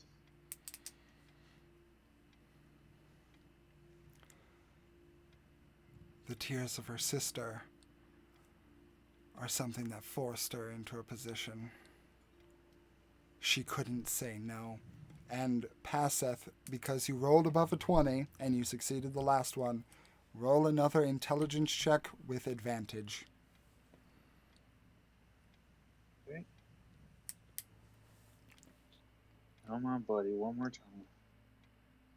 One You more got good this, roll. bud. Oh, both 16. 16. The DC's 15. 16. Oh. Oh, thank you, Lord. It's harder this time. The voice of a shawl reaching your ears. And while you know what you're doing is right, there's a pang in your heart and a waver in your mind, a moment, a brief moment of hesitation. But it is immediately cut out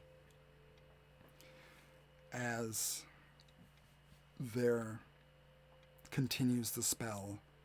55 minutes, 56, 57, 58, 59,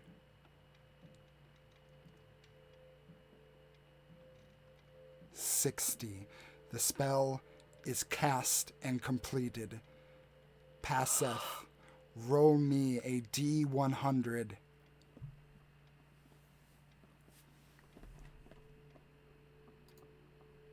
46. Forest gnome. 46 is not a human. As the spell is completed, the cocoon is full and radiating with energy as you guys stand and stare. The clock down the hallway on the wall, the loudest echo there is.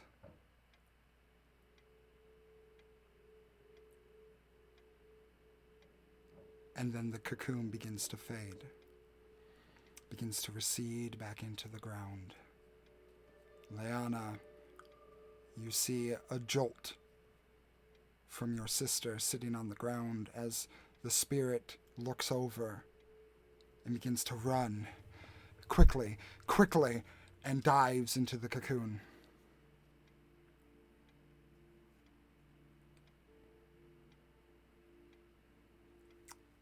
The cocoon fully recedes. And before you, laying down at about, I would say roughly about 2.5 feet tall, is a gnome that looks oddly familiar. The sallowed skin not there and the bags under the eyes not present. But, nevertheless, a much healthier looking, if unconscious, Jenny lays on the ground. Leanna has the biggest fucking smile on her face as she And- tentatively walks over to the sleeping gnome. Well, gosh darn, she's still taller than me. ever since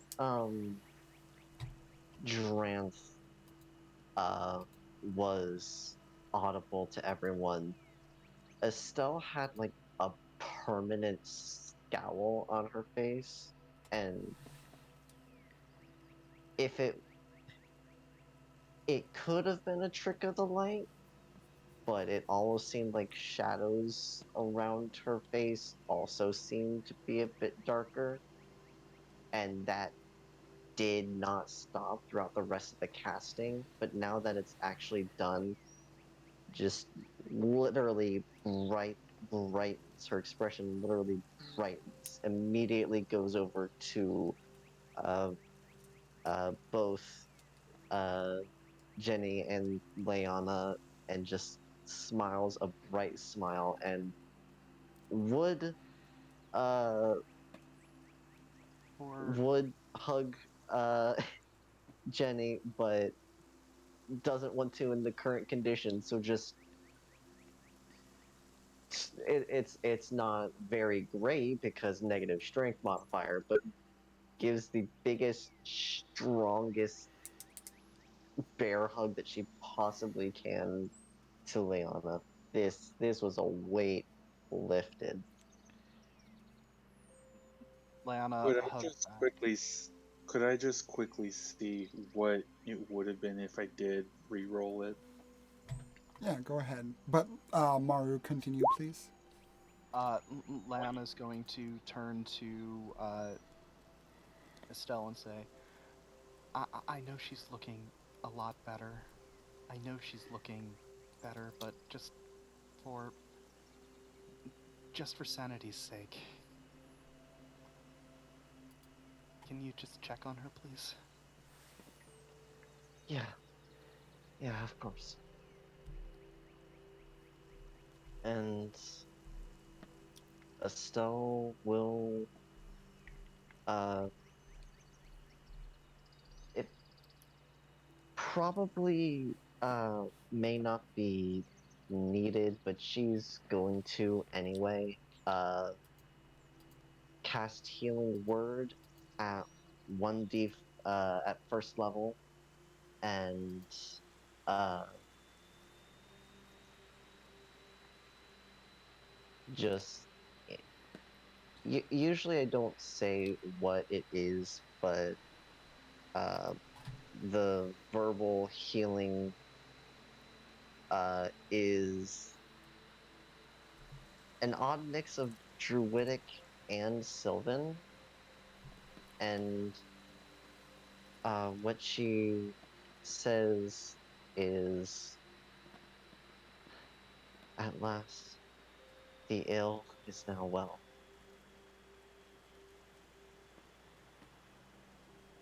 and the healing will be 5 points of healing. Okay. And that would be the I know it's not turn related, but saying anyway, that would be a bonus action, and I would like for a main action to be a medicine check, just to be absolutely safe. Everything's fine. That was exactly what Leanna was asking Estelle to do. Yeah, I know. I'm doing the. I understand the medicine check. I just wanted to do that for myself. Yeah. But yeah, medicine check. Where's that? There it is. 10. Perfectly average. 10. Uh, Looking over her body, there's a lot more color. It is definitely filled out better. There's no more bags under the eyes. Checking her pulse, there's a steady pulse, if a bit low. Like in real world terms, a good resting heart rate is anywhere from 60 to 100. This is about 55, so it's a bit low, but uh, still a lot better than what she was at.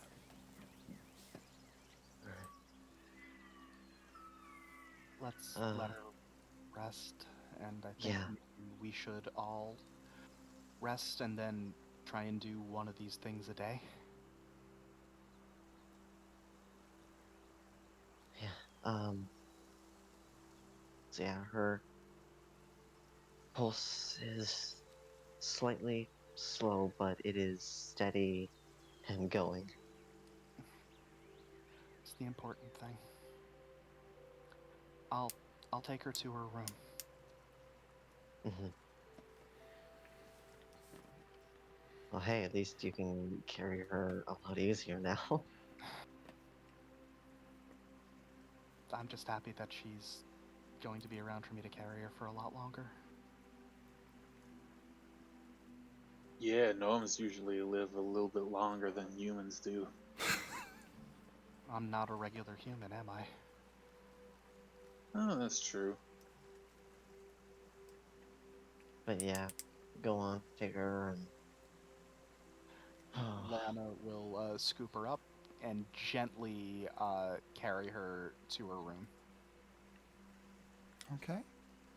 Doing so is easy enough, and you place her down on the bed for rest and comfort.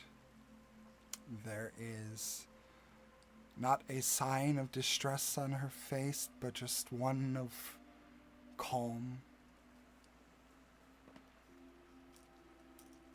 I kind of flutter up to Estelle, passing her ring back to her and saying, I didn't even need to use the world-shifting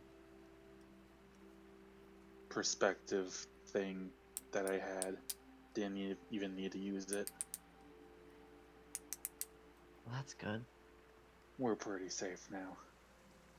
Honestly, I thought that Tarantula was the world-shifting craziness. I thought so too, but no, he's just a dick. Oh, I don't know what I want to do with it. I I don't wasn't know able if I. to drink. I wasn't able to drink the tea because I needed both my hands. But now, ooh man, I needed that smell. Just drinking the big bowl of the cup that I have. I'm not going to. Just a quick check. Does anyone need to step away and log off for the evening anytime soon, or are we good to keep going a little bit longer?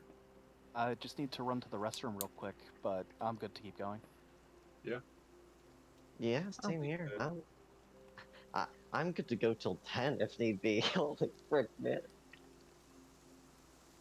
And Passeth? I should be good. I'm holding in there. Okay. All right. Well.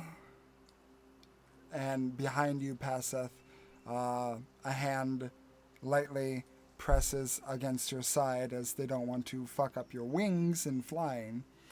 But there's the hand of Malman that says, "Damn, kid, you did it." I know, right?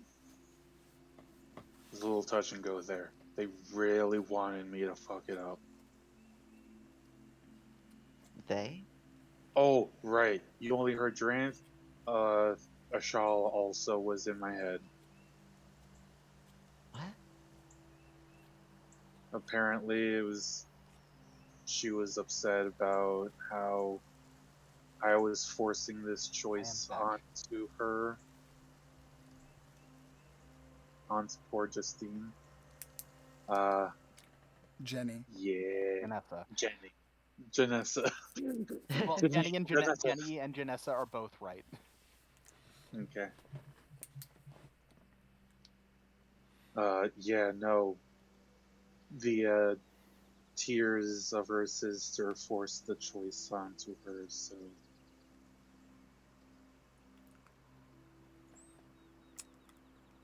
kinda struck me a little bit. In the room, Leanna, Mm-hmm. you see, after about a minute or so, the eyes begin to slightly crack open.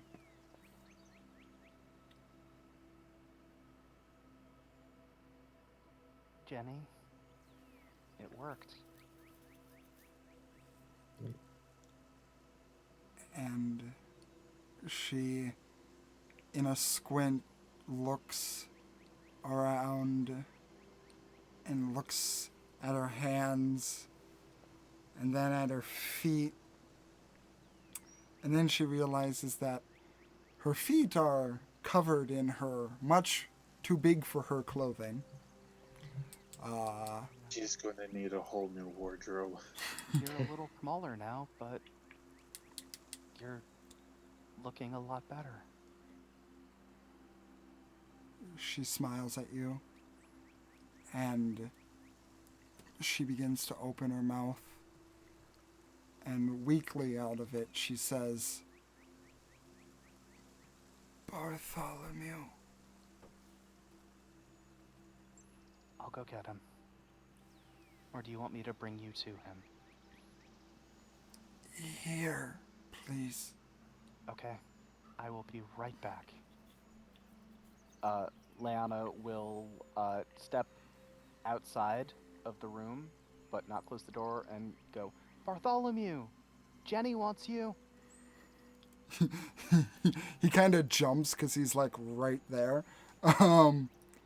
He just goes, yes, of course, and kind of hurries in and turns around the corner.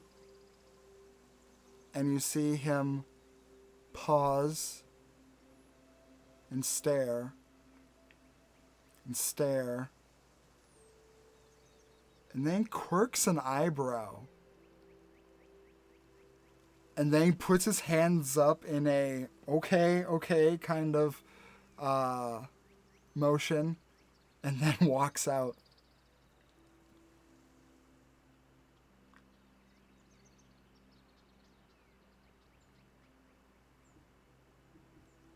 And he walks down the hallway.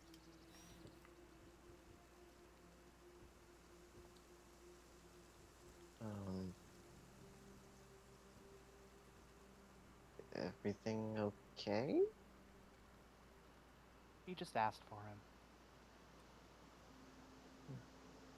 Alright. Seemed a little weak.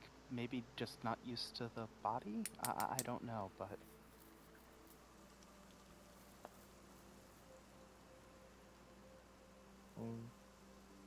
Where is he going?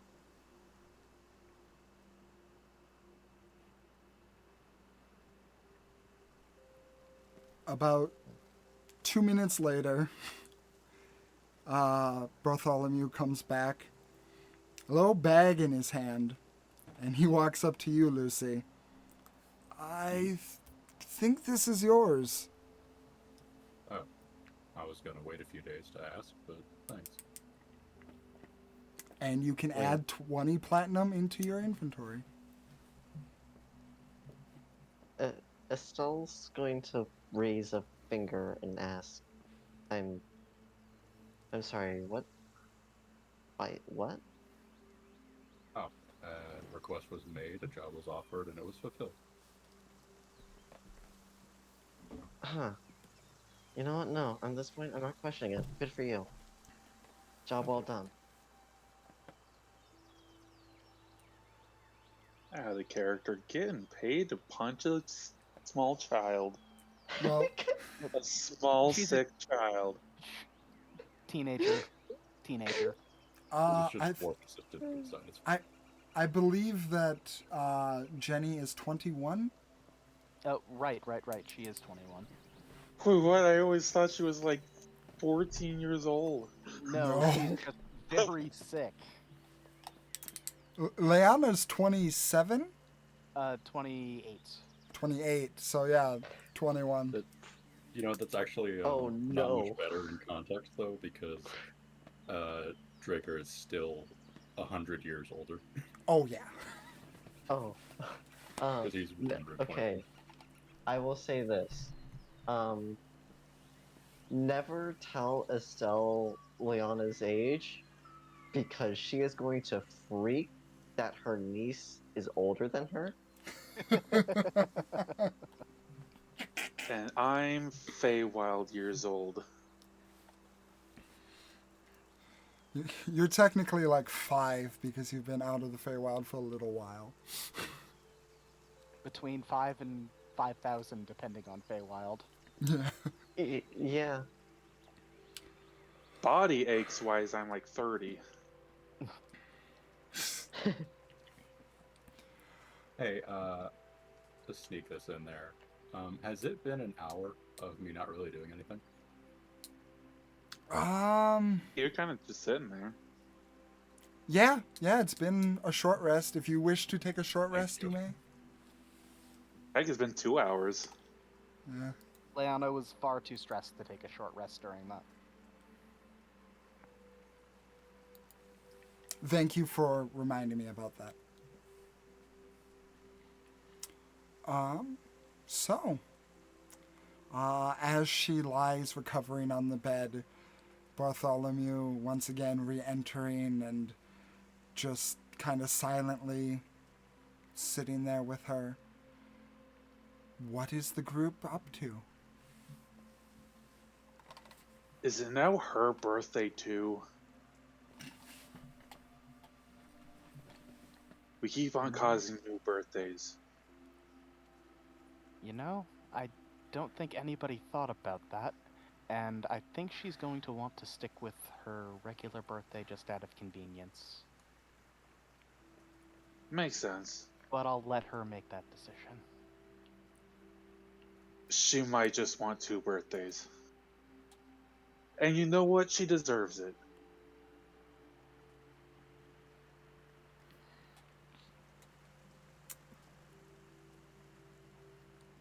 Can I get a perception check from everyone? 30-20. Oh, I accidentally had it on the advantage. 6. It's just a 16. Okay, Okay, and pretty good. I'll roll Estelle's real quick. I miscalculated my hit dice, so Trigger's just going to take the dodge action a couple times and use his other feature to heal. Just a 1 though, it's fine. Just gotta get some shadow boxing in. Yeah, exactly. There's another moment of a break in the silence where everyone hears,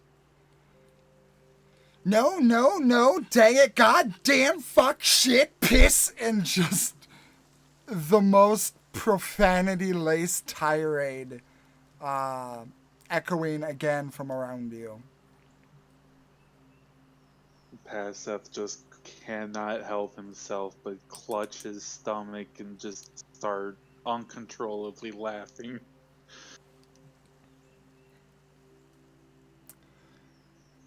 But with your perception check, Leanna, you notice that the sound is not this everywhere godly noise that's being made. It does have a source, and you're finally able to pinpoint it. And you look over at Malman.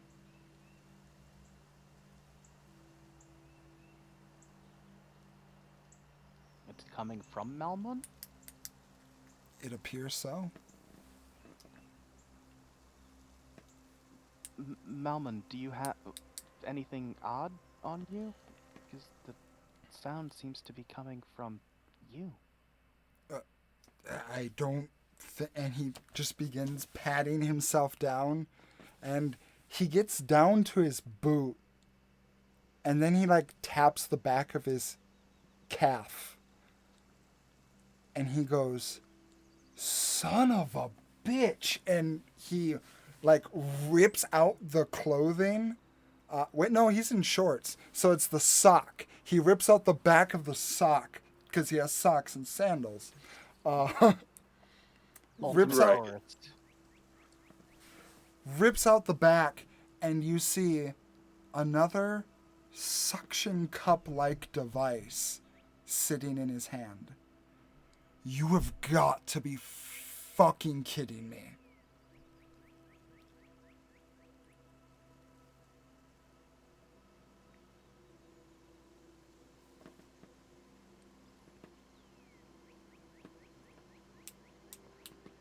Uh, Destroy it. Wait. Let me see. Yes. Perfect. Perfect. Give it to me real quick. He does so.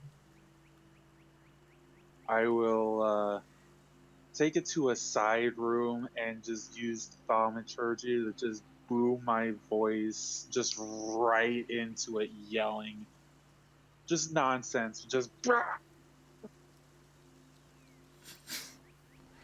Okay. uh, roll me an insight check, Paseth. Really hope that works. Ooh, 24. You feel like somewhere, well, you know where, somewhere in Ember Hollow, there's a shitty dwarf that just fell out of his chair.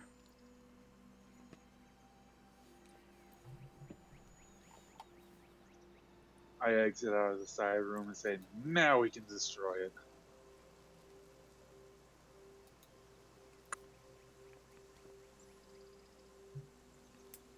Malman, if you would do the honors. Malman takes it, and you see the dark dwarf kind of hold it in his hand and hold his other hand above it, and there's a crackling. One would think of lightning, but it's just sound, like vibrations sparking back and forth between both hands. And as it does so, you just see the suction cup like device shake and shake and shake before it starts to just crack and crumble and break more. And as it does so, it just turns to a fine dust purely with the power of his thunder.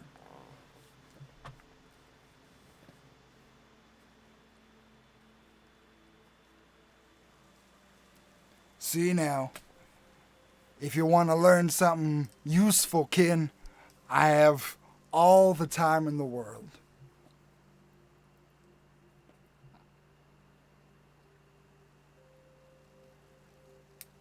Let's get some rest and I guess head to Sharuk Natal in the morning. Yeah. That's really close to Ember Hollow, so we can go Sharuk Natal to Ember Hollow and then back to Rust Yard. Yeah. It'd probably take on on foot. It'd probably take about a day or so to get there. I think day and a half. But yeah, with I suppose we gotta uh oh. Estelle's eyes just kind of go wide for a second. We didn't bring the cart. Nope. We'll just use the quick link or the light links. Yeah. Yeah, we'll do that. Okay. Well, we have most of our stuff. Only stuff that of mine, at least, that I had in the cart was just like uh old armor, rope, and just I don't know, a whole bunch of other stuff that it's a shame we lost it, but it's not lost. It's not unrecoverable loss. But anyway, rambling, It's not rest. important. Yeah, So for the not sake important enough of to go back for. expediency, you guys take a long rest at Bartholomew's. Yes. Mm-hmm. Okay. Then I will remind Lucy when he gets back, but you guys do get the benefits of a long rest.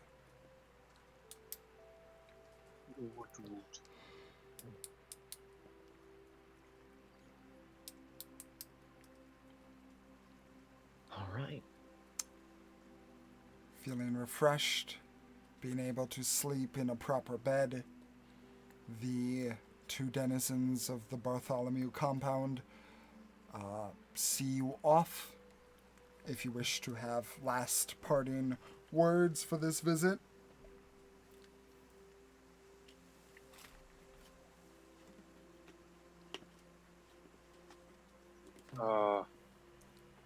Make sure she gets a full new wardrobe.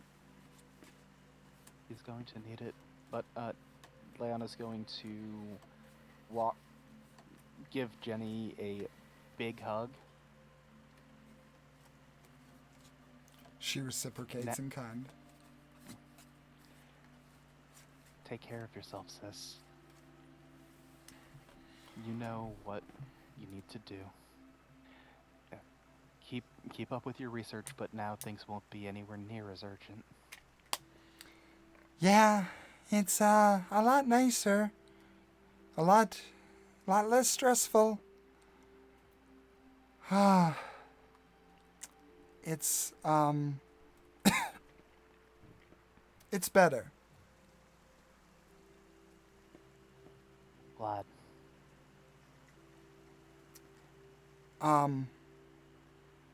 Yeah, I don't feel the sickliness from before. I don't think my body is naturally that. I don't think I have a naturally strong constitution, if you will. I know that feel. So, just gotta kind of work things out, and Yep.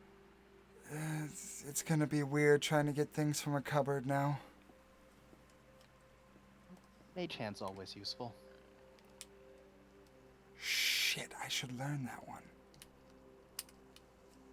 And I bet when Mom and Dad get back, Dad'll be happy to come up with a training plan to help bring up your stamina and strength. Roll me an insight check real quick, Lana. With your small body, you can 28. do so many flips. Do. I just gotta roll something real quick. Okay. There's a momentary dip of the gaze when you mention your father, that Jenny doesn't meet your eyes and then quickly meets them again. Yeah. What's wrong? I don't know exactly. I just I received a letter from Mom not terribly long ago about them having to help Grandma. I got that letter too. Dad's mom in a different country. Yeah, Dad's never mentioned Mom before. I would say that there has to be parents, but Estelle and Mom are exceptions to that.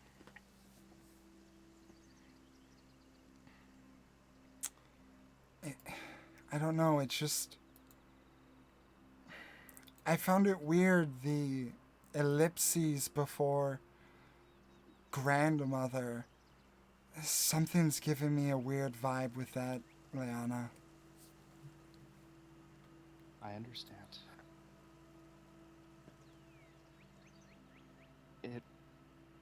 My plan was to deal with everything that was going on here, and then look into what was going on with Mom and Dad, because they can definitely take care of themselves. Right. Anyway, you guys have so much to do. I'm going to sit here and listen to my sending stone and eat some chocolate and try and get a little bit of strength back. You do that, sis.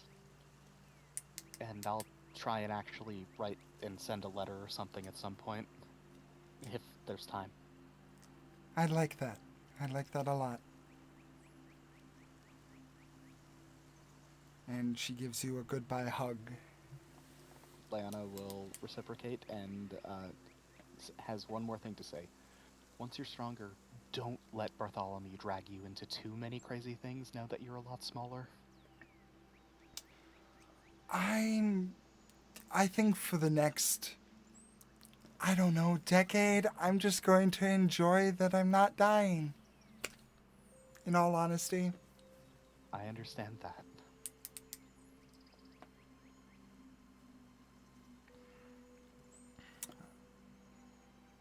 Okay. With that said, you guys try to herd back the lightlings? Yeah, Estelle's going to call for them. She said soon, and now is soon. Okay. Your first call goes unanswered.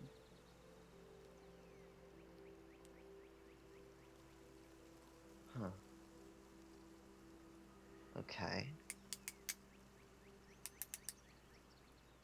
She will call for them a second time, and the best way I can describe it is to put some Fey Queen authority into her voice. That's the best way I can describe it. Question. Are you just standing there and calling, or are you walking around and like trying to find them? Uh,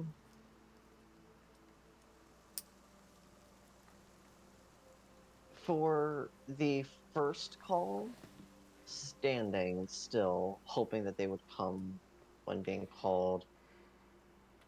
Second call, starting to wander a bit. Hopefully, one of them is somewhere nearby. Okay. Roll me an investigation check. All right.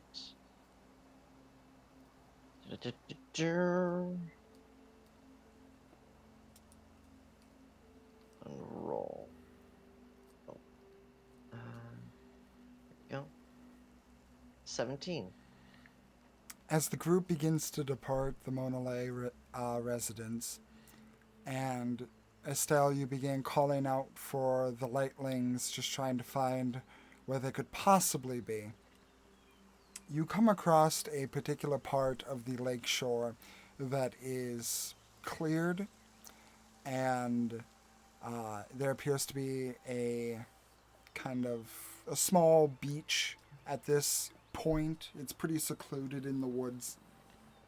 And what you notice quickly is that on the beach there's beach chairs that are all set up.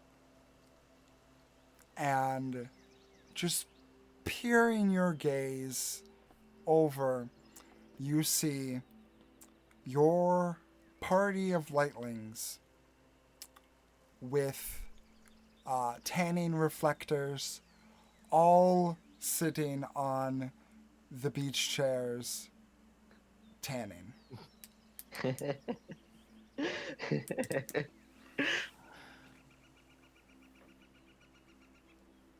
Relax fast. Or no, wait. Yeah, we had a full day's rest. Yeah. I like these guys. Yeah. Alright, well, let's get them so we can get going. All right. I would say race you there, but I'm pretty sure you're faster than me. I'm pretty sure I'm faster than most except for them. All right. You. Oops, sorry. No, please go on. You approach the lightlings, and after a minor kind of pout from them, not wanting to have quote unquote an uneven tan, they get up. You can see that the top half of their bodies are just beet red, while the bottom half is just sallow white. And they begin to take you on a journey, running quickly to Shiroknatau, a place not terribly far, especially compared to your last trip. It only takes about a half an hour or so in order to reach the location that you are attempting.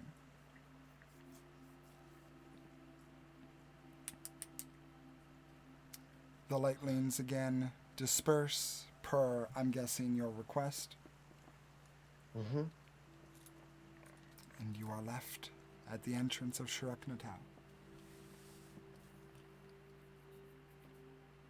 Is there, from the outside, is there any indication that something is wrong or off at all, or is it seem, for the time being, everything's fine on the home front?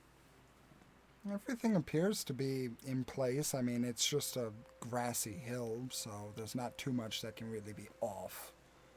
Yeah. Yeah, it's a hard tell from the outside. Yeah. Estelle was mostly just worried that there would be another procession. All right. Well, let's go see how things are doing at my home. Yep.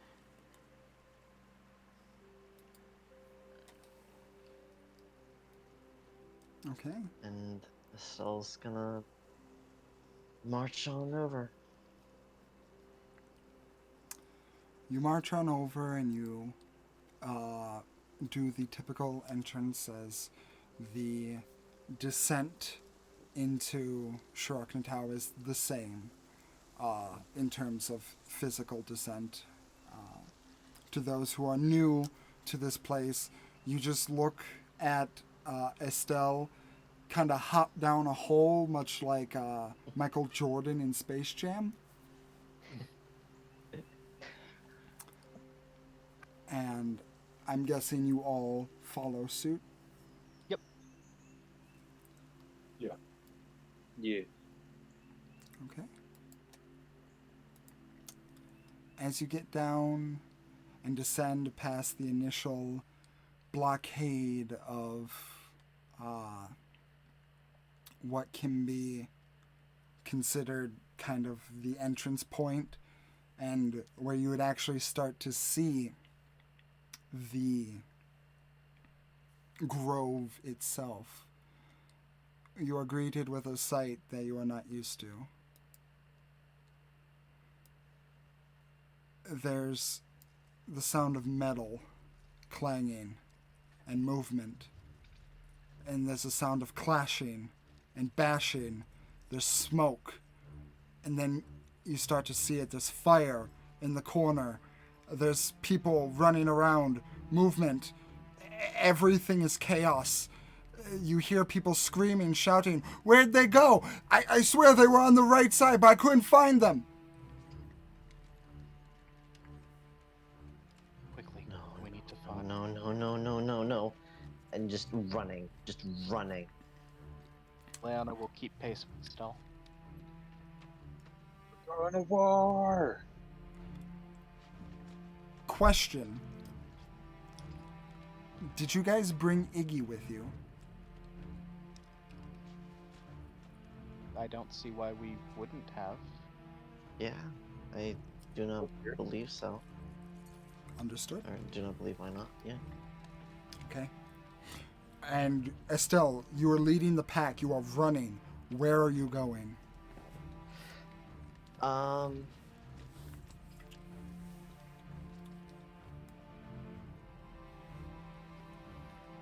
The one part of her wants to go over to where she heard the yelling, but her strongest instinct is home. Is Laurel okay?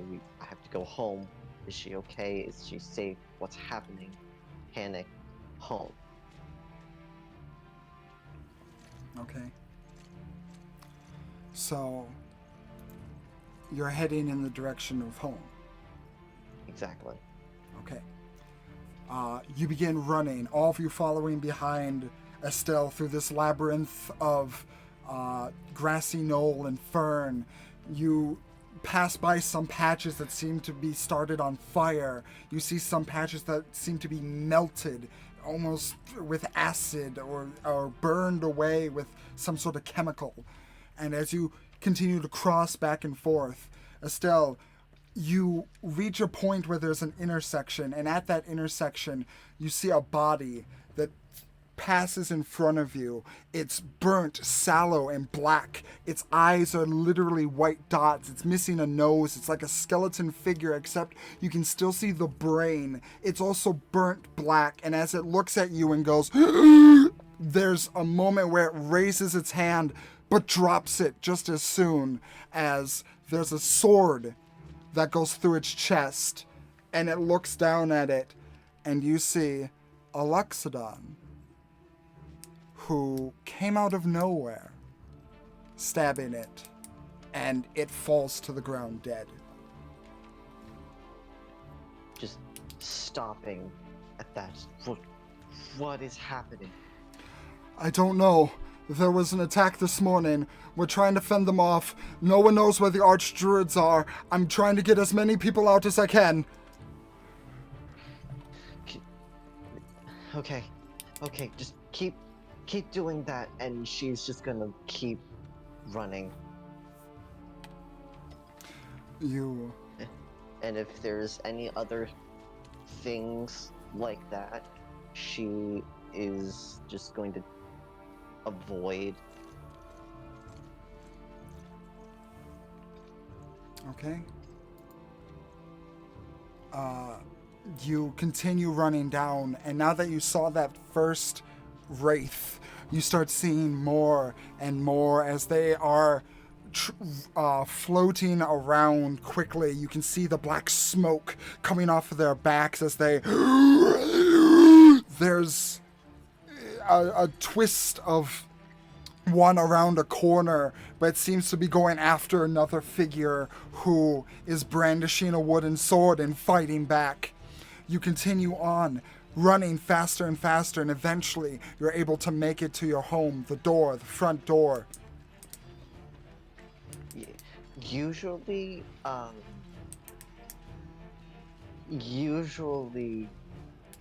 Estelle refers to Laurel as Aunt Laurel, but she's just at this point hoping that she's here. Who knows, she could be already out, but she just has to be here at this moment, and she's just shouting, Mom, are you okay? And just running in and checking everywhere. You run in through the door, looking everywhere around the corner, and it seems like the room is untouched, unturned, and there's no one here. Okay. Mild panic, not here, so could be bad, but also not here means somewhere out there, which could be bad, but further than out there is somewhere safe, which could be good, and doesn't know, and unsure, and panic, and trying to slow down breath, but failing. Panic. Observatory. Okay. Yeah, right. Okay. Oh. Okay.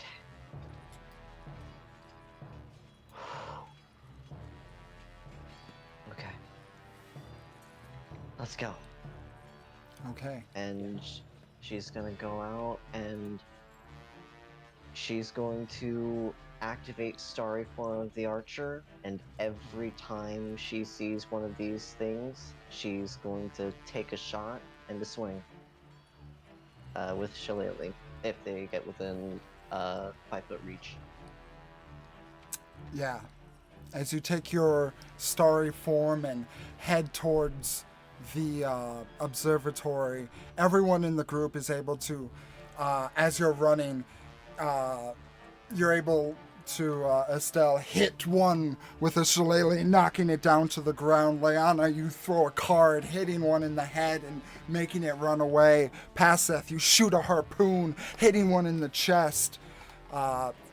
Lucy, you're able to hit one with a 3-punch combo, just breaking its bones and making it crumble. You see Malman working in the back, shooting out blasts of thunder, trying to get as many as he can. Iggy is keeping small behind his back. As you guys run and try and make it to this observatory, there's a moment as you guys approach, and it's almost like the area around is filtered red like blood, and dark. The forest turns to black, and the path itself leading you is black as night. Give me 1 second. Do.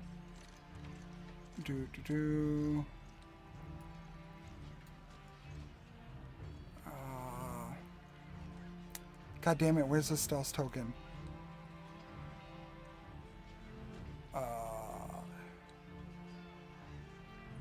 Did I lose your token? No, I didn't. There it is. I'm like, how did I lose your token already?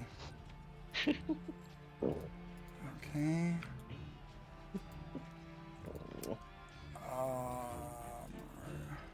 Sorry, just giving you all control over your tokens real quick. You are fine. You are fine. Oh. Save.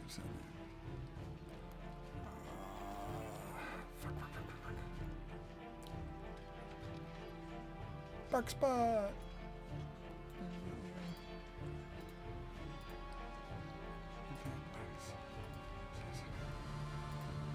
Okay. And as you eventually arrive to your destination, you are greeted with the sight of Luan and Soleil as they stand above the unmoving bodies of the 3 archdruids and the druid named Laurel.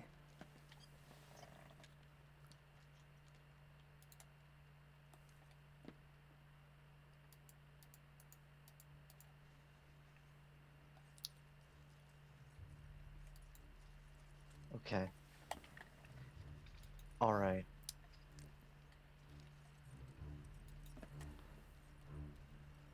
At seeing this, God dang. all right. All right. Let's see, because where is it? There it is. Estelle is going. Let's see. What's the dimensions on this?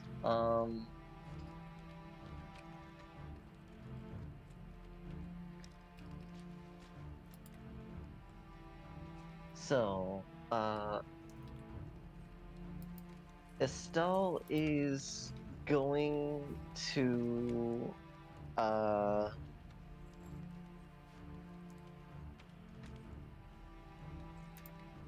Oh, do I want to do that though? You know what? That was my first gut instinct, so Estelle's going to do it.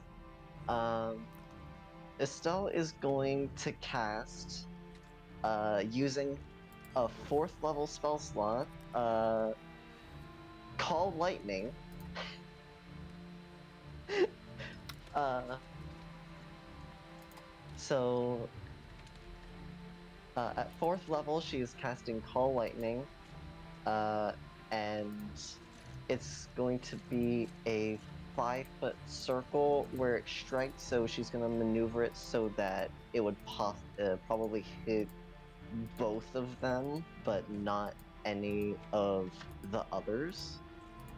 And she is going to run up as she does so and just screaming at the top of her lungs, "Get away from them!" Okie dokie. What save is that? A dexterity saving throw, DC 15. Okay. I gotta get their sheets up. As you call lightning, and the cloud above rumbles and begins to roar. Do. Let me just. Fuck.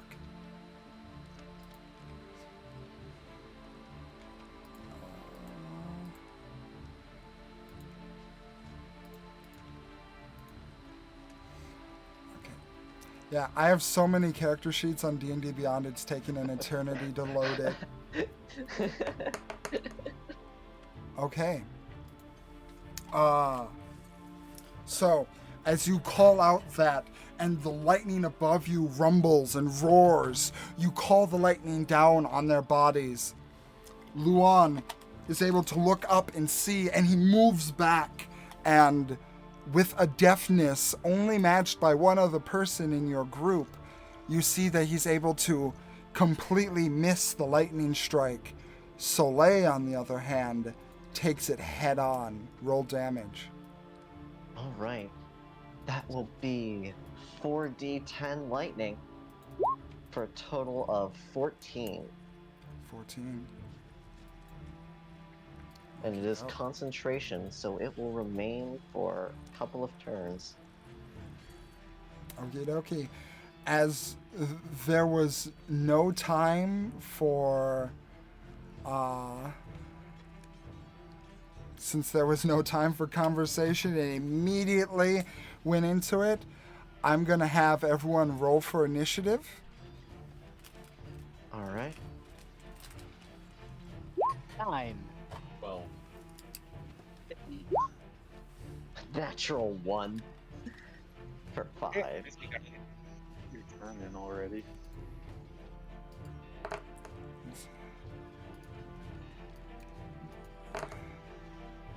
Oh, okay.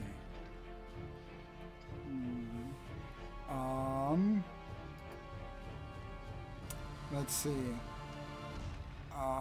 What? I gotta look up your guys's. What was? Okay. Why is there only? Oh, there they are. Okay, so.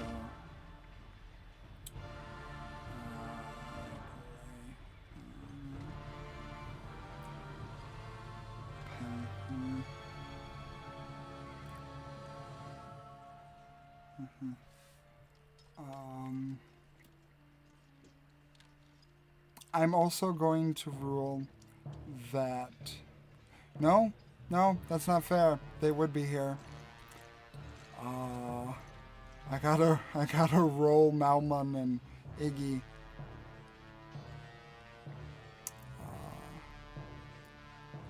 Malmun, and I will just put what the fuck would be a good one for Iggy. Iggy will be this pot.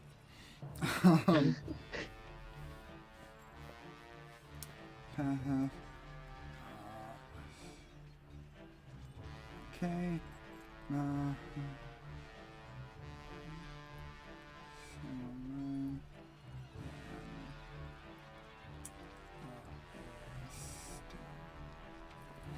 As you cry out and extend your hand, and this fiery retribution strikes down onto the ground, hitting one but the other dodging, it is now known that this is the last stand for Soleil and Luan. I will ask out of consideration, how are my players feeling for continuing? I can keep going.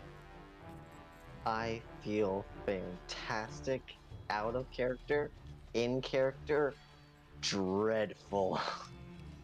My answer sort of depends on about how many hours do you think the next combat is? Hopefully less than one. I could do 2 max. And Passeth? I can keep it up. I'm good. Okay.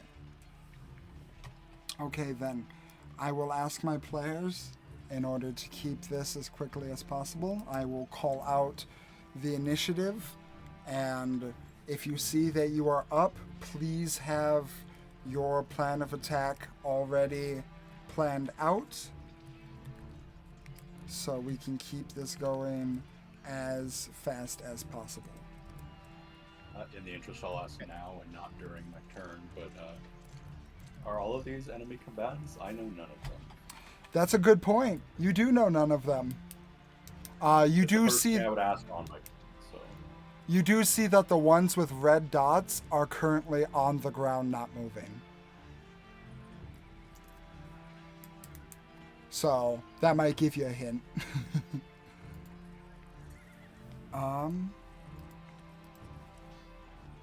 So this. Well then I'll also ask to the group when my turn comes up.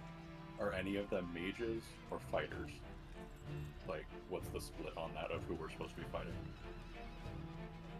Understood. Because you guys know them, so.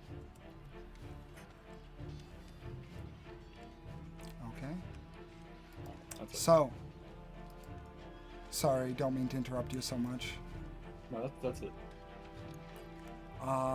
First up in the initiative order is Luan, who makes eyes at you, Estelle, as you come up, and he dodges your lightning bolt, and he looks at you, he grits his teeth in anger, and he says, "You're too late.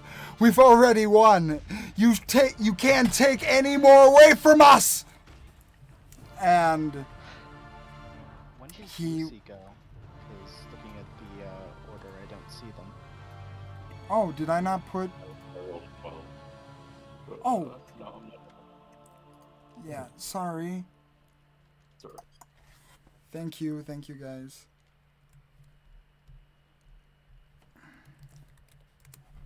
There we go.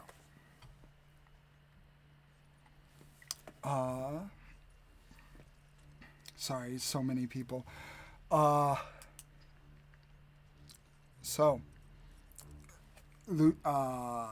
Luan calls that out, looking at you, Estelle, and he is going to cast. Let's see, where are you standing? You are standing right there. So in a... Oh goody, I have to draw shapes now. In a 10-foot circle? We'll just say that for the sake of convenience. In a 10-foot circle, there's a bunch of tendrils that come up and making this sick, slopping noise. I need you to make a strength save for me, Estelle. Oh, I'm great at those. 13. 13, that does not pass. As he looks at you, and this darkness begins to envelop you.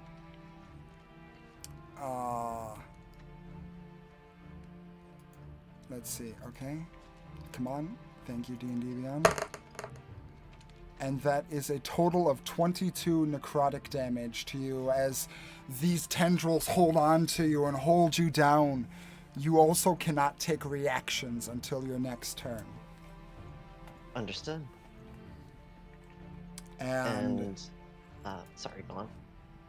Luan is going to 5, 10, 15, 20, 25, 30, 35, 40. Move back there. And that will be... Concentration check. Oh, right. Concentration on the lightning. Yes. It was 22, so I have to roll 11 or higher. 14, lightning is still up. Lightning's still up. Good. That will end Luan's turn. Leanna, you're next.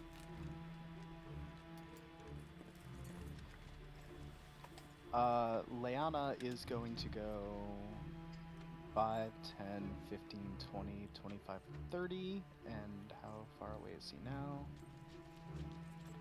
Bonus action dash. 5, 10, 15. And she's going to throw a special card at Luan. Okay.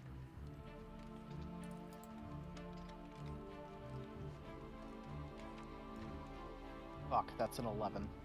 That's an 11. Luan sees you coming at super fast speeds, and he sees the card come back. And as it lets go and goes towards him, he's able to just barely move his body out of the way as it flies past his head.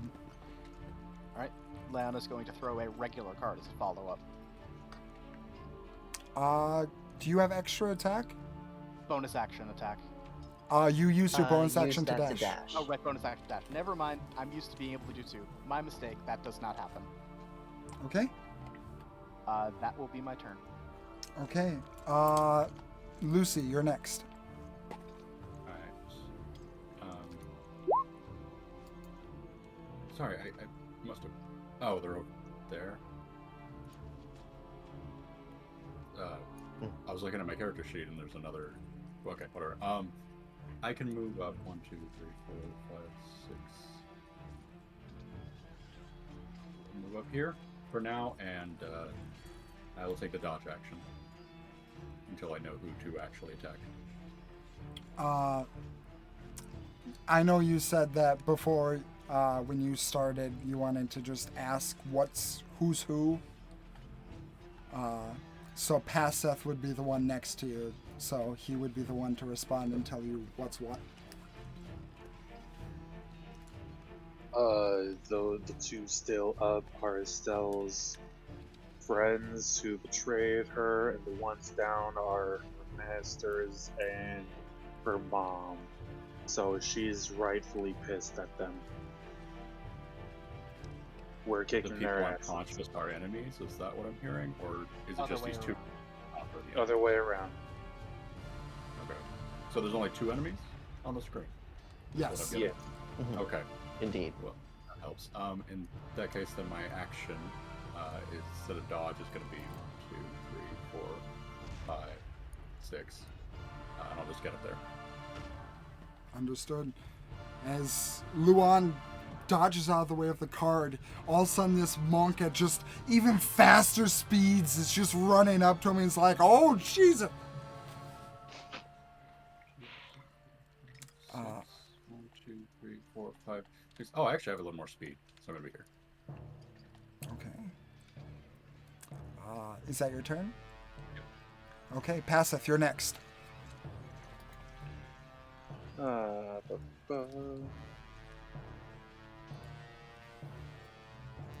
10, 15,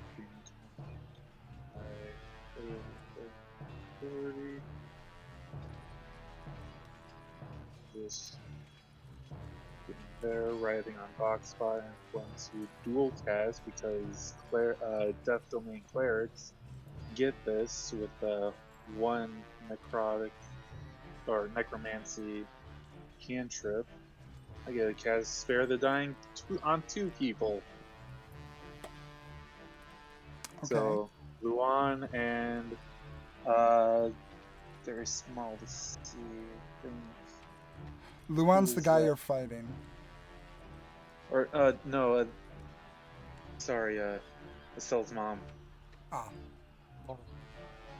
Laurel. Yeah. Cast Spare the Dying on her and the one sorcerer druid chick. okay. Her. Gotcha. Yeah. They are both spared. And bonus action, Magic Stone, the Tiefling Bish. Gotcha. I'm so bad with names, I'm sorry. No problem. Ooh, I'll use my inspiration to re-roll that. Okay. 17 to hit. Roll it again. 11.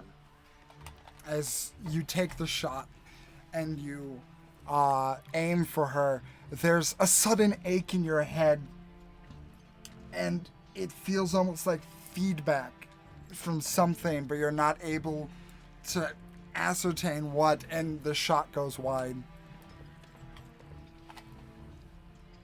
Dang. Turn? Yep. Okay. Boxspot moved, so you wouldn't be able to move any closer, so that's it. Malmun is going to 5, 10, 15, 20, 25. Just sprint right up and looking around, he's going to go, I don't want to hurt you, but... and he is going to take an action.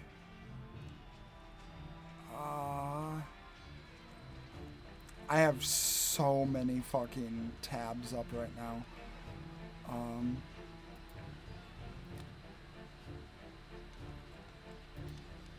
He is going to take an action, and how far away is she?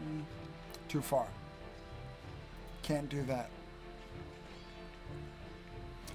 He is going to extend a hand out, and he's going to transmute a spell, and he's going to turn this bolt of lightning into one of thunder, just sound crackling towards Soleil. And he's able to hit. Deals 11 points of damage with his witch bolt as it strikes Soleil, and she makes a loud sound in pain, but there's a smile on her face. And that will end Malmun's turn. Iggy will hide in the woods. And hide in the darkness.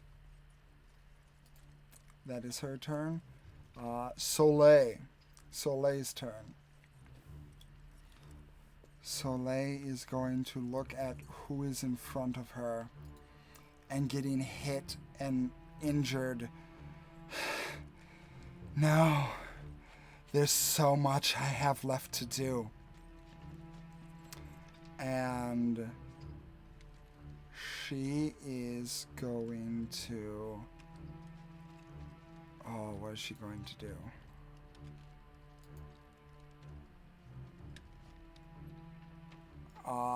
She is going to call from the sky a blast of energy.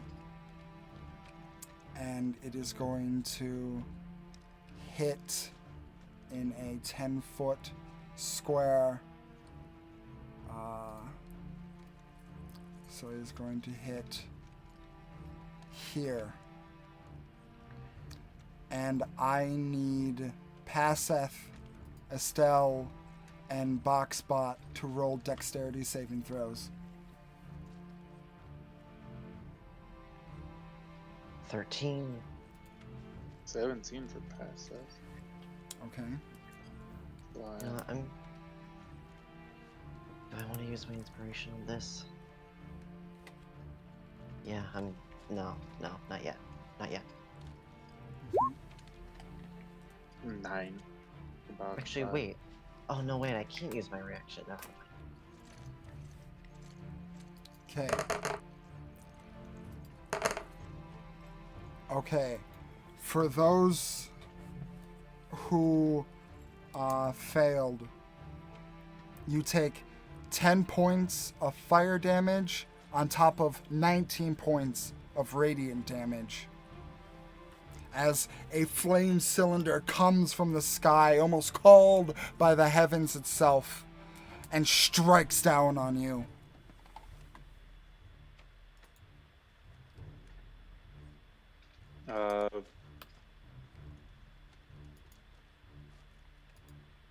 Who passed? Did my Oh, 17? 16. 16 was the DC. Oh, okay. Sorry. That would be helpful to know. Then I would take half of that. Yes. So half So- of 29.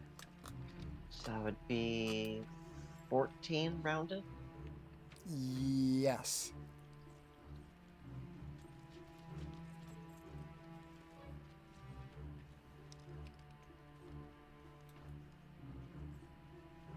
And she is going to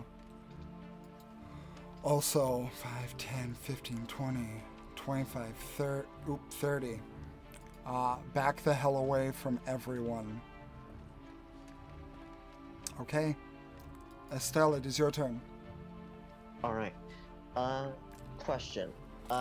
Would my, from when we left, Estelle's home to reaching here now, about how long would that have taken? Because the starry form lasts for about 10 minutes. Yeah, it would still be up. Okay. About how much time would I have left on that? You would have about 3 minutes. Okay. So that would be... Well, a 30 lot of turns. rounds. Okay. Oh, 30 turns. Okay. How Concentration long... check, I need to point it out. Thank you. Yes, thank you. Concentration. So I need to get 14 or higher because it's half the damage. 12. It's gone. Alright. That's my 4th level spell slot. So... Okay. It is hard to believe with everything that's been happening. But somehow, Estelle's been angry a lot recently. This is something special. This is something real special. She's going to walk. Well, actually, no. She's going to move 5 feet so she's out of the range of everything. What would it be to check to make sure if people are still... Actually, no, wait. No, Estelle wouldn't even check if they're alive or not. In her mind, they are dead. Or at the very least, so close to it that she can't help. She's just blinded by rage at this point. She's going to cast, at 3rd level, Guiding Bolt on Soleil. She is focusing down. Roll to hit. That's a 20 to hit That definitely hits. for 14 radiant damage. Okay. And after that, bonus action will be Starry Flame of the Archer. Same person with advantage. A 21 to hit. Hits. for an additional 12 radiant. Okay. And uh, in a response to Luan saying, already, so much has been going on, I forgot the exact words, but I remember words of the phrasing, what you took from us, or something like that. Mm-hmm. Estelle is going to shout back, "What have I ever taken from you? I wanted to do nothing but give. I wanted for us to be friends, for as foolish as it is, as friends for the rest of our lives. But you lost nothing because of me. You took too much from me." And she is just bitter, angry, hateful even. At one point in time, these people were her family. Now, she doesn't even want to see them in the same room. Understood. As you call out, Lucy, you notice the sneer on Luan's face as he looks over, and you see eyes of concern as he looks over at Soleil, and he's going to take his bonus action disengage from you. 15, 20, 30, 35, 40. What? Is it 40 or 45 feet? That's 45 feet. Okay. Just barely enough. As he looks over and says, "There's nothing you can do now to tear us apart. We've won." And in a flash, both of them disappear. Estelle it is a throat-tearing scream in anger, grief, just pure pain and nothing else. Leanna is going to look, like, very much look, and see if they actually, see if they've gone invisible, because they've done that trick before. Okay. Roll perception. 21. 21. Looking around, you don't see any invisible people or anything that is hiding in the ethereal dimension. Alright. She's then going to go over to where they teleported from and see if they dropped anything. Heading over there. Oops, sorry. You look, and there doesn't appear to be anything on the ground.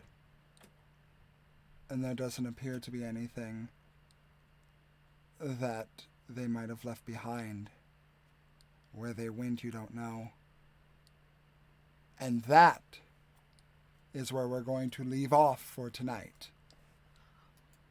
Holy shit. Just real quick, can I also quickly also spare the dying these other two? Yes. And you spare the dying those two just in time. As I rolled their death saves at the beginning, and each of them had one failed death save. I was just about to get to it at the beginning of Luan's turn. The first one I rolled, was a 9, so that was a good thing that you did that. But I would like to say thank you all for tuning in. Thank you all for listening. But more importantly, tune in next week for the season finale, if you will, of Tiān 2. Goodbye, everybody. Bye-bye. Good night. Good night, everyone.